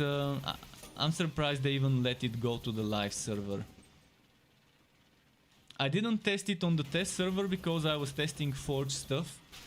Because that was the important thing for me to provide feedback on new items and Forge. So whenever I was playing on the test server for that extra 2 weeks, before they patched this to the live server. I was focusing on testing Forged related bugs and finding Forged related bugs after the rework, and finding bugs with the Winter Weave set, because it was the new set. That's why I didn't do much with that power creep, and I didn't give them feedback about it, and I didn't see how it can break certain things back then. I would have given them feedback if I focused on that, if I pushed the Fuzzier to a high level so I can see how OP it gets. I would have immediately told them, hey, consider not patching this change to the live server because it can break this and that and those other things. I think someone should have said it from the people who tested it. I'm pretty sure probably no one bothered, because everyone likes to be overpowered in games. People don't tend to report things that are overpowered as much as they do things that are underpowered. That's kind of a fact. People don't like nerfs. They like buffs. But sometimes things really need to be fixed because it's just silly how overpowered we get. So that's one example. Instead of draining, getting it to charge. to start charging your relic energy. That's pretty silly as a bug.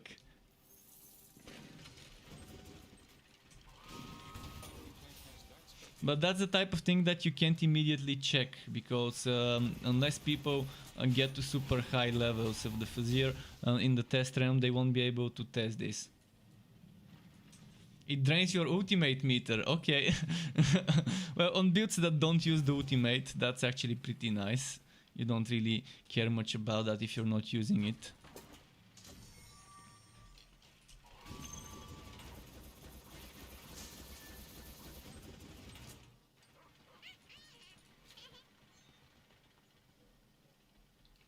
I'm pretty sure that was not intended.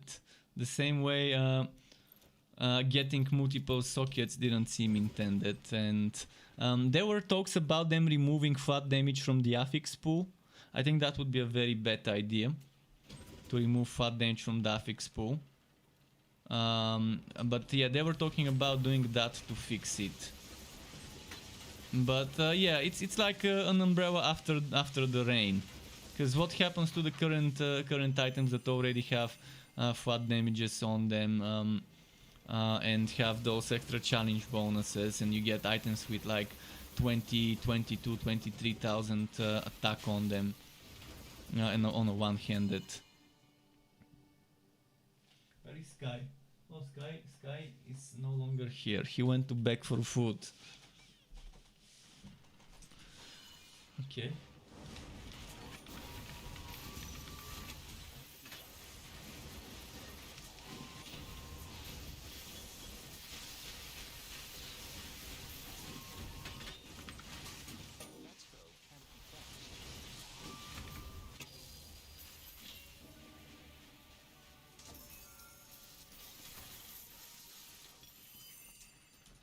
Poison warding, okay.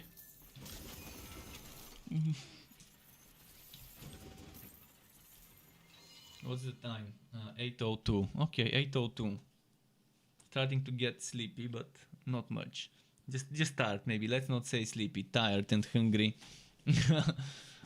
More about the hunger than the tardiness.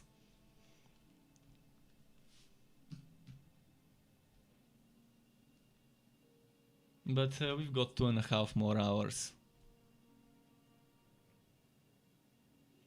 I do, but I haven't eaten much. I woke up and then I went to the shop to buy nails to get the green screen fixed.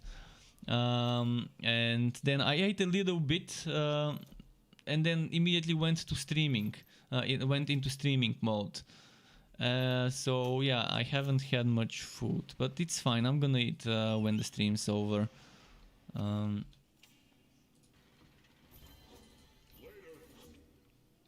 Let's see. Oh yeah, I need to get rid of some stuff.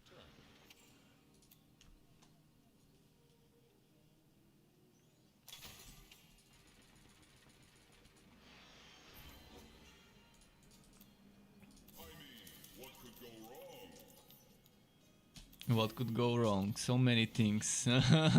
So many things with this Fazir challenge bonus on items. It's like when they added this change, someone said this. I mean, what could go wrong? and jinxed the change and the power creep.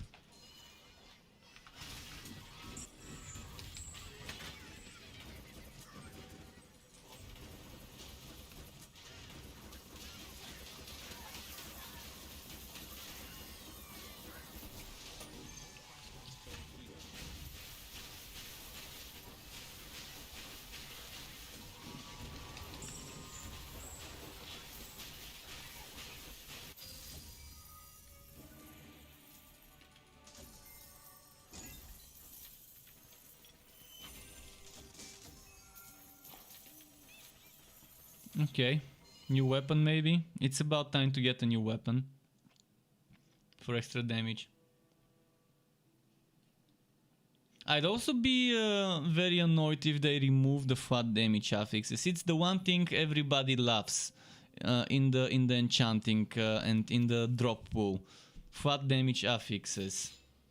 And it's not just this game. Many other games, flat damage has always been like a driving force in builds. Flat damage, crit chance, crit damage, those are things people normally in games get to be stronger.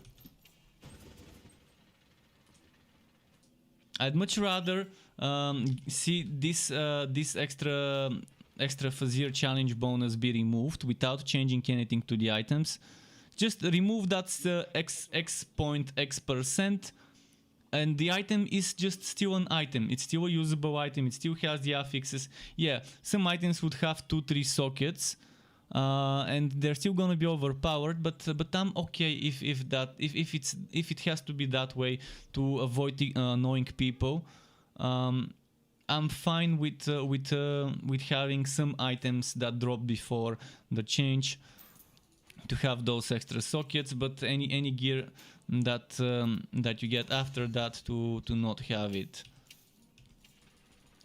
and to make it so that gear you get from other sources is actually useful again. Gear from mappers, gear from the alpaca level, things like that. Actually, let's keep this.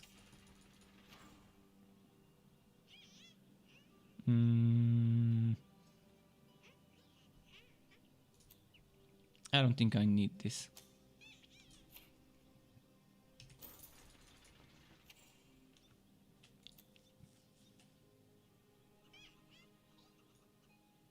And oh no, please not this. Please don't force people to finish the Fazir. I'd rather not be forced to finish the Fazir to get stronger. I'd rather not step in the Fazir as soon as they add other type of endgame. Again, if they wanna make me stronger while inside the Fazir, not in general while outside the Fazir. Not just the Fazir, any type of endgame. I'm not fan of power creep that's not contained to the specific endgame type. And again, there's many ways to do it, to contain the power creep to a specific type of activity. Sky, are you hungry? Maybe I need to give him some food. He's been begging. Just a moment. Let's unplug my cable.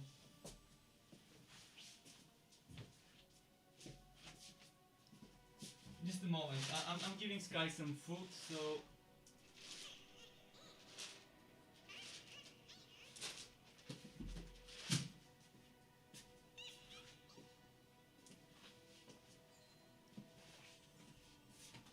Okay, just a moment here. There. Let's keep going. Little kitty is here. He's over here on my bed. I put a towel on my bed and I give him food on that towel. One side of the bed is his, another side of the bed is mine.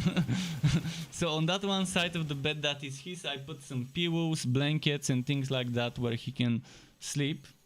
and a little small towel that gets washed every now and then, where I give him his food on that towel, because it's easier. It's easier for him to bite from a towel instead of a cup or on the floor or whatever, because it doesn't. It's easier for him to bite the nibbles while they're on a towel, on some sort of fabric, instead of on a slippery surface.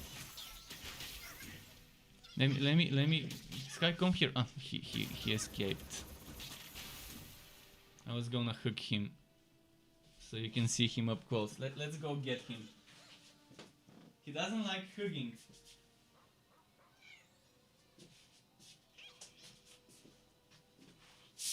He doesn't really like to get hooked. What's here, Sky?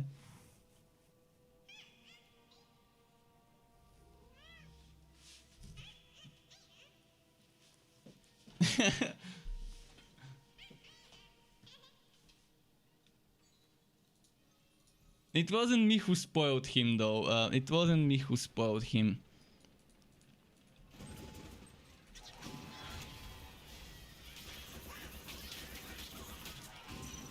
Although those things that I mentioned, they're there for my convenience, not for his. It's much easier for me to clean this towel instead of cleaning a cup.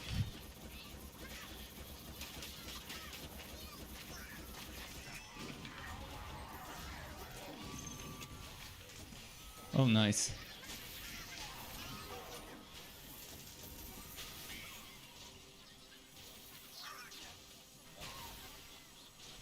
But he's gonna go on a diet as soon as my family goes back to the States or back to Canada, wherever they go first. I'm gonna bring Sky back on a diet, because right now he's asking everyone for food and everyone gives him food. But yeah, I'm gonna start measuring exactly 57 grams of food, because he needs to eat around 57 grams of his dry food every day. It's special food for his kidneys with lower contents of certain things like sodium and phosphorus.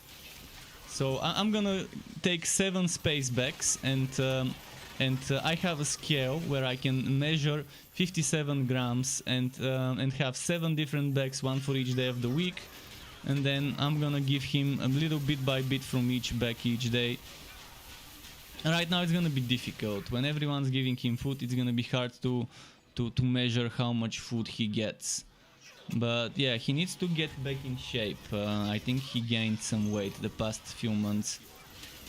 But it's the Christmas holidays and New Year's holidays that past month, so it was the winter holidays, maybe let's call it like that.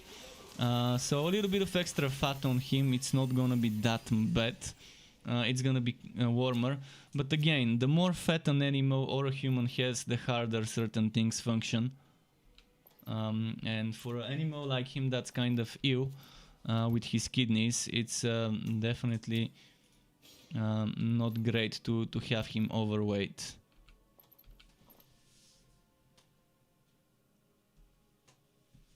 This is how we play.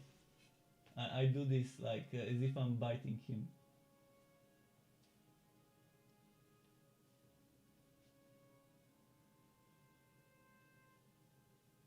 And I'm not really biting him, and he actually licks my hand after biting it. But yeah, that's how he plays. That's how he plays. I'm not sure if you could see it, but maybe you could. And now he licks it. He ate it, and now he's licking it. Alright, enough, Sky, enough. I need to play. I can play with you later.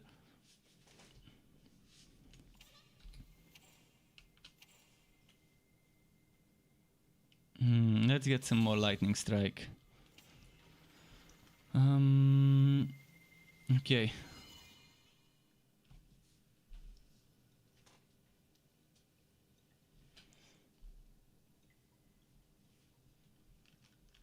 But yeah, the image, you can't see him that well, but you can still see him there in the distance. I'm gonna play more around with the image tomorrow to make sure I eliminate all the noise And I'm gonna look into getting some sort of backlight for the green screen, something that that shines in the green screen, to make it easier to chroma key that thing without noise.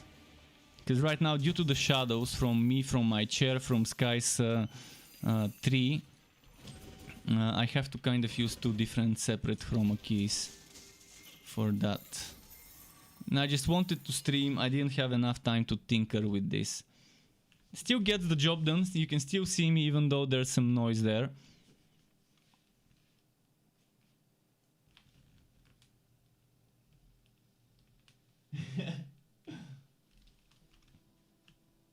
He made a weird face, like contemplating about life and things.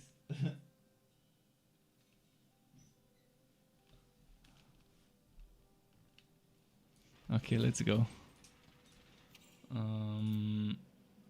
Oh, new gun. New gun, who there?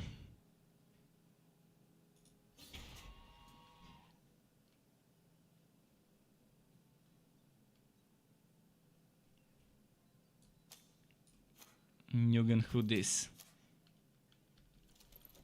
Let's see.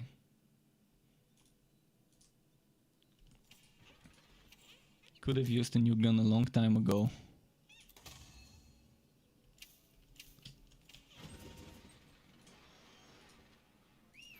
What level are we? 49. Fighting, what, level 50 enemies? Is there a gauntlet here? Gear key. I'm gonna do this one. I don't think Sky is enjoying the lights as much.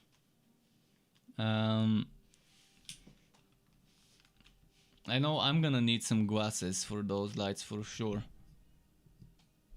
But I don't feel like it's gonna be fun to play with glasses, but to preserve my eyes, I might have to.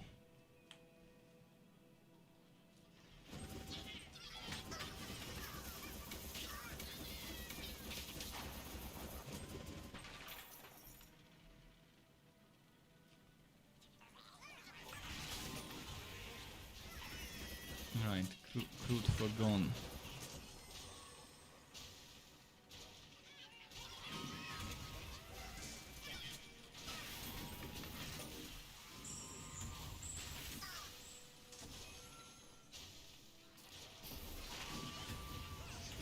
Smartphones have already taken our eyes. Well, I don't spend much time on my smartphone. Honestly, the only time I'm on my smartphone is when I'm kind of right before falling asleep. When I switch off my PC, I just use my smartphone to read an episode of a webtoon or two, something like that. But yeah, I barely use my smartphone. I don't do like Instagram, Facebook and all of that stuff on the smartphone. Yeah, I do have it on my phone, but I'm not gonna go and check whatever other people posted because I just don't have the time to do that. It's a waste of time in my opinion to constantly check what other people are doing, what other people are posting. I don't really care much, to be honest. I have actually Instagram just for my account, for my streamer account, but again, there's not much I can post. Maybe I can post pictures of Sky on my Instagram account, but who wants to see pictures of my pet on a streamer account? Maybe some people want that. I don't know. Maybe some people want to see pictures of Sky. Maybe I need to start posting more on Instagram. But I definitely don't have time to look at other people's posts much.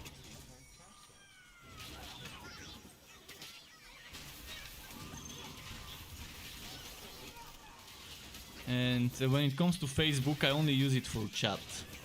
On my personal account and on my streamer account, I just use it to let people know when I'm streaming and things like this. And to upload my videos. Oh, will that be stronger than the other one? I think it might be stronger. We'll see.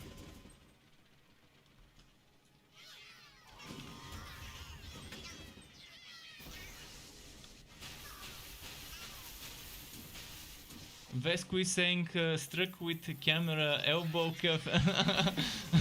Vesku, welcome back. Nice to see you.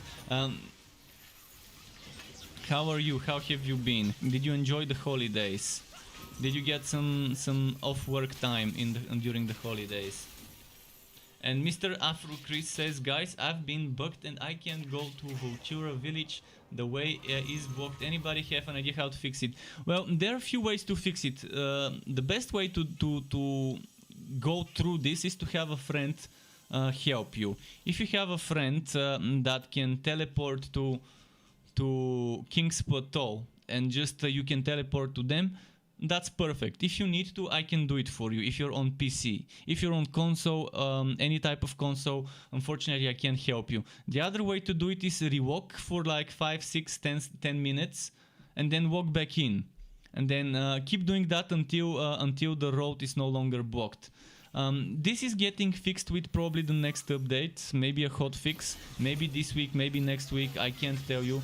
But they know about this and they normally prioritize progression breaking things, such as this. But until then, that's the workaround. Keep relogging until and waiting maybe 5-10 minutes until it loads the level without this statue blocking the way. This statue is obviously not supposed to be there, and the levels get kind of randomly generated. So when it just generates this statue, your best bet is to just wait until and keep relogging until it no longer shows the statue. And let's see what else I've missed.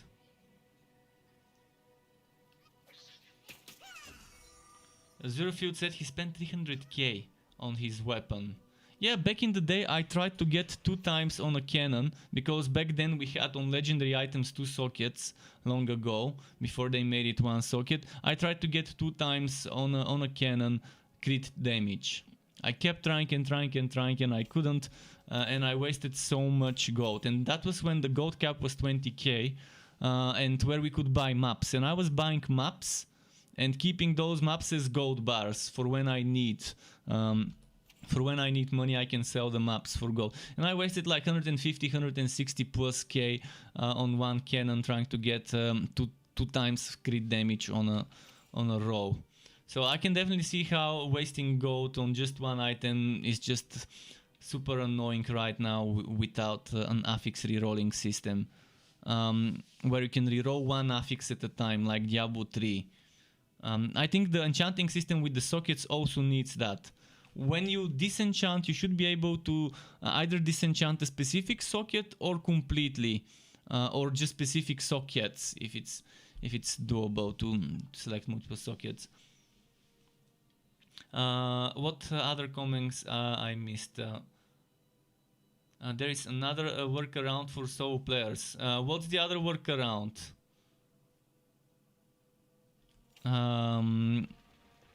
And Drak is saying, I'm assuming it means that I'm using camera high friend. Usando camera salve amigo.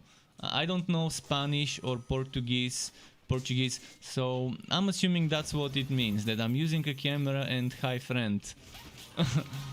And hi to you, Drak, welcome back. Our field, Azura Field, actually not our field, sorry for misspelling that. Azura Field said there's another workaround for solo players. Could it be to teleport around it or something like that? He said give me a minute, so maybe he's gonna write it down, or maybe provide some other information on how to do it.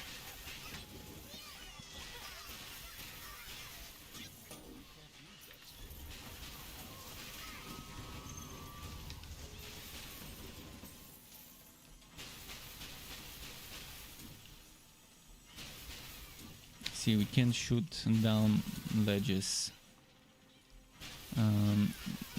efficiently. If you want to get past the machine that is blocking your way, 1. Log in and immediately teleport to Murky Miasma. 2. Walk to Crystal Passage and finish the optional Nether Bloom side quest that pops up. 3. Go to the boss room and click on the flower, finishing the quest. Don't kill the boss. After this, the passage should be unlocked. Really? That's an interesting way. Well, thanks for sharing this. So, this is for Afro Chris. No, yeah, for Afro Chris. If he needs that, that's the best way, I guess, maybe to do it, because at least it's guaranteed. You don't have to keep relogging. I didn't have to do it today, which kind of is nice. But I did complete the optional quest beforehand. And I did kill every single boss I could, so I'm not sure. I mean, I just probably got lucky with the roll of the map.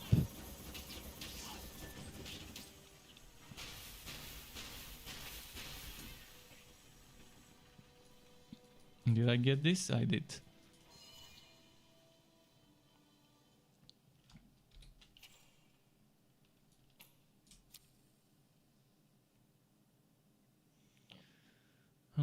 Okay.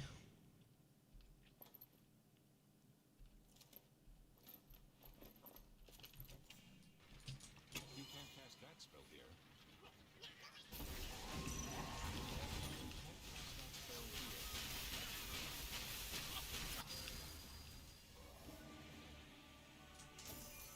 Alright, this one's done.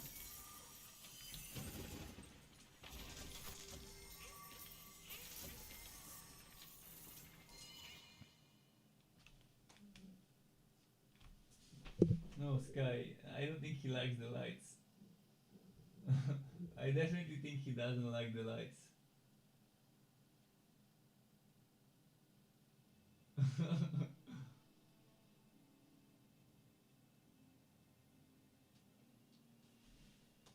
Is it loading? Still hasn't loaded.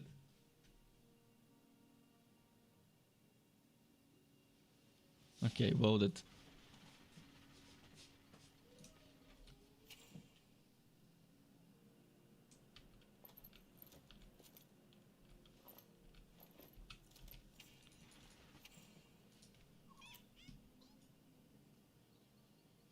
But it's not like he doesn't have any other places to stay and lie down. So I guess if he doesn't like the light as much, and if it's too much to him, he would probably move away and go to another place to stay.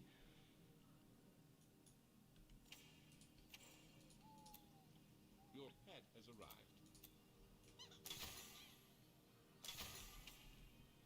arrived. Okay, what's here now?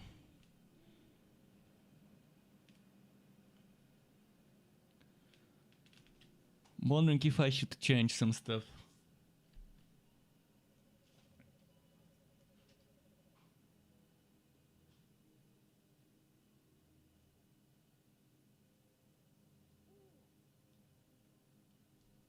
Probably just gonna salvage those items. If I'm gonna consider arc-powered stuff, it will be later. At level 60.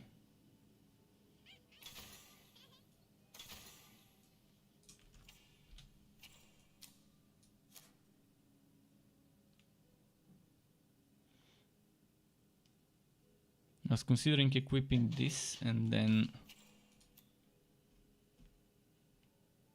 Wait, what's my gauntlets? The Winter Weave? Mountain King. And I've got the Winter Weave ones in the Legendarium, right? So I can try and maybe remove this.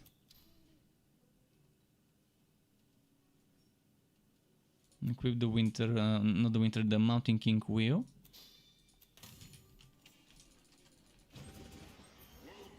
And I got some extra damage that way. So Stormbringer Blazing, status immune.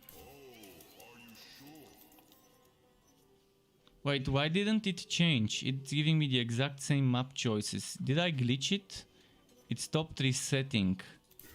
Alright, let's do one of those, maybe... Maybe this one. I think I have chance to bleed, yeah.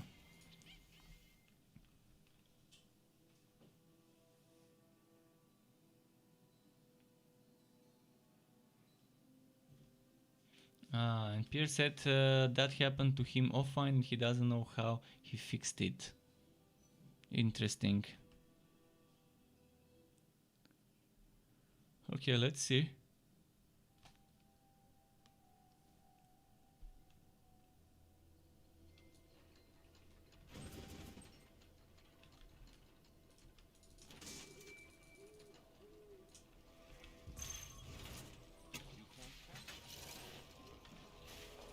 Okay, let's do some spinning.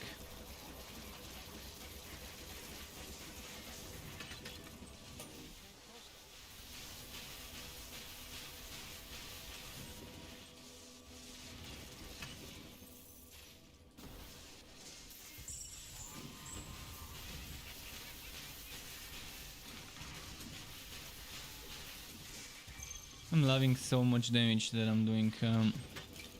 I mean, it's so much the damage from Swag Shot, and that's without many upgrades for the skill. And when you combine that with casting speed and with good cooldown on vortex bombs, you can keep up the heat gains, and with power projection for extra heat for steam gains, not heat, steam gains.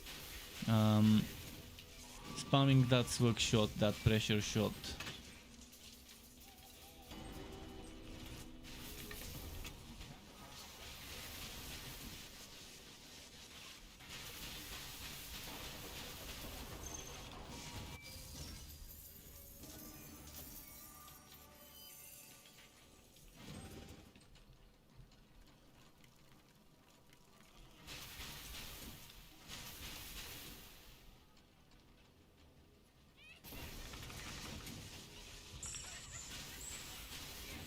I need to get on the same level. There we go.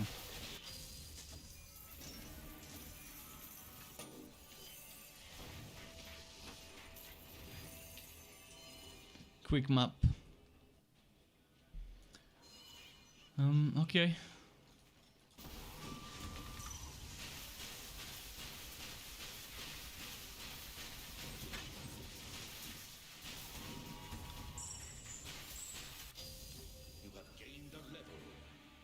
That was level 50 monster, so that's fine. We're kind of keeping up.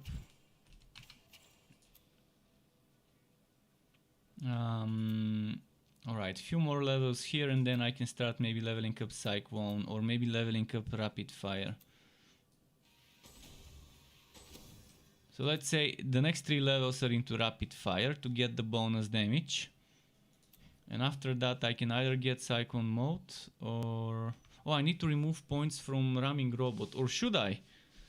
Maybe I can just get 1 point into it to get that extra damage. For now I'm not really relying on the relic skills damage yet, but since I just leveled this one up, I might start relying on relic skill damage as well. I'm using my relic skills for casting speed, the 1000 volt burst and the conjure electrode, so that I can just spam Swag Shot, pressure shot.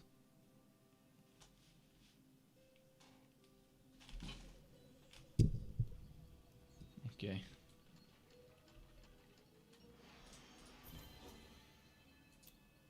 You're up to the challenge? Goblins, Netherwell, Quicksilver. Seems like a good one. Oh. I think that's an upgrade. Yeah, definitely an upgrade. Oh, and I had level 50 items to look forward to in my storage. I'm gonna go in the storage quickly, grab some new gear. I had some Mountain King items.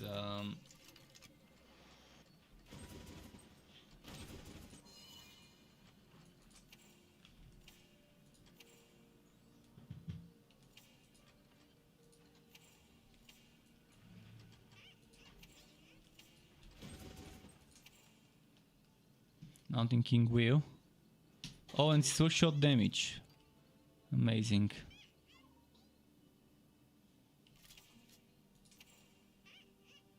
Those were the WoW level ones. What about this here? It's all 60 probably. This one was also WoW level ones, if I'm not mistaken. Oh, there is a 60 here. What about this?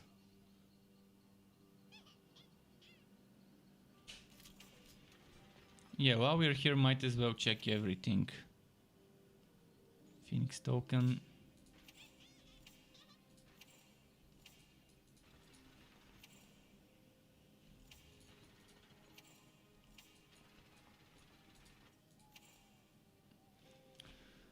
Not bad. Good defense, crit damage. I'm just wondering if I want it.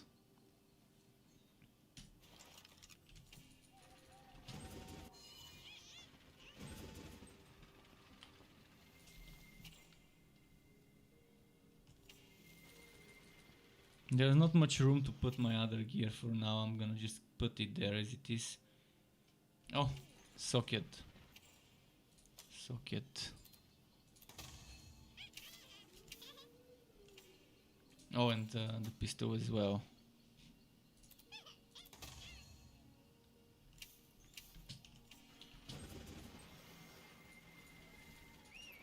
Okay, let's go. Do you think Electrode is currently the most useful relic for Forged? Well, not the most useful, but it's my favorite. And it's got a lot of different builds you can do with the Electrode. You can do a Chaotic Strikes build, you can do a Walkwise Storm build, you can do an Electrode build, you can do a basic attack build with maces and the proc skill. You can do a summoner build where you're using summons to trigger lightning strike, where you're not using the summons for their direct damage but to trigger lightning strike, so a proc monster summoner build. There are so many, and all of this applies to every single hero, not just the Forged. So every single thing I just said applies to every single class when you take the Electrode into the mix.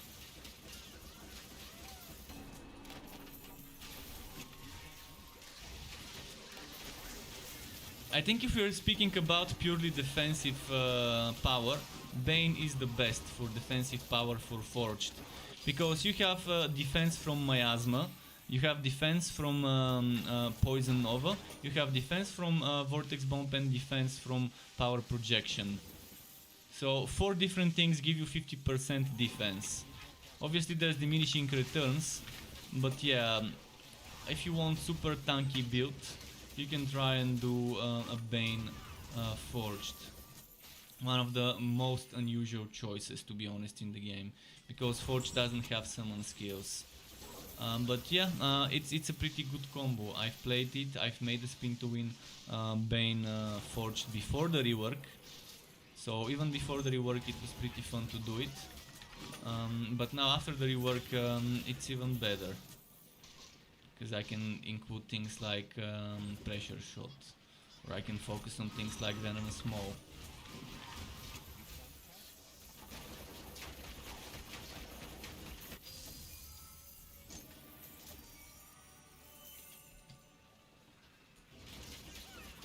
But yeah, I don't think there's something like a most useful relic. It just depends what you want. Do you want damage? Do you want procs? Do you want defense? Do you want healing?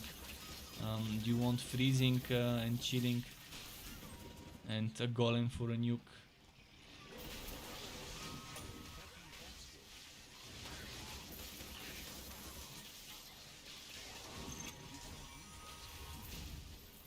Okay, let's see. But I think this is probably gonna be one of the strongest builds on the Forge you can think of. Once it's ready, once I have Imbue Relic, which would take a while, because I first need to get the Ancient Ember Hatch to drop. Without it, the build is just not gonna be complete. And if we have another Molten Reach situation, where I just can't get the item for a few days, I'm not gonna even try. I'm probably gonna make the build in 1 or 2 days. Maybe I'm gonna farm for this build tomorrow and then make the build the day after tomorrow. I don't have all month to farm for one single item, for one single build. So ideally I would get Imbue Relic, and ideally I would use Frost Woe and North Mace or Glacier's Edge alongside the Liu General. So whether I equip the Liu General or I equip the Frost Woe and then put the other one in the Legendarium, it's gonna be similar to how I did my WAS2 Dusk Mage builds. That same principle of making the build, just on a Forged, and instead of casting Absolver or casting Unholy Bolt, I'm using Pressure Shot as the thing that benefits from the casting speed.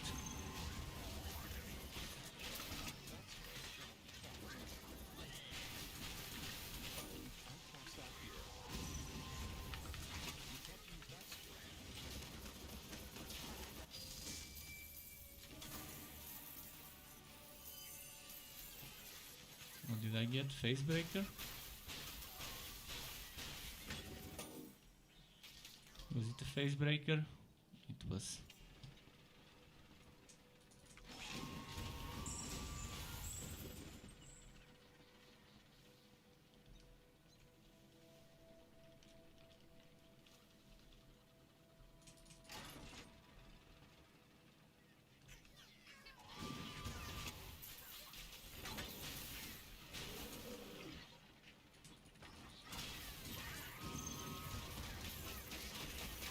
Okay, there we go.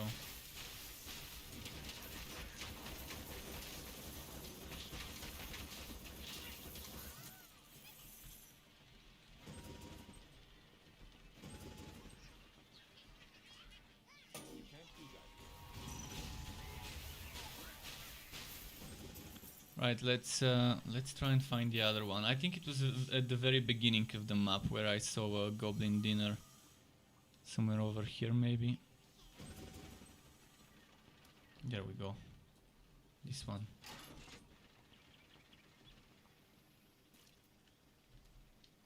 Now let's find the cauldron. Just checking the chat.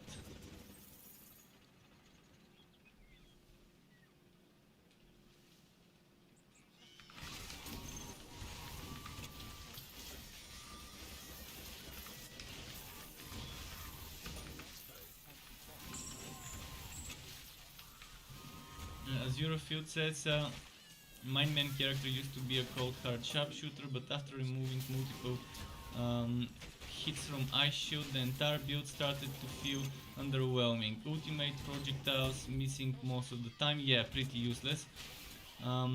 Useless third tier bonus for Snowstorm, again, yeah, again useless. Ice Golem is actually pretty strong if you play it the right way. It's a nuke. But it's super shitty that you have to waste 50 energy before you can even use Ice Golem for damage. So the first casting needs to do the damage of the second and any consecutive casting. So the same skill, the same damage that the Ice Golem does when you teleport it, which is super strong nuke, almost as strong, maybe even stronger than Pressure Shot. I mean, at level 1 it's 700% damage. At level 1, 700% weapon damage, which is super strong, but the thing is, you have to use it once, and then use it again to get the damage, and that's 100 energy. If it did that damage on the first initial hit, on the first initial summon, that's all that's wrong with the golem, that's it. Nothing else is wrong with the golem. Maybe give it Taunt as a passive, that would be amazing. But yeah, the golem, it does shitty damage, and it's slow, it attacks slow, but when you teleport it, it does massive nuke damage. And it can be used as a nuke on demand. But again, it's underwhelming because the first 50 energy is wasted. And that's not how I think this skill should be. Wasting 50 energy for nothing, and then needing the next 50 energy to be the one that does the damage. If they just make it so that in the initial summon you do the shockwave, that's gonna be more than enough for me to make it worth investing into. For now it isn't. Because when you combine it with something like the Ancient Ember Lex that regenerate energy when using it, and when you combine it with Imbue Relic that lets you fully refill your relic energy every 30 and soon to be made 24 seconds, when they on the disc mage you can already get it to 24 seconds. On the other classes you can't until they fix their cooldown skills, cooldown passives, such as Fracking Strike and what was the other one? Goose is the other one, and then I forgot on the Realm Master what gave you cooldown. There was one skill which I'm forgetting. It was, I think, one of the cars that gave you cooldown. Probably Mortar Car, the one that gives cooldown. Where is this cauldron? Did I pass it?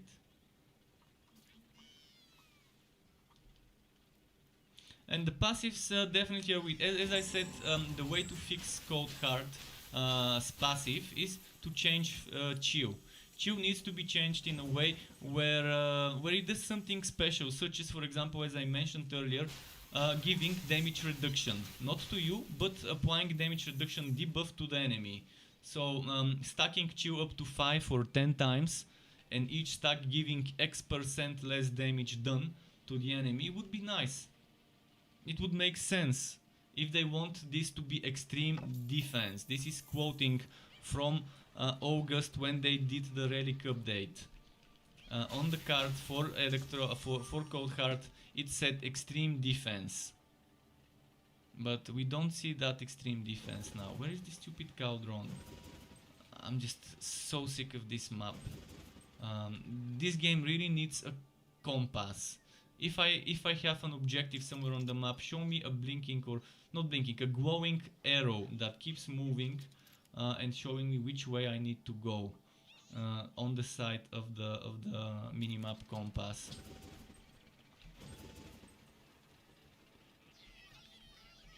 Yeah, Bane is the extreme defense. Even the healing from Blood Drinker is extreme defense. Because you have 50% damage reduction, you can stack with other things from the barrier. Yeah, it's every 20/18 seconds, but yeah, right now Bane is the actual extreme defense, and it's not enough. Cold Heart, as I've said it in dev chats as well during those Mayhem Mondays, that it just feels underwhelming. It's neither doing enough crowd control, although it does decent crowd control, but I'd like to see some more. Nor is it doing enough defense. And yeah, I'm fine with it not being a damage relic. Not every relic needs to be a damage one. But at least make it be better when it comes to the extreme defense kind of thing. And again, reworking Shield to reduce the damage enemies do when they're chilled, and making it stackable up to 5 or 10 times or whatever they think is reasonable and appropriate would be a very good idea. It makes sense. Their fingers are getting chilled, they can't wield their weapons properly. It even makes sense from a war point of view. From a war point of view, it makes sense for chill to reduce the damage an enemy does, because they're kind of chilled, frozen. They're kind of like, yeah, they have something that's preventing them from utilizing their damage properly 100%.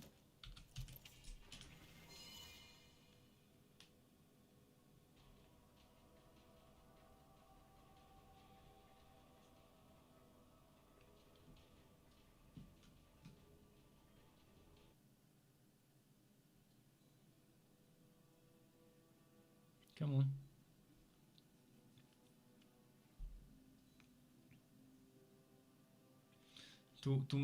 Making extreme defense more viable, enemies will have to be significantly more punishing. Well, if you remove this power creep change, enemies will be more punishing, because you won't be able to get ridiculously overpowered defenses.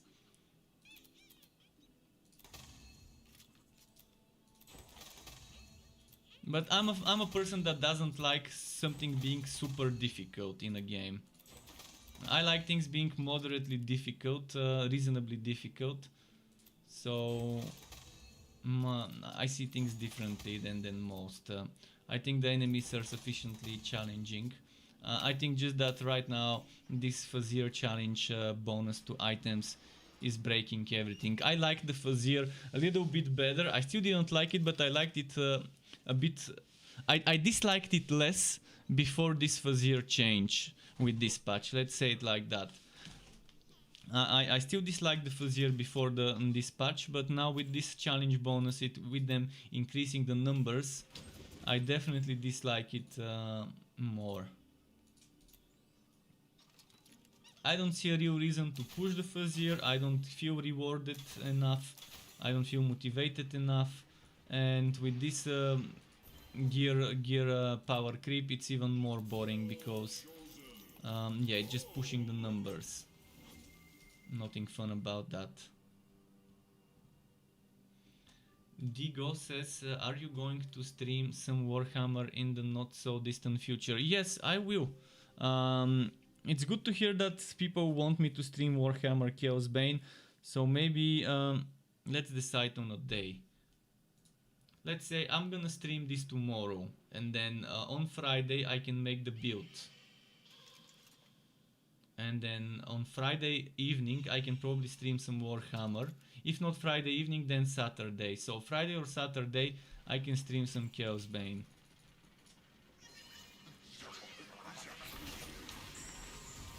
Maybe trying to make a new build for it as well. On Saturday I'm also gonna make a build. For this guy I'm making two builds. So on Friday I'm gonna make this build video, and then I'm gonna respec. And on Saturday I'm gonna make another one. And then I'm gonna do some other type of content, not build. And after that I'm gonna do a sharpshooter combustive 2.0. Which is pretty much ready, just needs to be made as a video. And then after that I'm probably gonna do another random build, which I don't know what yet. And after that eventually I will start leveling up a Bane sharpshooter and make some builds with that. But yeah, I want to do something like a rework of my old content. I've got some outdated content for the game that needs to be updated. In fact, most of my guides I need to update with some of the changes. But I'm gonna start with my quest showcases.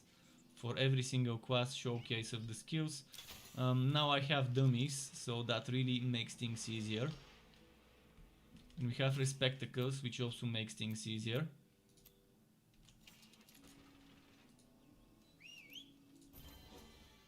Zerofield says, I'm someone who leans more towards the challenging aspect of things. I like challenges, but not when they're boringly impossible challenges. Because I don't play games to make myself feel really challenged. I mean, I don't want games to be extremely difficult, because they're games. Life can be difficult if it needs to be. I don't think games need to be as well. I mean, yeah, I think people need to have an option to select harder difficulty or a weaker difficulty. And if people want something to be harder, they should have the option to make it ridiculously hard, where you pretty much give the enemies super handicap, but at least also get rewarded for that. So Chaos Bane I think does it okay. In Chaos Bane I think they do it okay. You get a lot of extra gear work, wood quality, that's the name of the stat there. So as you increase the difficulty you get more XP and you get more wood quality in Chaos Bane. And that's fine, because in Chaos Bane you need the XP to get legend ranks, which is kind of like Paragons in Diablo, but with kind of a soft cap. Because you can't invest after a certain point into those passives. So they may not be really capped in regards how many legend ranks you can get. but there's a limit to how many of those points you can spend. So in a way, in that game it makes sense to give you extra XP, to give you extra wood quality.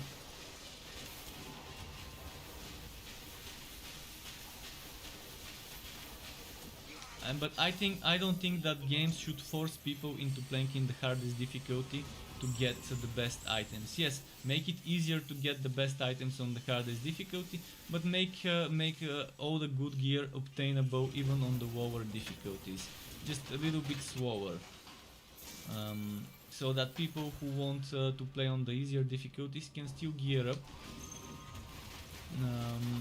without feeling forced into doing the hard content. If they're not up to the task. And I like how it is in Torchlight. In Torchlight it's kind of like that, in Torchlight 3. You can do ridiculous, you don't have to, you can get good gear by doing the lower difficulties, but you're not forced into playing ridiculous because certain things only drop on ridiculous. That doesn't exist in the game. Everything can drop on every difficulty. And I like it that way.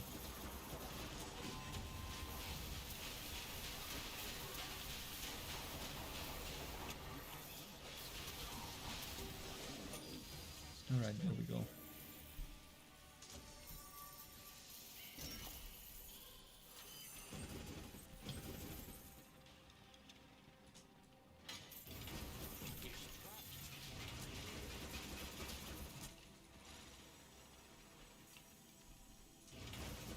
But yeah, I'm the type of person that plays games just to kill stuff, loot stuff and make builds.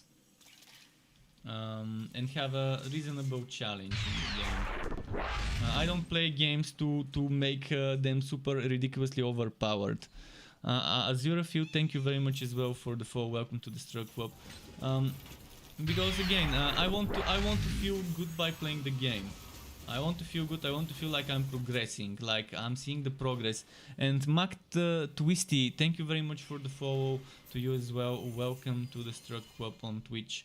I like to see that my hero is growing. I like to see the growth happening in front of my eyes. That the time I'm spending on developing this hero means that I'm gradually, step by step, going to a certain thing that I want to reach. Like to having this item with this ability combined with that item combined with this skill, so that I can achieve this build that provides me this play style. It doesn't have to be a meta build, as long as it provides me some sort of a unique play style that I can only get by synergizing those things.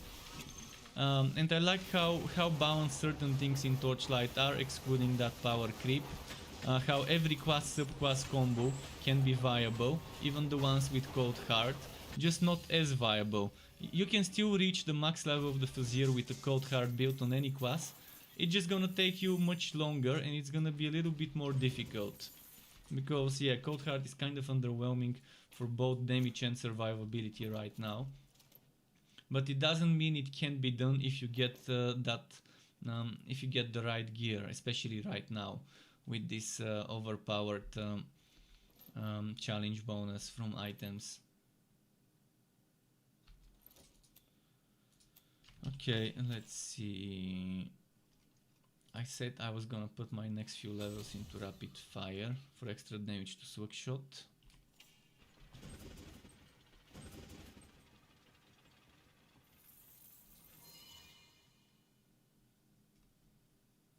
But yeah, I'm the kind of person that doesn't spend too much time on one build and rather wants to experiment and explore all the different flavors in the game. Like, it's like a kid in a candy shop with all those different flavors of candy. And I'm not gonna stick to just the most basic candy. Let's say lemon candy, or mint candy. I'm not gonna just stick to that one build. I'd rather experience all the different types of builds and things the game can offer me. I'm that type of a gamer that wants to make as many outs as you can, to make as many builds that are different as you can. Your pet has arrived. Because I just get bored. I'm not one for. Wait, was that shifting shackles? No, screw that. I'm just not shifting shackles. Let's do the gauntlet map. I'm not, as I said a few days ago, I'm not one for monogamy when it comes to builds. Yeah, because I just get bored pretty quickly playing the same build. And that's why I like respecking in games. And Chaos Bane is such a good game when it comes to respecking, but it doesn't have as much build diversity as we need. We only have 4 sets for each hero, and each set gives you one heroic skill that you want to build around, and that's pretty much it. So 6 times 4, that's what you get in Chaos Bane. You can make multiple builds with the same skill as a centerpiece, and it could give you a little bit of extra variety, but it's still gonna be in its core kind of the same build. So yeah, let's say in Chaos Bane you can maybe make 4 times 6 times 2, which is what, 48? Is it 48? I think that's it, roughly in builds, whereas in this game you can make hundreds of different builds by combining classes with different subclasses and leaning in one skill tree or leaning on the next skill tree or leaning on the relic skill tree. And leaning in that one relic skill or the other relic skill or the third relic skill, leaning on cyclone mode, leaning on rapid strike, or leaning on rapid fire, or there's so many things that you can just modify and have different flavors there, mixing and matching skills from one skill tree with another and so on, especially with the Forged, now that you have 2 Venters, 4 Steam Spenders and 4 Heat Builders to choose from. Just changing one of those with another one gives you a different build. Like if I change Cyclone mode for Rapid Strike, it's gonna be a different build. Pretty much the same, just with one difference, but it is a different build, and visually you would be seeing me not spinning and doing bunches of punches instead of spin to win. Even though I can retain the rest of the build pretty much like it is.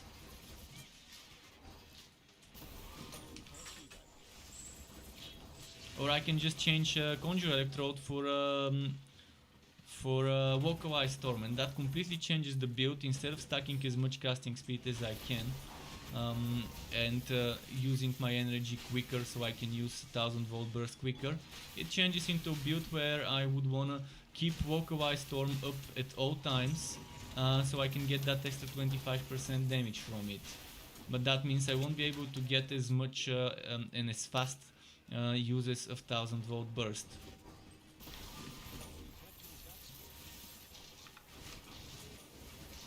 So yeah, the build diversity in this game is definitely one of the best things in it right now, even though there's a huge whack of endgame activities to do.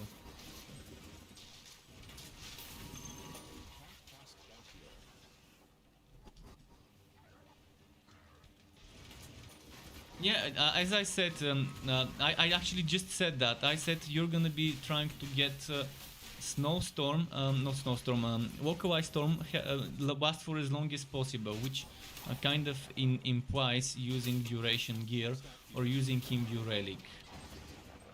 And as I said earlier, this 100% Duration Gear shouldn't actually be doable.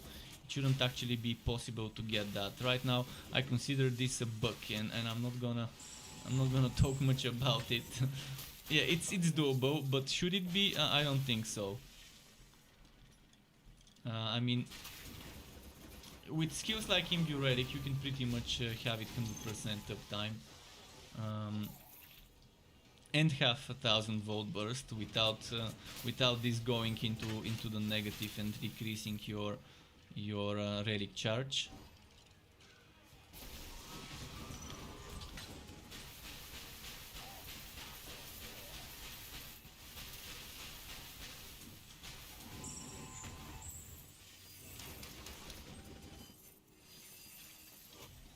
Right, let's see what boss we got.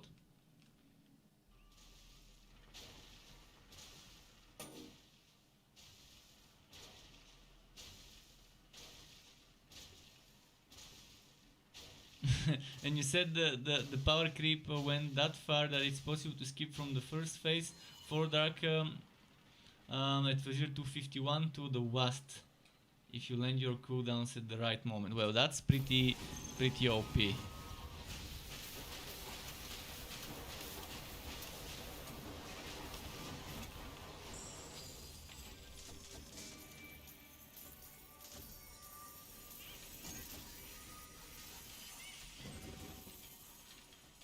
Right now with this power creep, absolutely every single build can be strong. Because yeah, it's a matter of just gear. Before it was still just a matter of gear. And with the right gear before you still could be able to complete it. Just again, as I said, some builds do it faster, some builds do it slower. It's kind of how it is. Is Sky sleeping? He's sleeping again.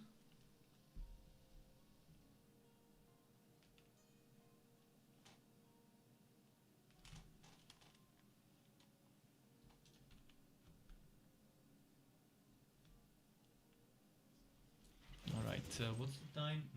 9:04. 9:04. Less than an hour and a half, but yeah. Around an hour and a half kind of left. Actually, let's get that essence here. Ace Million says, can I please see the leveled up electrode skills? Yeah, sure thing. Keep in mind that they are still work in progress, they are not complete. I've got this at level 6, this at level 10, this 5, this 5. And ideally I'm gonna experiment with this at level 10. And then also I'm gonna, if I have some points later, put this at level 5. I don't have much points left. I have 9. No, 10. 10 more points are coming. Or wait, actually it should be 9. 9 more points. So let's say 9 more points. And I need to put 2 points here. And I'm probably gonna take 2 points away from this or put 1 more point into this. And I also need to level up Cyclone mode. I can experiment without leveling Cyclone mode, but I wouldn't remove the points from this. I wouldn't remove the points from this. It's actually 1 point. And I wouldn't remove the points from this one. And I definitely wouldn't remove the points from this, or this. So here I'm getting tier 2.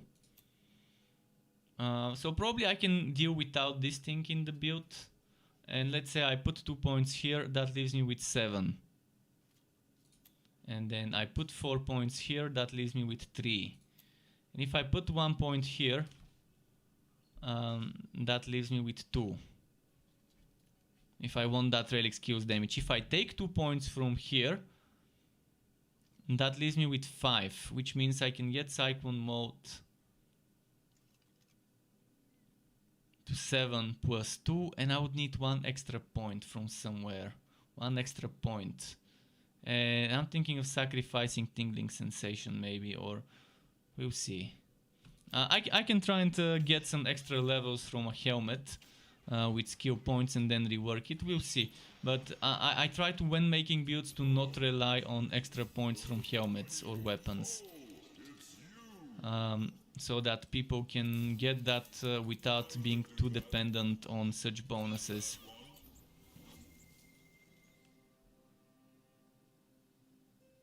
But yeah, Conjure Electrode and 1000 volt burst for the casting speed. Casting speed increases the rate of using channeling things like what's its name, pressure shot. So you can see pressure shot is just it's just so quick with casting speed. And keep in mind, casting speed caps at 60%. So you would either want to go 50% from this, or 2 times 25 from this for 50%, or you would want to stack this one with one of those for 50 plus 25, which kind of overcaps you, but at least it still gives you extra 10% more than the 50. So there's 2 ways. Go for 75 and use 60 of it, or go for 50 and save your other casting speed for later when the 50 is over. Also you would want the Liu General. The Liu General can give you another 25% casting speed. It also gives you damage reduction, and it also gives you damage for that duration of 8 seconds. Which means if you're using the Liu General, it's really crucial to have good generation of the energy. And I love Imbue Relic. And which means if I'm gonna be using Imbue Relic, I would wanna use Frost Woe and either the mace or the sword, so I can get lower cooldown on Imbue Relic. So it's like one thing synergizes with another thing, which synergizes with a third thing, which synergizes with a fourth thing, which synergizes with a fifth thing. I'm like chain synergizing some of the things with those builds. This is kind of like my Disc Mage Electrode builds from the last 2 days I uploaded. I'm kind of using the same formula there. The way I'm synergizing things is kind of the same.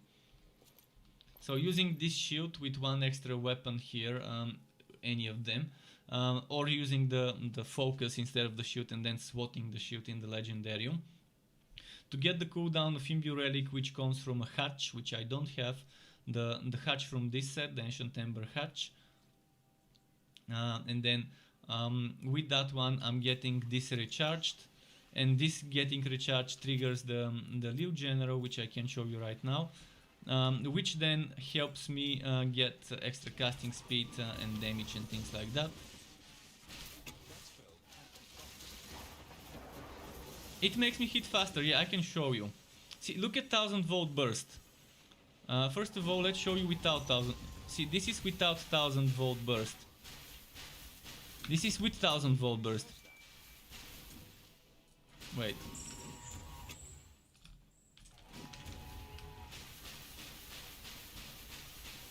See how much quicker it is.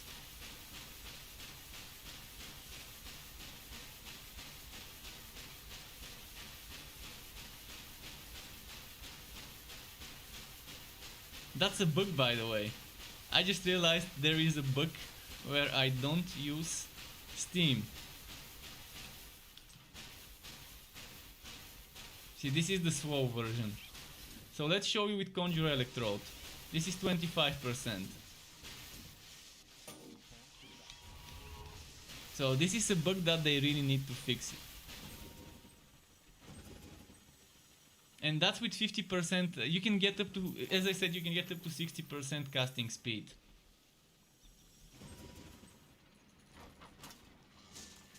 But yeah, I just found that bug thanks to you telling me, asking me this question. This made me test it with holding shift, and now I figured out that bug.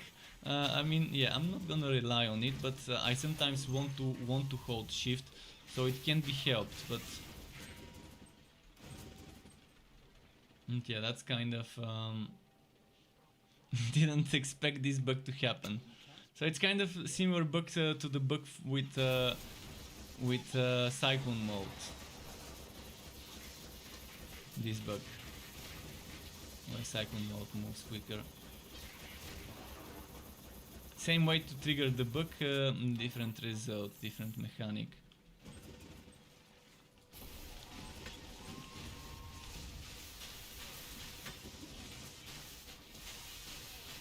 But yeah, I hold shift because I wanna aim without making my forged go in the direction, even if there's no enemy there.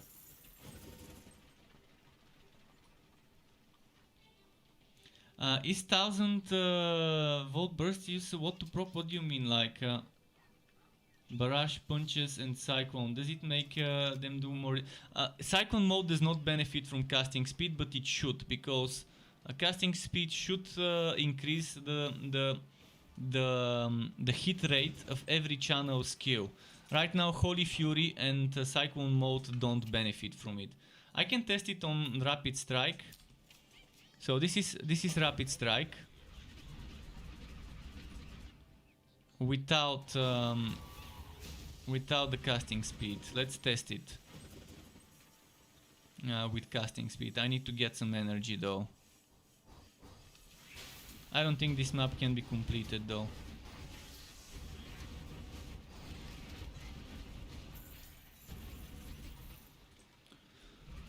So this is how fast it is without. This is with. Oh yeah, I think it's faster. Dude, you can barely see the punches. This was with maxed out casting speed. You could barely see the punches. So Cyclone mode right now doesn't benefit from it. And Holy Fury on the Dusk Mage also doesn't benefit from the casting speed. Apparently.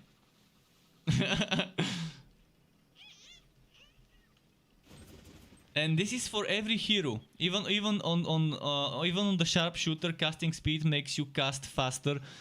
Things like onslaught, targeted strikes, tight grouping, explosive arrow, wings, scatter shot. I mean, not wingspan, scatter shot. So all those skills that you can just hold the button, it would keep continuously shooting, are channeled skills, which means they benefit from the casting speed. If you have the Flaming Destroyer, that's not a bad relic. It's actually a very good relic for damage. It's just a different type of damage. No casting speed there. And yeah, this map can be completed, so I'm gonna have to exit.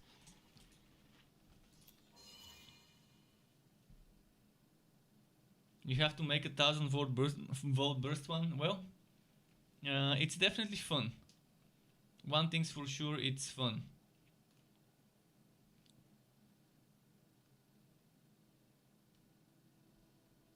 And as Zura earlier said that, do you know you can get? Yeah, I know you can get six skill points from gear. Six levels to dark skills, 6 levels to light skills, 6 levels to barrage, 6 levels to etc. I know this is another thing that shouldn't have been happening. See, this +1 level and the other +1 level goes up to 2.8 twice, or 2.9 or whatever it was.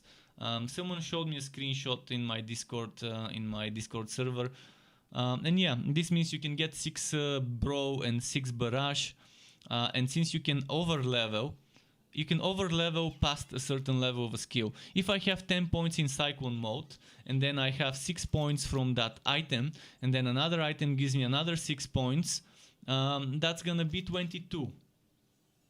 It's gonna be bonus levels 12, and that's gonna increase the damage of the skill. That's again another thing that became broken with the update, with the power creep. I mean, as I said, they broke almost everything in the game with this power creep. And if there was a competition of how to break the game, this power creep won it. It's the winner. There is no better way to break it. Was I doing this or this? I don't know which one I was doing.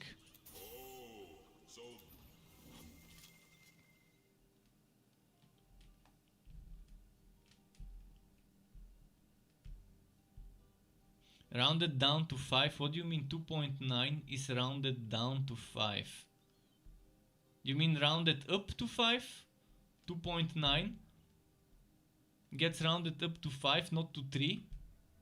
I thought it got rounded up to 3 and then you get 3 plus 3.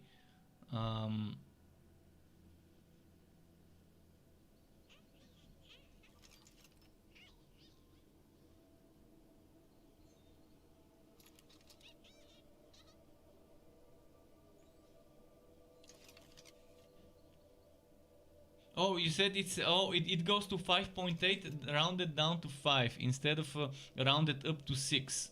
Yeah, that's weird. Okay, that's weird. The other person told me it gets rounded up to 6. So I guess I shouldn't trust everything I hear. I'm never gonna reach Fazir 251 ever, until they change it to a way that motivates me. So I'm never gonna know those things myself unless someone else tells me about them. Right now, I don't feel that there's a point to push past level 20, 30, 40 maybe, just so you can get...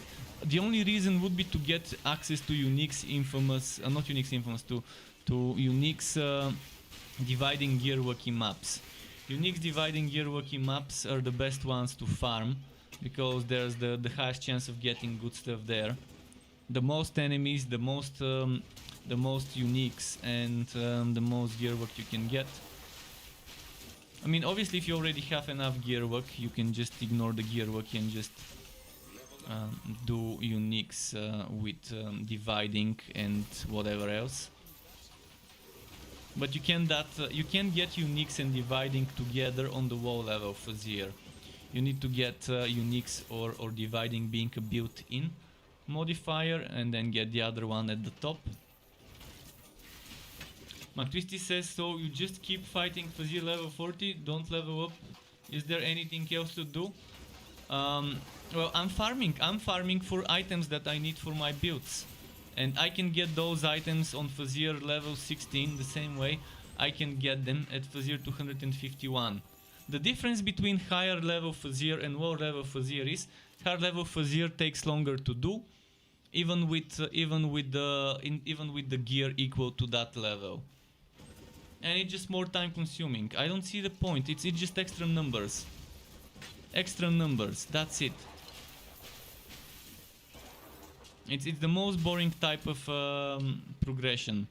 Just getting the enemy stronger and getting me stronger from items. You can do that much better than doing... I already said it to them, I'm not gonna repeat it again.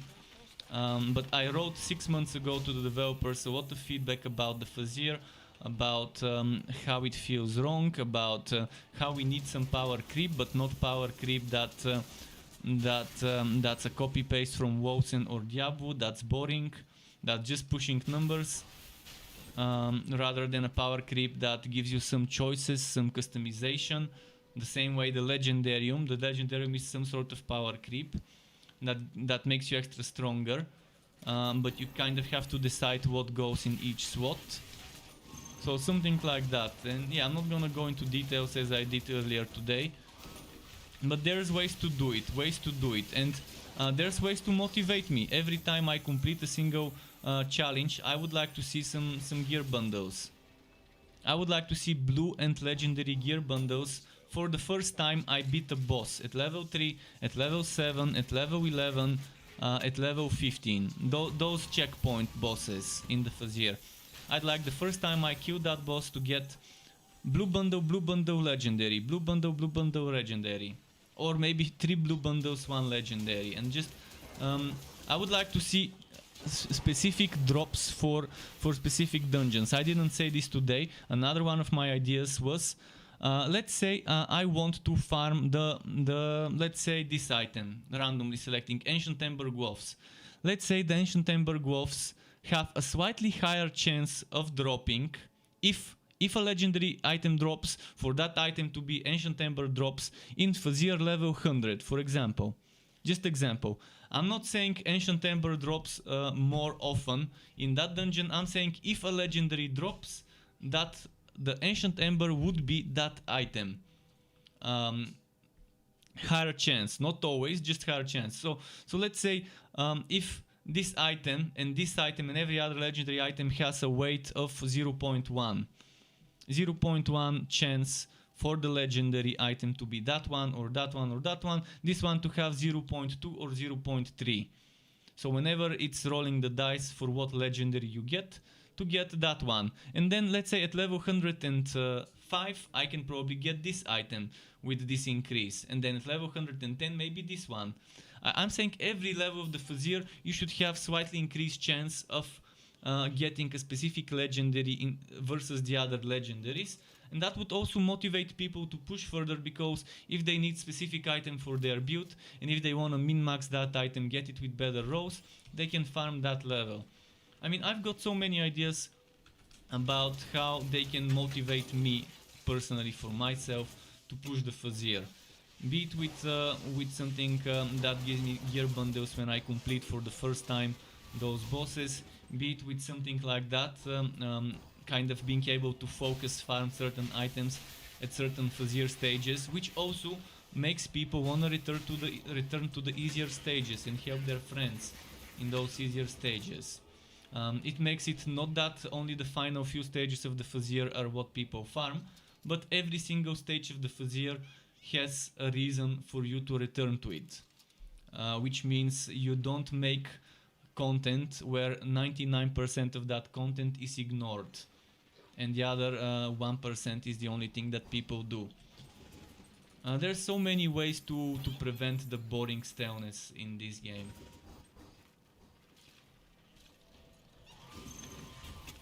Having skill deactivated every 3 minutes should be 3 seconds, or 10 seconds, or 20 seconds, or 15 seconds. This is how it needs to be. Not every 3 minutes. If you change it every 3 or 10 or 5 or 15, something that's no more than 20 seconds, you're gonna see much more flexibility to the person playing. You're not gonna just stop and rebind your skill for the next 3 minutes. So let's say, for example, now this gets disabled. I can just bind this to this button and just not use poison dart and not get affected much for 3 minutes. But if it's 10-20 seconds, no one would wanna bother wasting time rebinding skills. They would just wait it out. And you can get some very fun throw moments. Let's say you're fighting a boss and you're just about to heal, and then the boss kind of hits you and you die because the healing skill gets silenced right at that moment before you get healed. This is definitely gonna be much more fun of a challenge. Angered Ancestors, as I said many times, is another thing that really needs to change. And the best way to do it is to maybe spawn some skeletons. Instead of a skeleton that constantly follows you around that's immortal, every 20-30 seconds ambush you with like 10 or 15 skeletons or something behind you. And to balance it, don't give us XP and don't give us wood from those skeletons. Just make us have to kill them. Make it dangerous, make some of those skeletons be ranged. That's gonna be much more fun, Angered Ancestors, instead of the one we get right now. But again, as I said, I'm not a game designer. I don't design such things. I can just give basic ideas, which a game designer can maybe then improve and make them miles better than they are. But I mean, I can at least give some ideas for what of the things that I think are wrong, that I think are boring. Well, without siege, I'm talking just basic skeletons, not siege. Just 10, 15, 20 skeletons that don't give you XP, don't give you wood. You just have to deal with them. So people won't abuse it and farm it for XP. But also people have to deal with it one way or another. And if you're fighting a lot of enemies and they spawn when you're not ready, I mean, yeah, that could end up in some pretty tough spots where you have to get yourself out of. But don't make them elites. Make them regular basic skelly men, so they're not that difficult to deal with. But they're also something that makes you kind of stop for a moment and deal with them.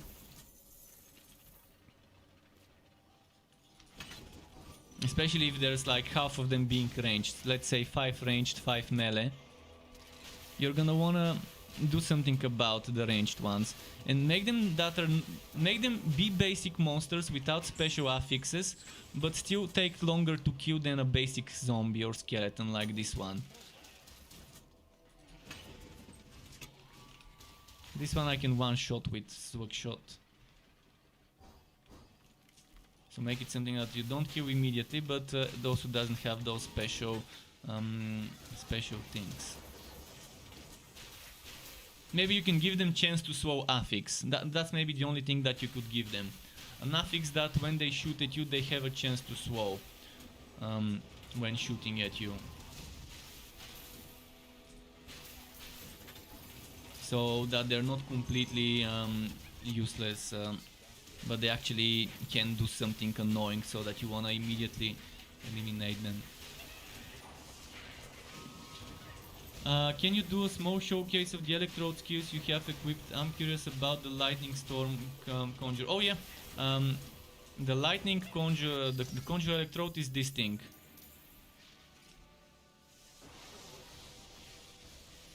This is conjure electrode, but I only use it for the casting speed, but it still does damage and it still does shock bolts, and you can synergize it with things like the arc power black armor that gives you extra damage to shock bolts, 25 or 50, and you can have an interesting build there. But what I like about it is the Conjure Electrode grants you 25% casting speed.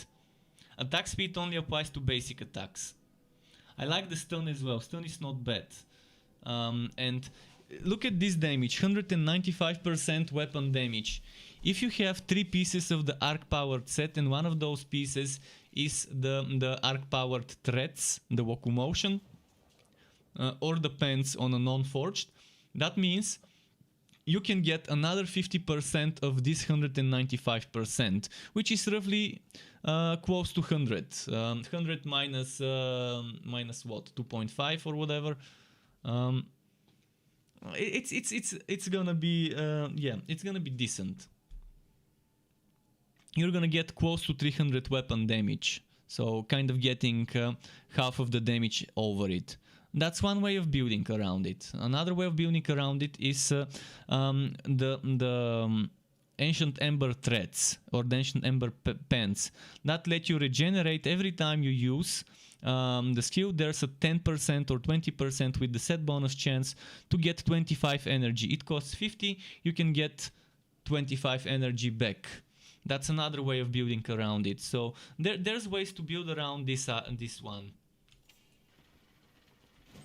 Yeah, cast speed is for skills, for spells, skills. Basic attacks on anything, the gun, the pistol, the sword, the mace, the greatsword, everything, Railhammer even, everything that does basic attack with the basic attack skill. Basically, let me stop here and come back to this later. First, you need to know that the basic attack in this game is a skill. The basic attack is a skill that does X weapon damage. And based on the weapon, this weapon damage is different. And the attack speed is different based on the weapon. The basic attack, the base attack speed. So that base attack speed is highest on a mace. But the mace only hits one target. The sword has good attack speed, but not as much as the mace, but it hits multiple targets. The mace does more damage, 150% weapon damage, where I think the sword is 100. The pistol is 90% weapon damage. And getting bonuses to basic attack damage, in theory, when it's fixed, right now it's broken, should give you extra damage.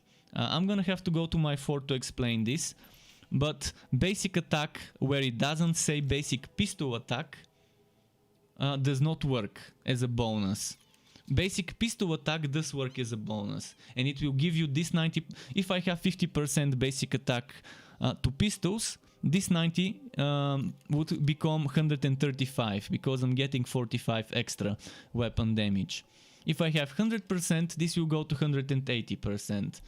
So that's what you get from those types of affixes. But as I said, they're broken, and see, this 71.7% bonus damage to basic attacks doesn't work. If it says basic attacks to pistol, it will work. If it says basic attacks to mace, etc., it will work for a mace. So you need to know this before you consider that. So the basic attack is just a skill, and that's what gets affected by attack speed. So once you know this, it's much easier to understand certain things in the game. It's still non-functional. Percent to overall damage to basic attacks is still not functional. And the Forged would be the best hero when they fix it. The Forged would be the best to make basic attack your Steam spender. Because of this mechanic. Steam increases movement speed and causes basic attacks to deal a 250% weapon damage, spending 20 Steam. Some skills can also spend Steam in other ways, which if I show you the pistol basic attack, basically makes it look like pressure shot. Look at this. This is the Steam. Now this is without the Steam. So this would be pretty fun. Every weapon has its own way. Melee weapons have like a conical AoE around them, in front of you, not around them, in front of you.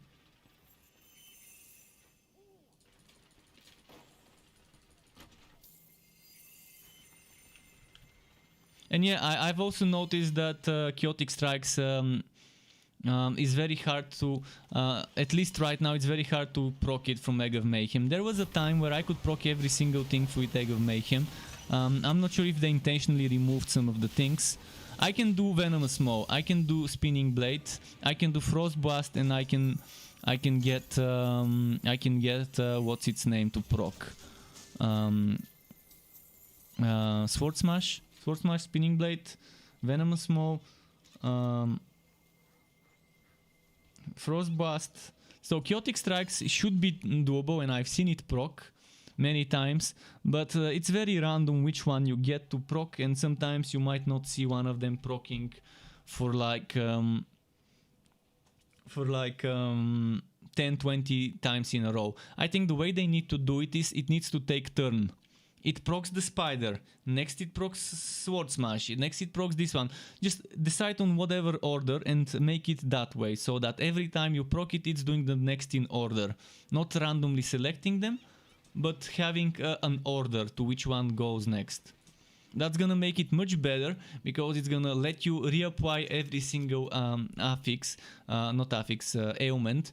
It's gonna let you, okay, I do the fire, then I do the bleeding, then I do the poison, and I apply all three of them. It's gonna be a little bit stronger, but not overpowered strong. And that would make it less random, yet still, you know, you're gonna have to wait for the one you need to come back into rotation.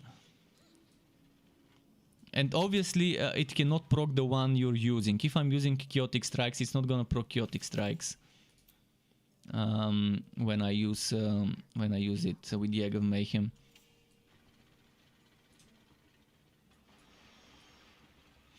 Thousand volt burst I'm gonna show you in a moment. I just needed to be here. I'm gonna show you what 1000 volt burst is.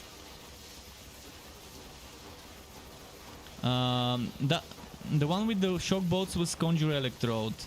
Let me just build that energy quickly. So see, this is Conjure Electrode. This.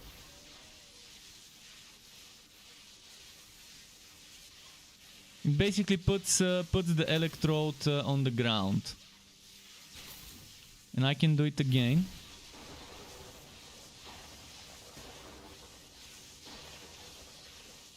And since those shock bolts don't count as procs, those are not proc shock bolts, that means they can proc this.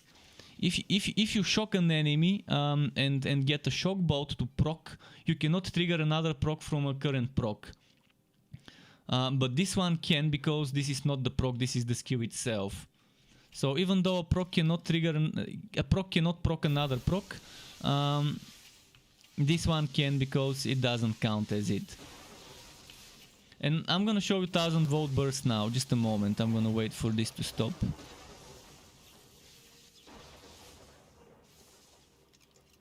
Damage over time can trigger procs though. As you saw, the poison I was applying was triggering the whitenings. So this is 1000 volt burst.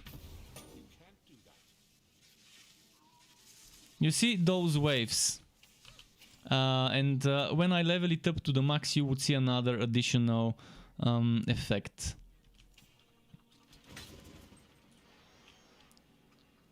But 1000 volt burst gives us it gives us a buff. Attack speed and casting speed 50% for 10 seconds, which for me is 20 seconds with the tier 2 bonus. It does a decent amount of damage as well. I mean, the Electrode in general is my favorite subclass, because there's it's very hard to make a bad Electrode build. No matter what way you decide to level up your Electrode, there's still some sort of build there for you to discover. Whether it's Vocalized Storm, whether it's Conjure Electrode, whether it's what's the name of the other one? Chaotic Strikes. Each of those is fine as a choice.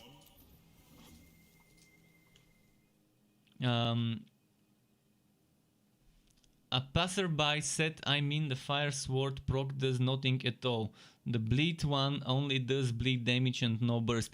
The fire sword proc can reapply burning.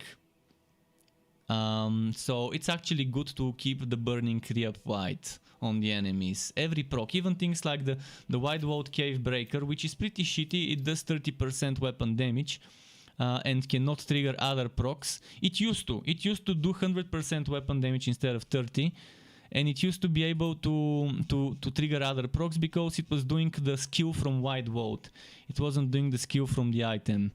So this one, 30% weapon damage in an area though. And this 30% weapon damage is not why people might want to use it. They might want to use it to reapply bleeding, reapply burning, reapply shock. Because even though it's a proc, it can still reapply ailments.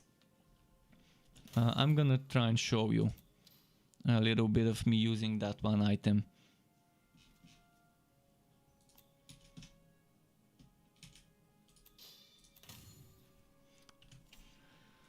So the same goes for the sword. The sword that falls from the sky, it doesn't do much damage.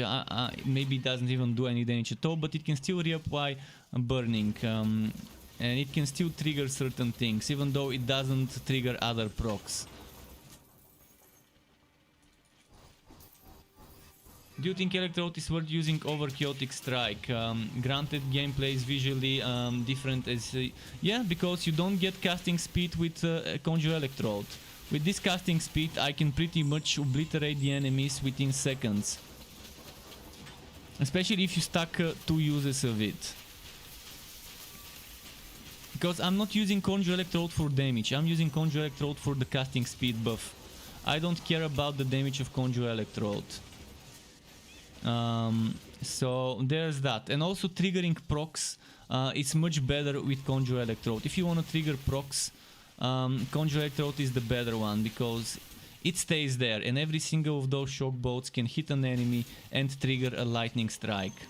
So if you want to use it for proccing things, it's better. If you want to use it for the casting speed buff, it's better because look at that. Look at my casting speed. Look at the casting speed now, without that buff.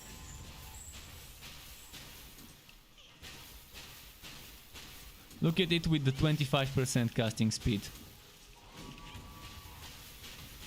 See, a little bit of a difference even though that's 25%. And this goes up to 60%. And you can stack multiple Conjure Electrodes for up to 50 or 75% casting speed.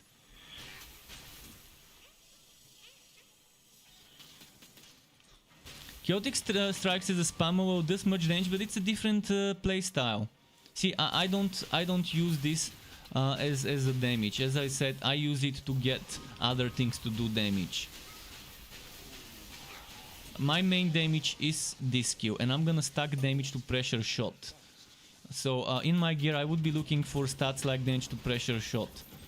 And the faster I do this, the quicker. I waste my steam, heat, which means I would be using Vortex Bomb more often, which is why I'm using this, so I don't have to generate all the heat and I can get 50 heat every time I use Vortex Bomb. So it's just a different type of build. As I said, it doesn't matter which way you go with Electrode, you just have to build around that skill you pick. Chaotic Strikes with Egg of Mayhem is amazing because you get a lot of extra DPS, you got a lot of extra procs and things. Someone might want to build around what's it called, around Siphon mode, and just use the Walkaway Storm and just keep spinning. That's another build. That's actually what I was planning on doing. I was planning on going Walkaway Storm and Pressure Shot with the spins, but focusing again on Pressure Shot. But then after seeing the casting speed benefiting Pressure Shots in such a good way, I was like, okay, let's change my plans. You're saying thank you, you're explaining it well. You've seen in one of my videos it was a storm cloud above the enemy shocking them. What skill is that? This would be Lightning Strike proccing, and also I think Walkaway Storm also can be proccing from the sky. Those are the two things that proc from the sky. Another thing is this, but this is a little bit of a different story. This one also comes from the sky, but you actually cast it in front of you. So the one from the sky, it just depends on the camera. If the camera is too zoomed out, you're gonna see the cloud. Right now, this one is still proccing, you just don't see the cloud whenever it procs. You just want to make the right decision on your relic choice before you get too far in. Well, Electrode and Flaming Destroyer are the two ones that that have both very good options, very good ways to build around them. Regardless of what you take, I think it doesn't matter as long as you build around it, as long as you synergize around it. A passerby says the Egg of Mayhem proc doesn't apply burn. Which Egg of Mayhem proc? I thought you were talking about the Summoning Smash tier 1 sword. Summoning Smash tier 1 sword. Are you talking about the Egg of Mayhem sword smash? Proc being broken. If it doesn't do damage and if it doesn't apply burn, then it's definitely broken. Because it should every single thing from the Egg of Mayhem should do damage equal to level 1 of the skill on the other relic. So if I have Chaotic Strikes and it triggers Venomous Maw, it should do Venomous Maw level 1 damage, I think. I don't think it triggers the leveled up version. So every single one of those should trigger something that does damage. If it's broken, just report it. If it's already reported, upvote it. There's no other thing I can advise about. And the passerby says you can kinda keep up the casting speed from 1000 with Chaotic Strikes though. You kind of can, sure. You can. But that's 50%, and if you want that extra 10% for 60%, it's different. And you can get extra damage and casting speed from this. And you can also get, with both this and the other one, you can get the... what's its name? The Liu General. And also this doesn't require me to be close to the enemy. Chaotic Strikes requires me to be pretty close to the enemy to make sure it actually gets hit with as many of the lightning hits as possible. If I'm here, I'm gonna hit it probably with 1 or 2 if the enemy is there. If I'm here and the enemy is there, it's probably gonna get hit with the final one.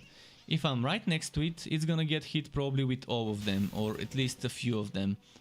So with the Conjure Electrode, I don't need to be up close. I can stay a little bit further from the enemies. And keep my distance a bit more.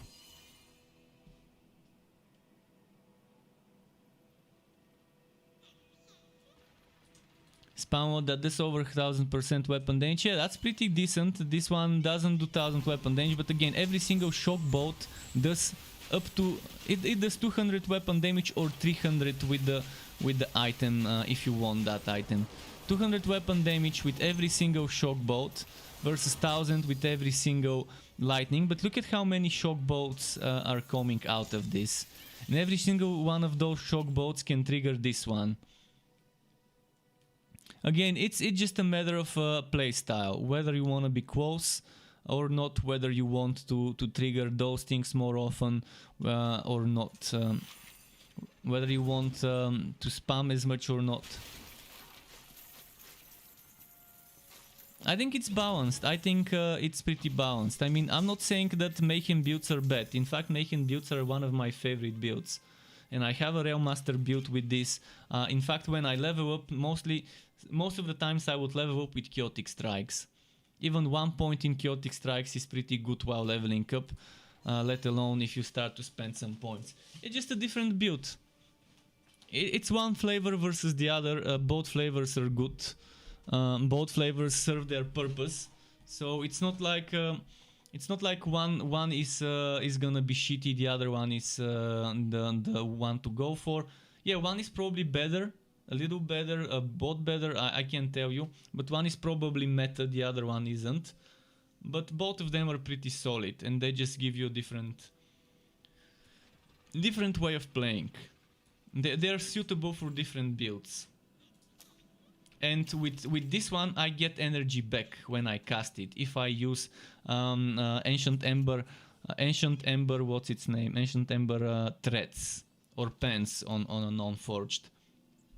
Meaning every time I cast 50 energy, I have a chance to get 25 energy back. You can't do that with this. But with this one, you don't have Egg of Mayhem. But with this, you have Egg of Mayhem. So it's kind of, you have to decide which route you go when building. I mean, as I said, which one you like more on Forged? As in fun, you mean? For fun, I like Electrode is my favorite relic on every class.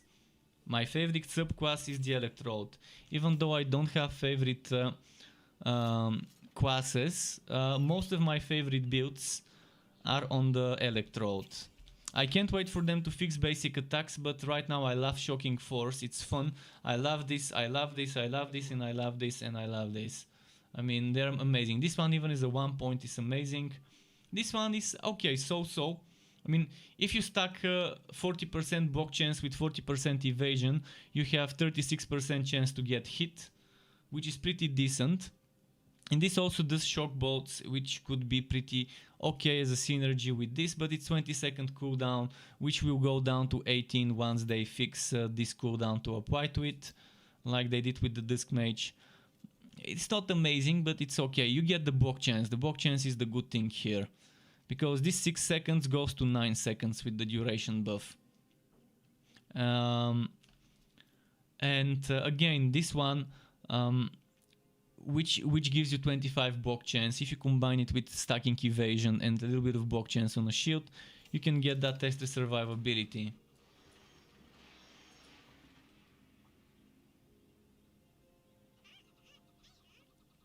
So I think I finally caught up with the chat. If I missed a message, feel free to write it again. Sorry if I did. I scrolled up. I tried to catch every single message in the chat. I'm trying to kind of get used to all of that. Another gauntlet map. Let's do it. What's my level? 52.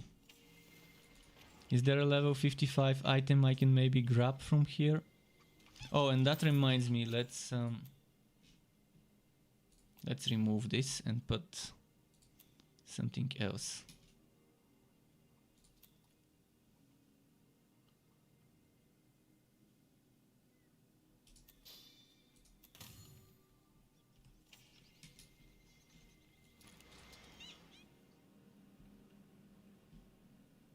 I forgot to check for items. Well, after that map, I'm gonna drink a water as well.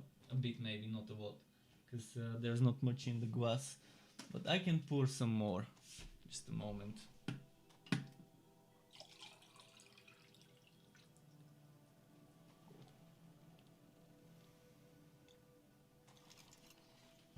Gotta hydrate. Okay. So, just a moment.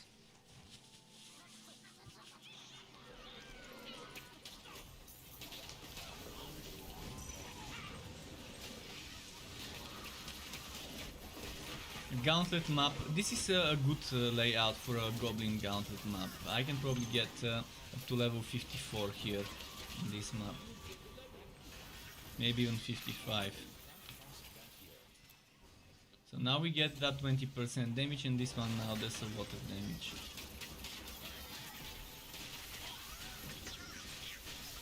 But you see, the good thing about Conjure Electrode is I'm wasting more energy with a single cast.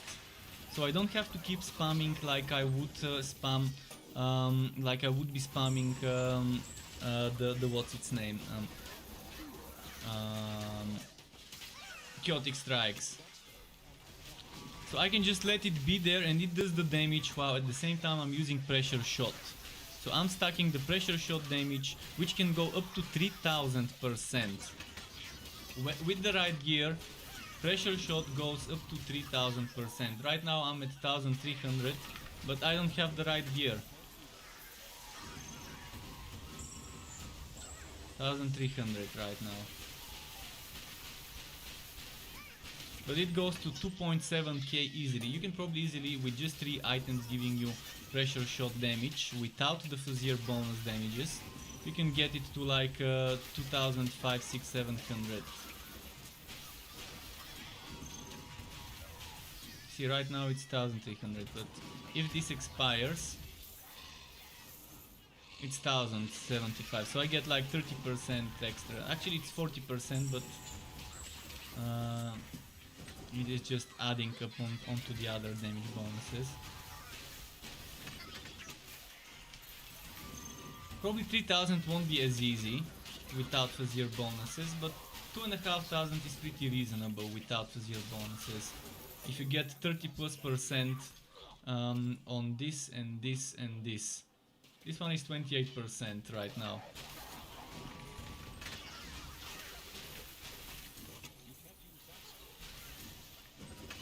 I need to check my pressure shooter build. In my pressure shooter build, I think I did the calculation of how many percent weapon damage I get.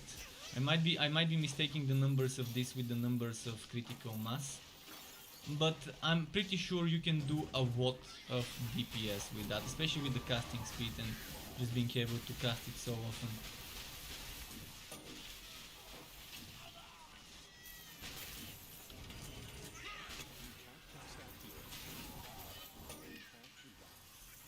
%, yeah, but I'm not gonna count on 75% from 118% challenge bonus, cause that's just OP. I'm not gonna rely on this. I'm gonna count it with the 33-34% without a single extra bonus damage from the Fuzzier.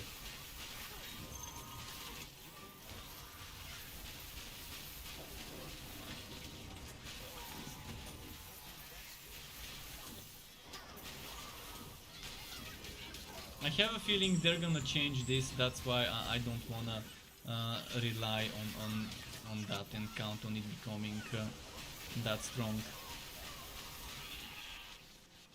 I try to make the builds without the Fuzzier bonus in mind, and then people can try and farm versions of those items with the Fuzzier bonus, which obviously makes them stronger. So even if it remains, I would give the people the base, the skeleton, the things they wanna do, and stack, and then after that obviously extra percent of that stat or this stat is a bonus. But it's definitely gonna be super strong if you can get 3 times 75. 3 times 75, that's what, 225%.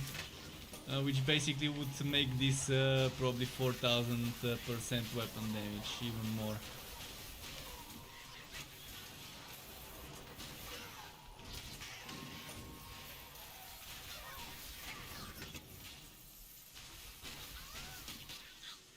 Which with enough watt damage is gonna be just millions of damage, one-shotting stuff.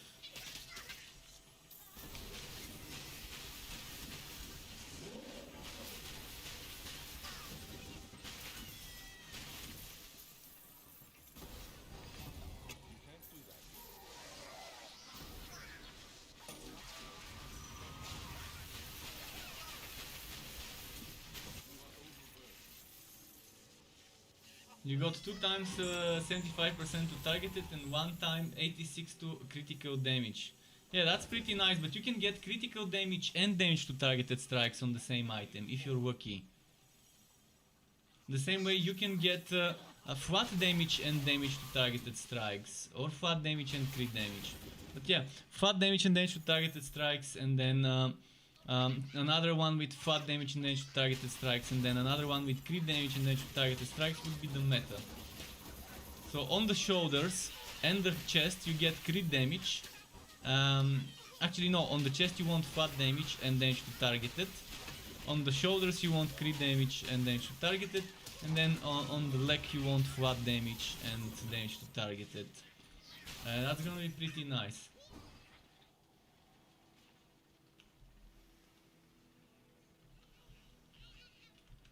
%70 Void of Shasta? What do you mean 70% Void of Shasta?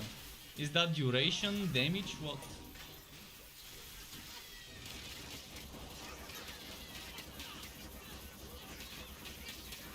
%74% Void of Shasta, I'm not sure what that... Ah, damage, okay, so you're using Shasta for damage, not for a meat shield. Interesting.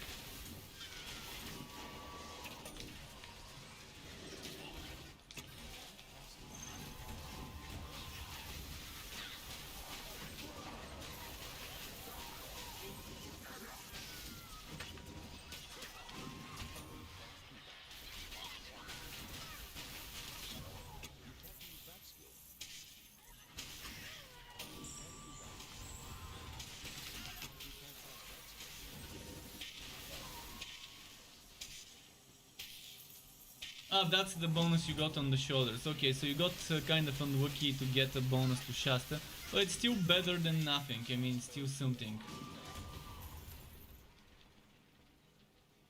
Exactly, everyone uses Shasta for the 50% damage buff. It's what's so great about that skill.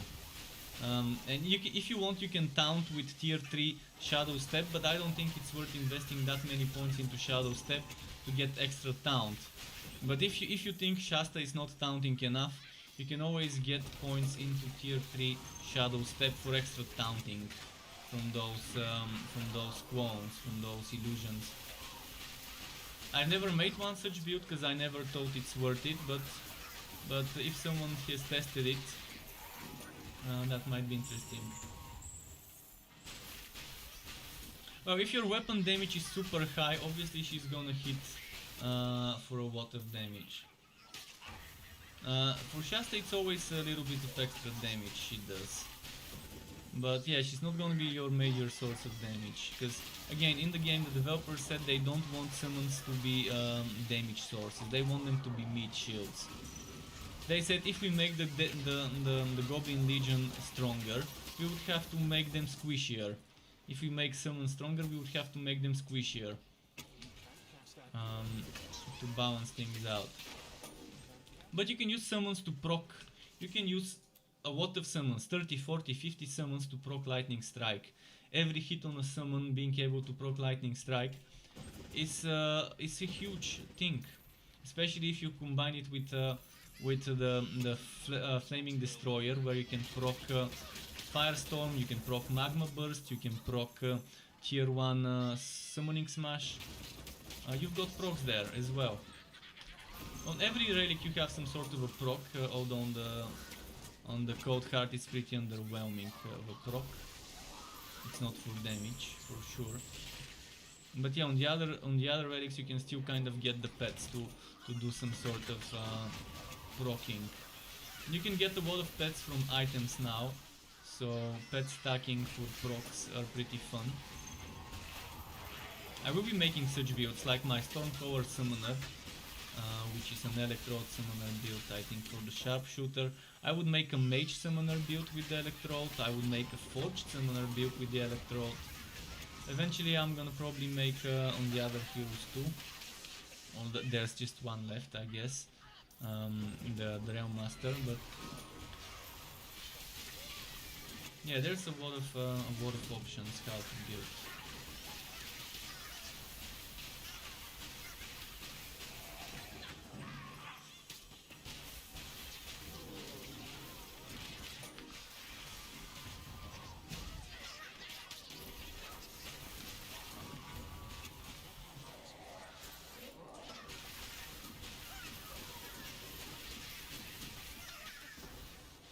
And see what I'm doing, I'm clearing the enemies here while my Electrode is clearing the enemies down there. Although those here are cleared, so down there the enemies got kind of... they didn't get completely cleared out, but some of them did die while I was fighting the other ones.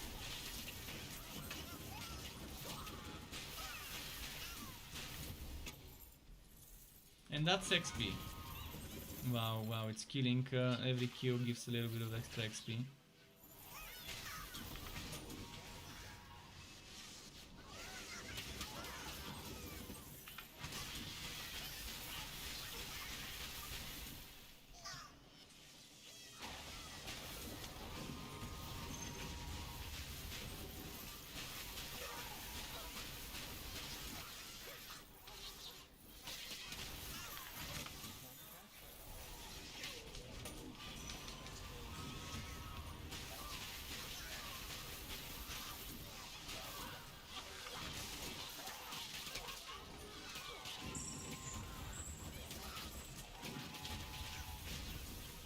Let's see what's here. There's probably some spawns already.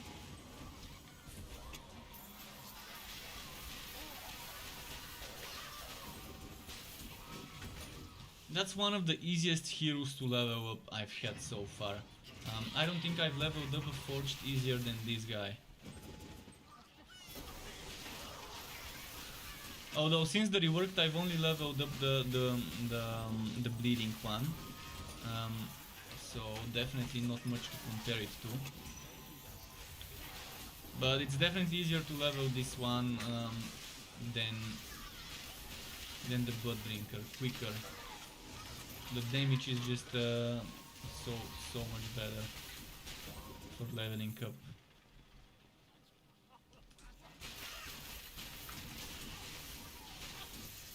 Before the rework I've leveled every other one, but after the rework I haven't. The ones on the test realm were basically leveled up for me from the cheat NPC.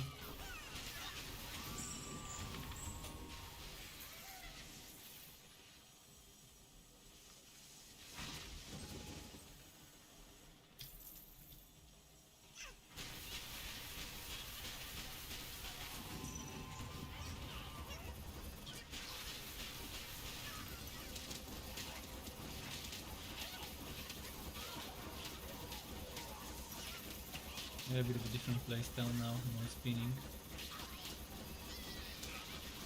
Oh, and I can use Conjure Electrode. I can use Conjure Electrode while spinning. Another reason why you might wanna use Conjure Electrode. You don't have to stop spinning to use it. Unlike Chaotic Strikes, which you have to use by stopping the spin. You can't use Chaotic Strikes while spinning. So this, I just realized it. I didn't know. I realized it, and that's a huge bonus. If you wanna go spin to win and stack damage to Cyclone mode, obviously you would wanna probably go the Conjure Electrode way. I just hope they fix the spinning benefit from casting speed soon.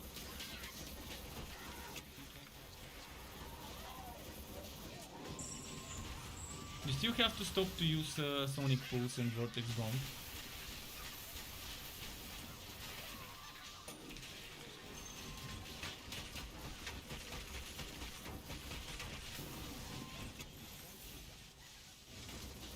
Okay, now I'm going this route. Maxing this one out. And yeah, min-maxing definitely is frustrating, especially when we don't have a Diablo 3 style rerolling affixes system.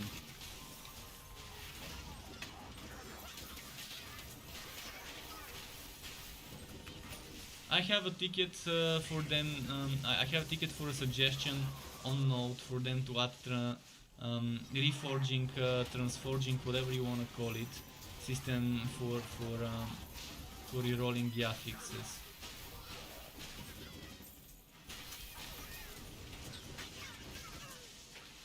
You kind of want to use your Conjure Electrode on your disc match, but still don't get the mana regen boots.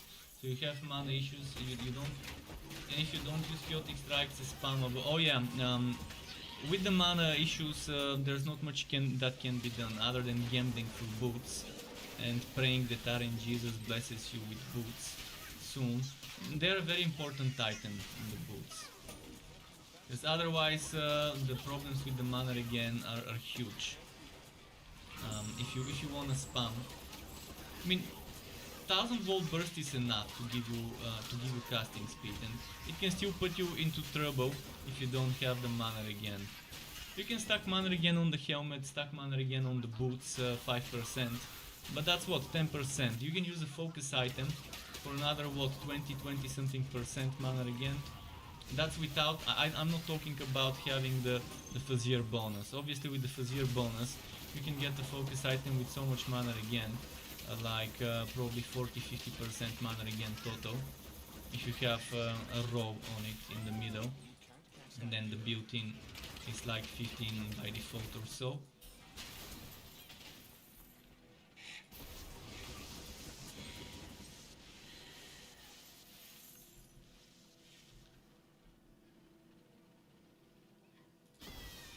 Should I go for level 55 in this map before I exit? Because it's very good XP. You can see I'm leveling pretty quickly in this map because of all the enemies. Yeah, there's no champions, obviously, but there's a lot of regular enemies to level up on.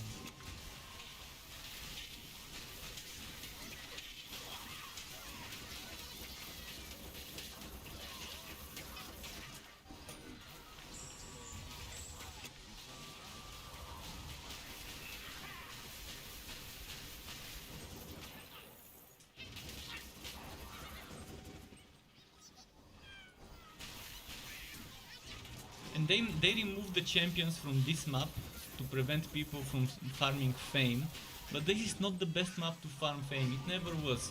Unique's Infamous is a map that can give you like 30 plus at the right map. You can get 30 plus contract levels from a single unique Infamous map. But people would stay here endlessly and keep farming fame in such maps. That's why they removed the champions. I think they should have kept the champions, just made the map give you no fame. Zero fame from enemies. The same way they've made it for the enemies to not drop items. They could just make it spawn champions for XP. But make those not drop fame when you kill them in a gauntlet map.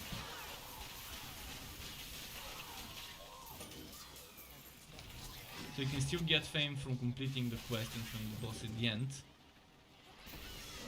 from that chest at the quest completion, but not from the enemies. But it's fine, even without champions in this map, with just rush mobs. The XP is pretty decent.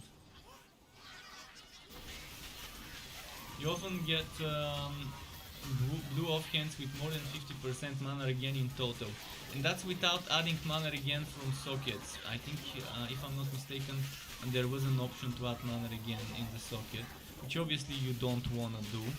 If you have 50%, definitely that's kind of an overkill. But yeah, that's Fazir that's high level Fazir stuff. New player won't have that much. So when I make the builds, I try to make them work well with zero bonus to Fazir, instead of relying on that bonus and having, hey, you want that, but yeah, you need to reach the max level of Fazir to get this. Definitely not gonna be the best way to do that way in my builds, to tell people to get level 251 Fazir gear. It's a good starting point to have the boots, the mana infused boots.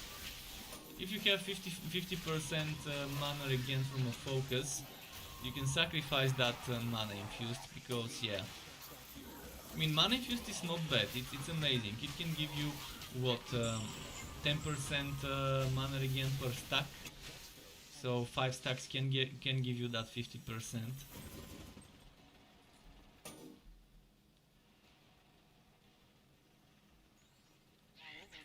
Yeah, I also feel that on a disc mage using a shield is amazing. But again, in the high Fazir bonuses, in the high Fazir levels, you get so much defense from armors and stuff right now with the power creep. You get over 100, 150, maybe 200,000 defense without even needing to use a shield. If you have enough items with sockets and wife bound. Blue is actually the meta right now for Fazir farming at the end.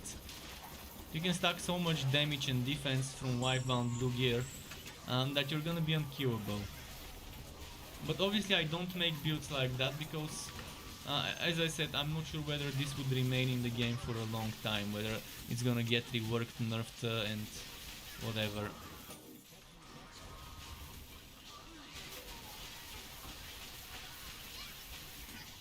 Because honestly it broke a lot of stuff when it got added, made a lot of stuff kind of pointless. Yeah, I like using shields in every build. I like using shields, especially if I use a frost wall. Frost wall is just the best right now for some builds. The only reason when I may not want to use frost wall is if I don't have imbue relic. but in most builds I would rather have Imbue Relic and Frost Wall, and maybe a bonus on Frost Wall from a mace or a sword. But you can use the focus, the Liu General equipped with a weapon and put Frost Wall in the Legendarium, and that still works. It's pretty solid.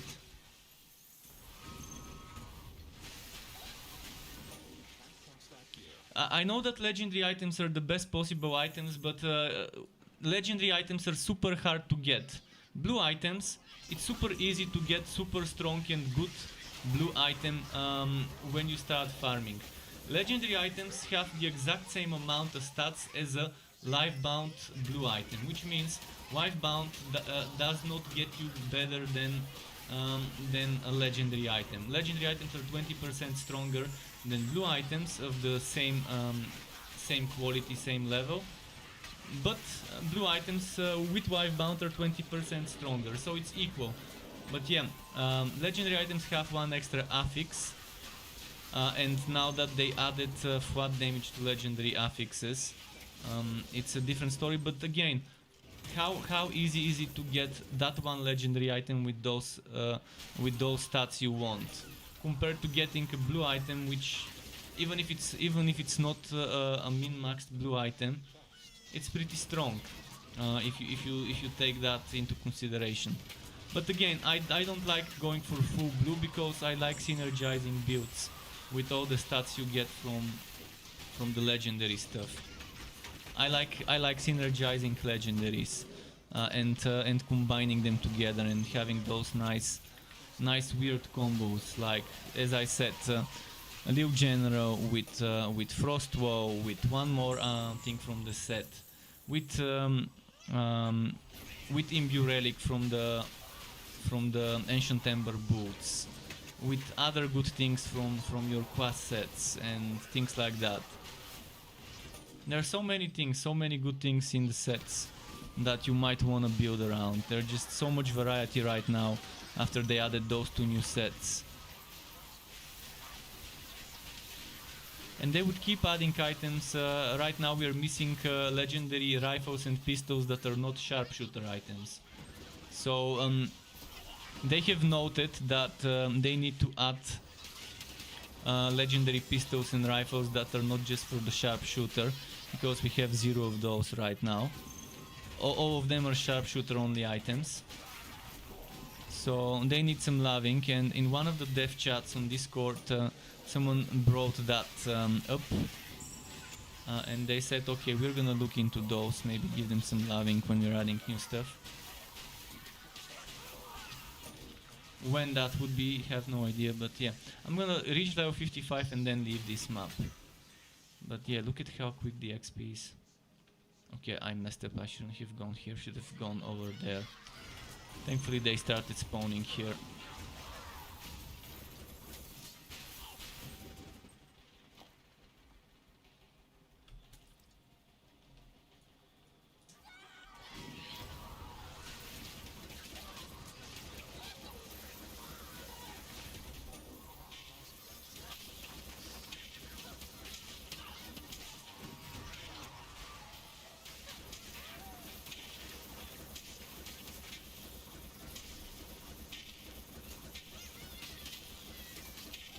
Okay, there we go.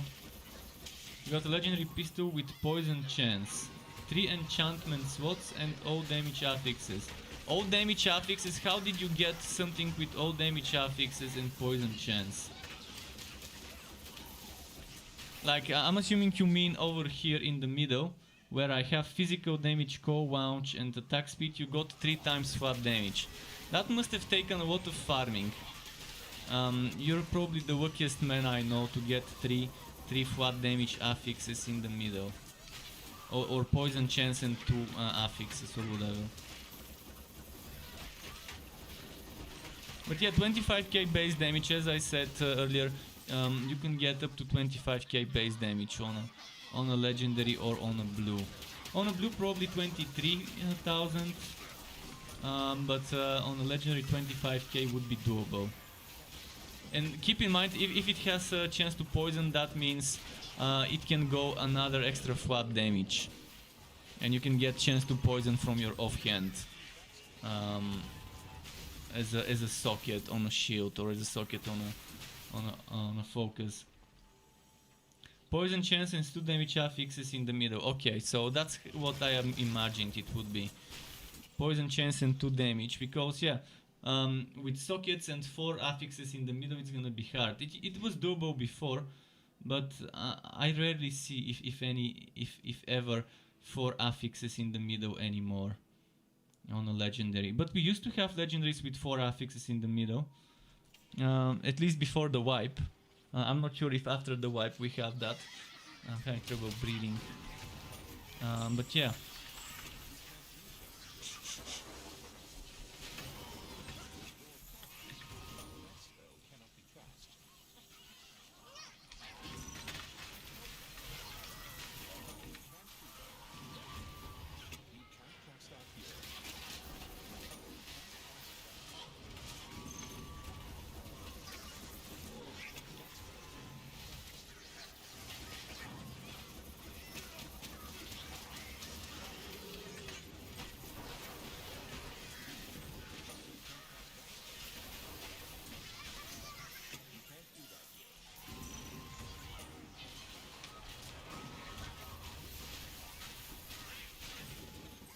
Okay, how much more?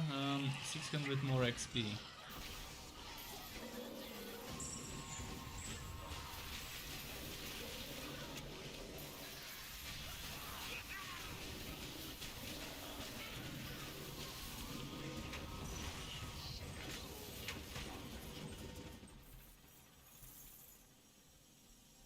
Now, where are the spawns? It works nicely with 40% increased poison damage affixes on your gear. Yeah, that's the good thing is they're additive. Chance to poison 4x poison damage. The X% chance is additive.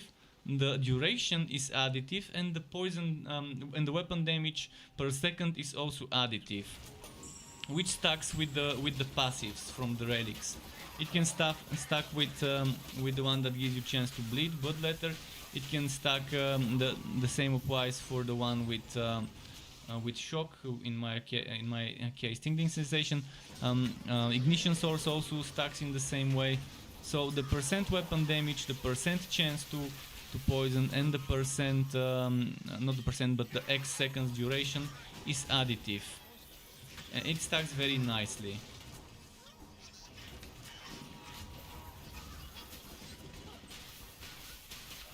So if you wanna go for damage over time build, you might wanna stack X% chance to poison for X seconds for X weapon damage per second or something like that.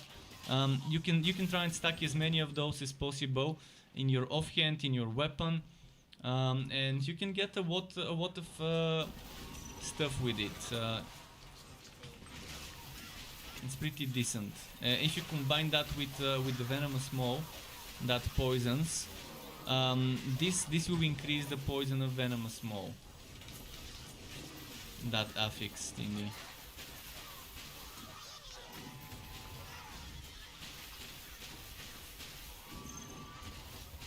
You'd also be able to poison without venomous maw if you have it, so you wouldn't need to focus on it.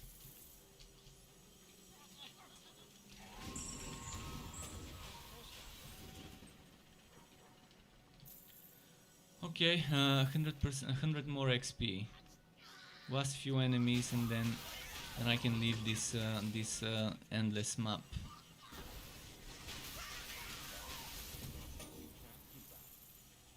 And I'm getting close to the end of my stream. It's 10:23, so soon I need to go feed Sky. He's sleeping behind me, and I will need to give him medicine.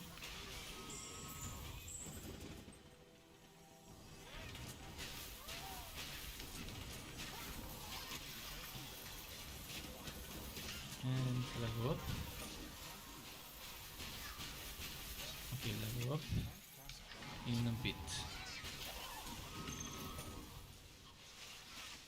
There we go, level up.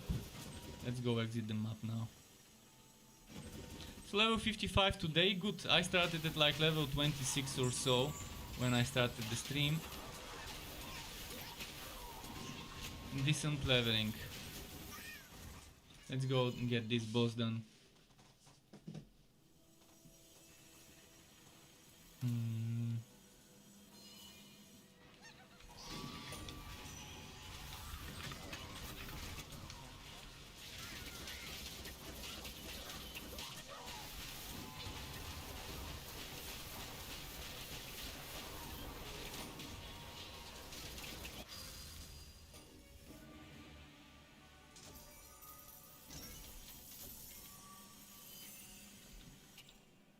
What's this?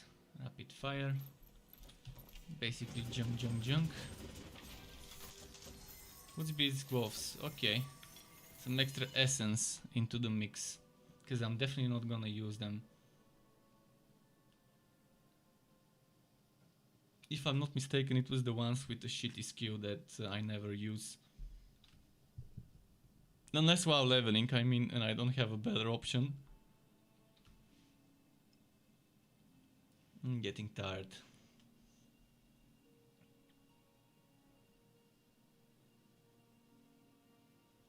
By the way, this camera probably needs to be like this. Maybe like this.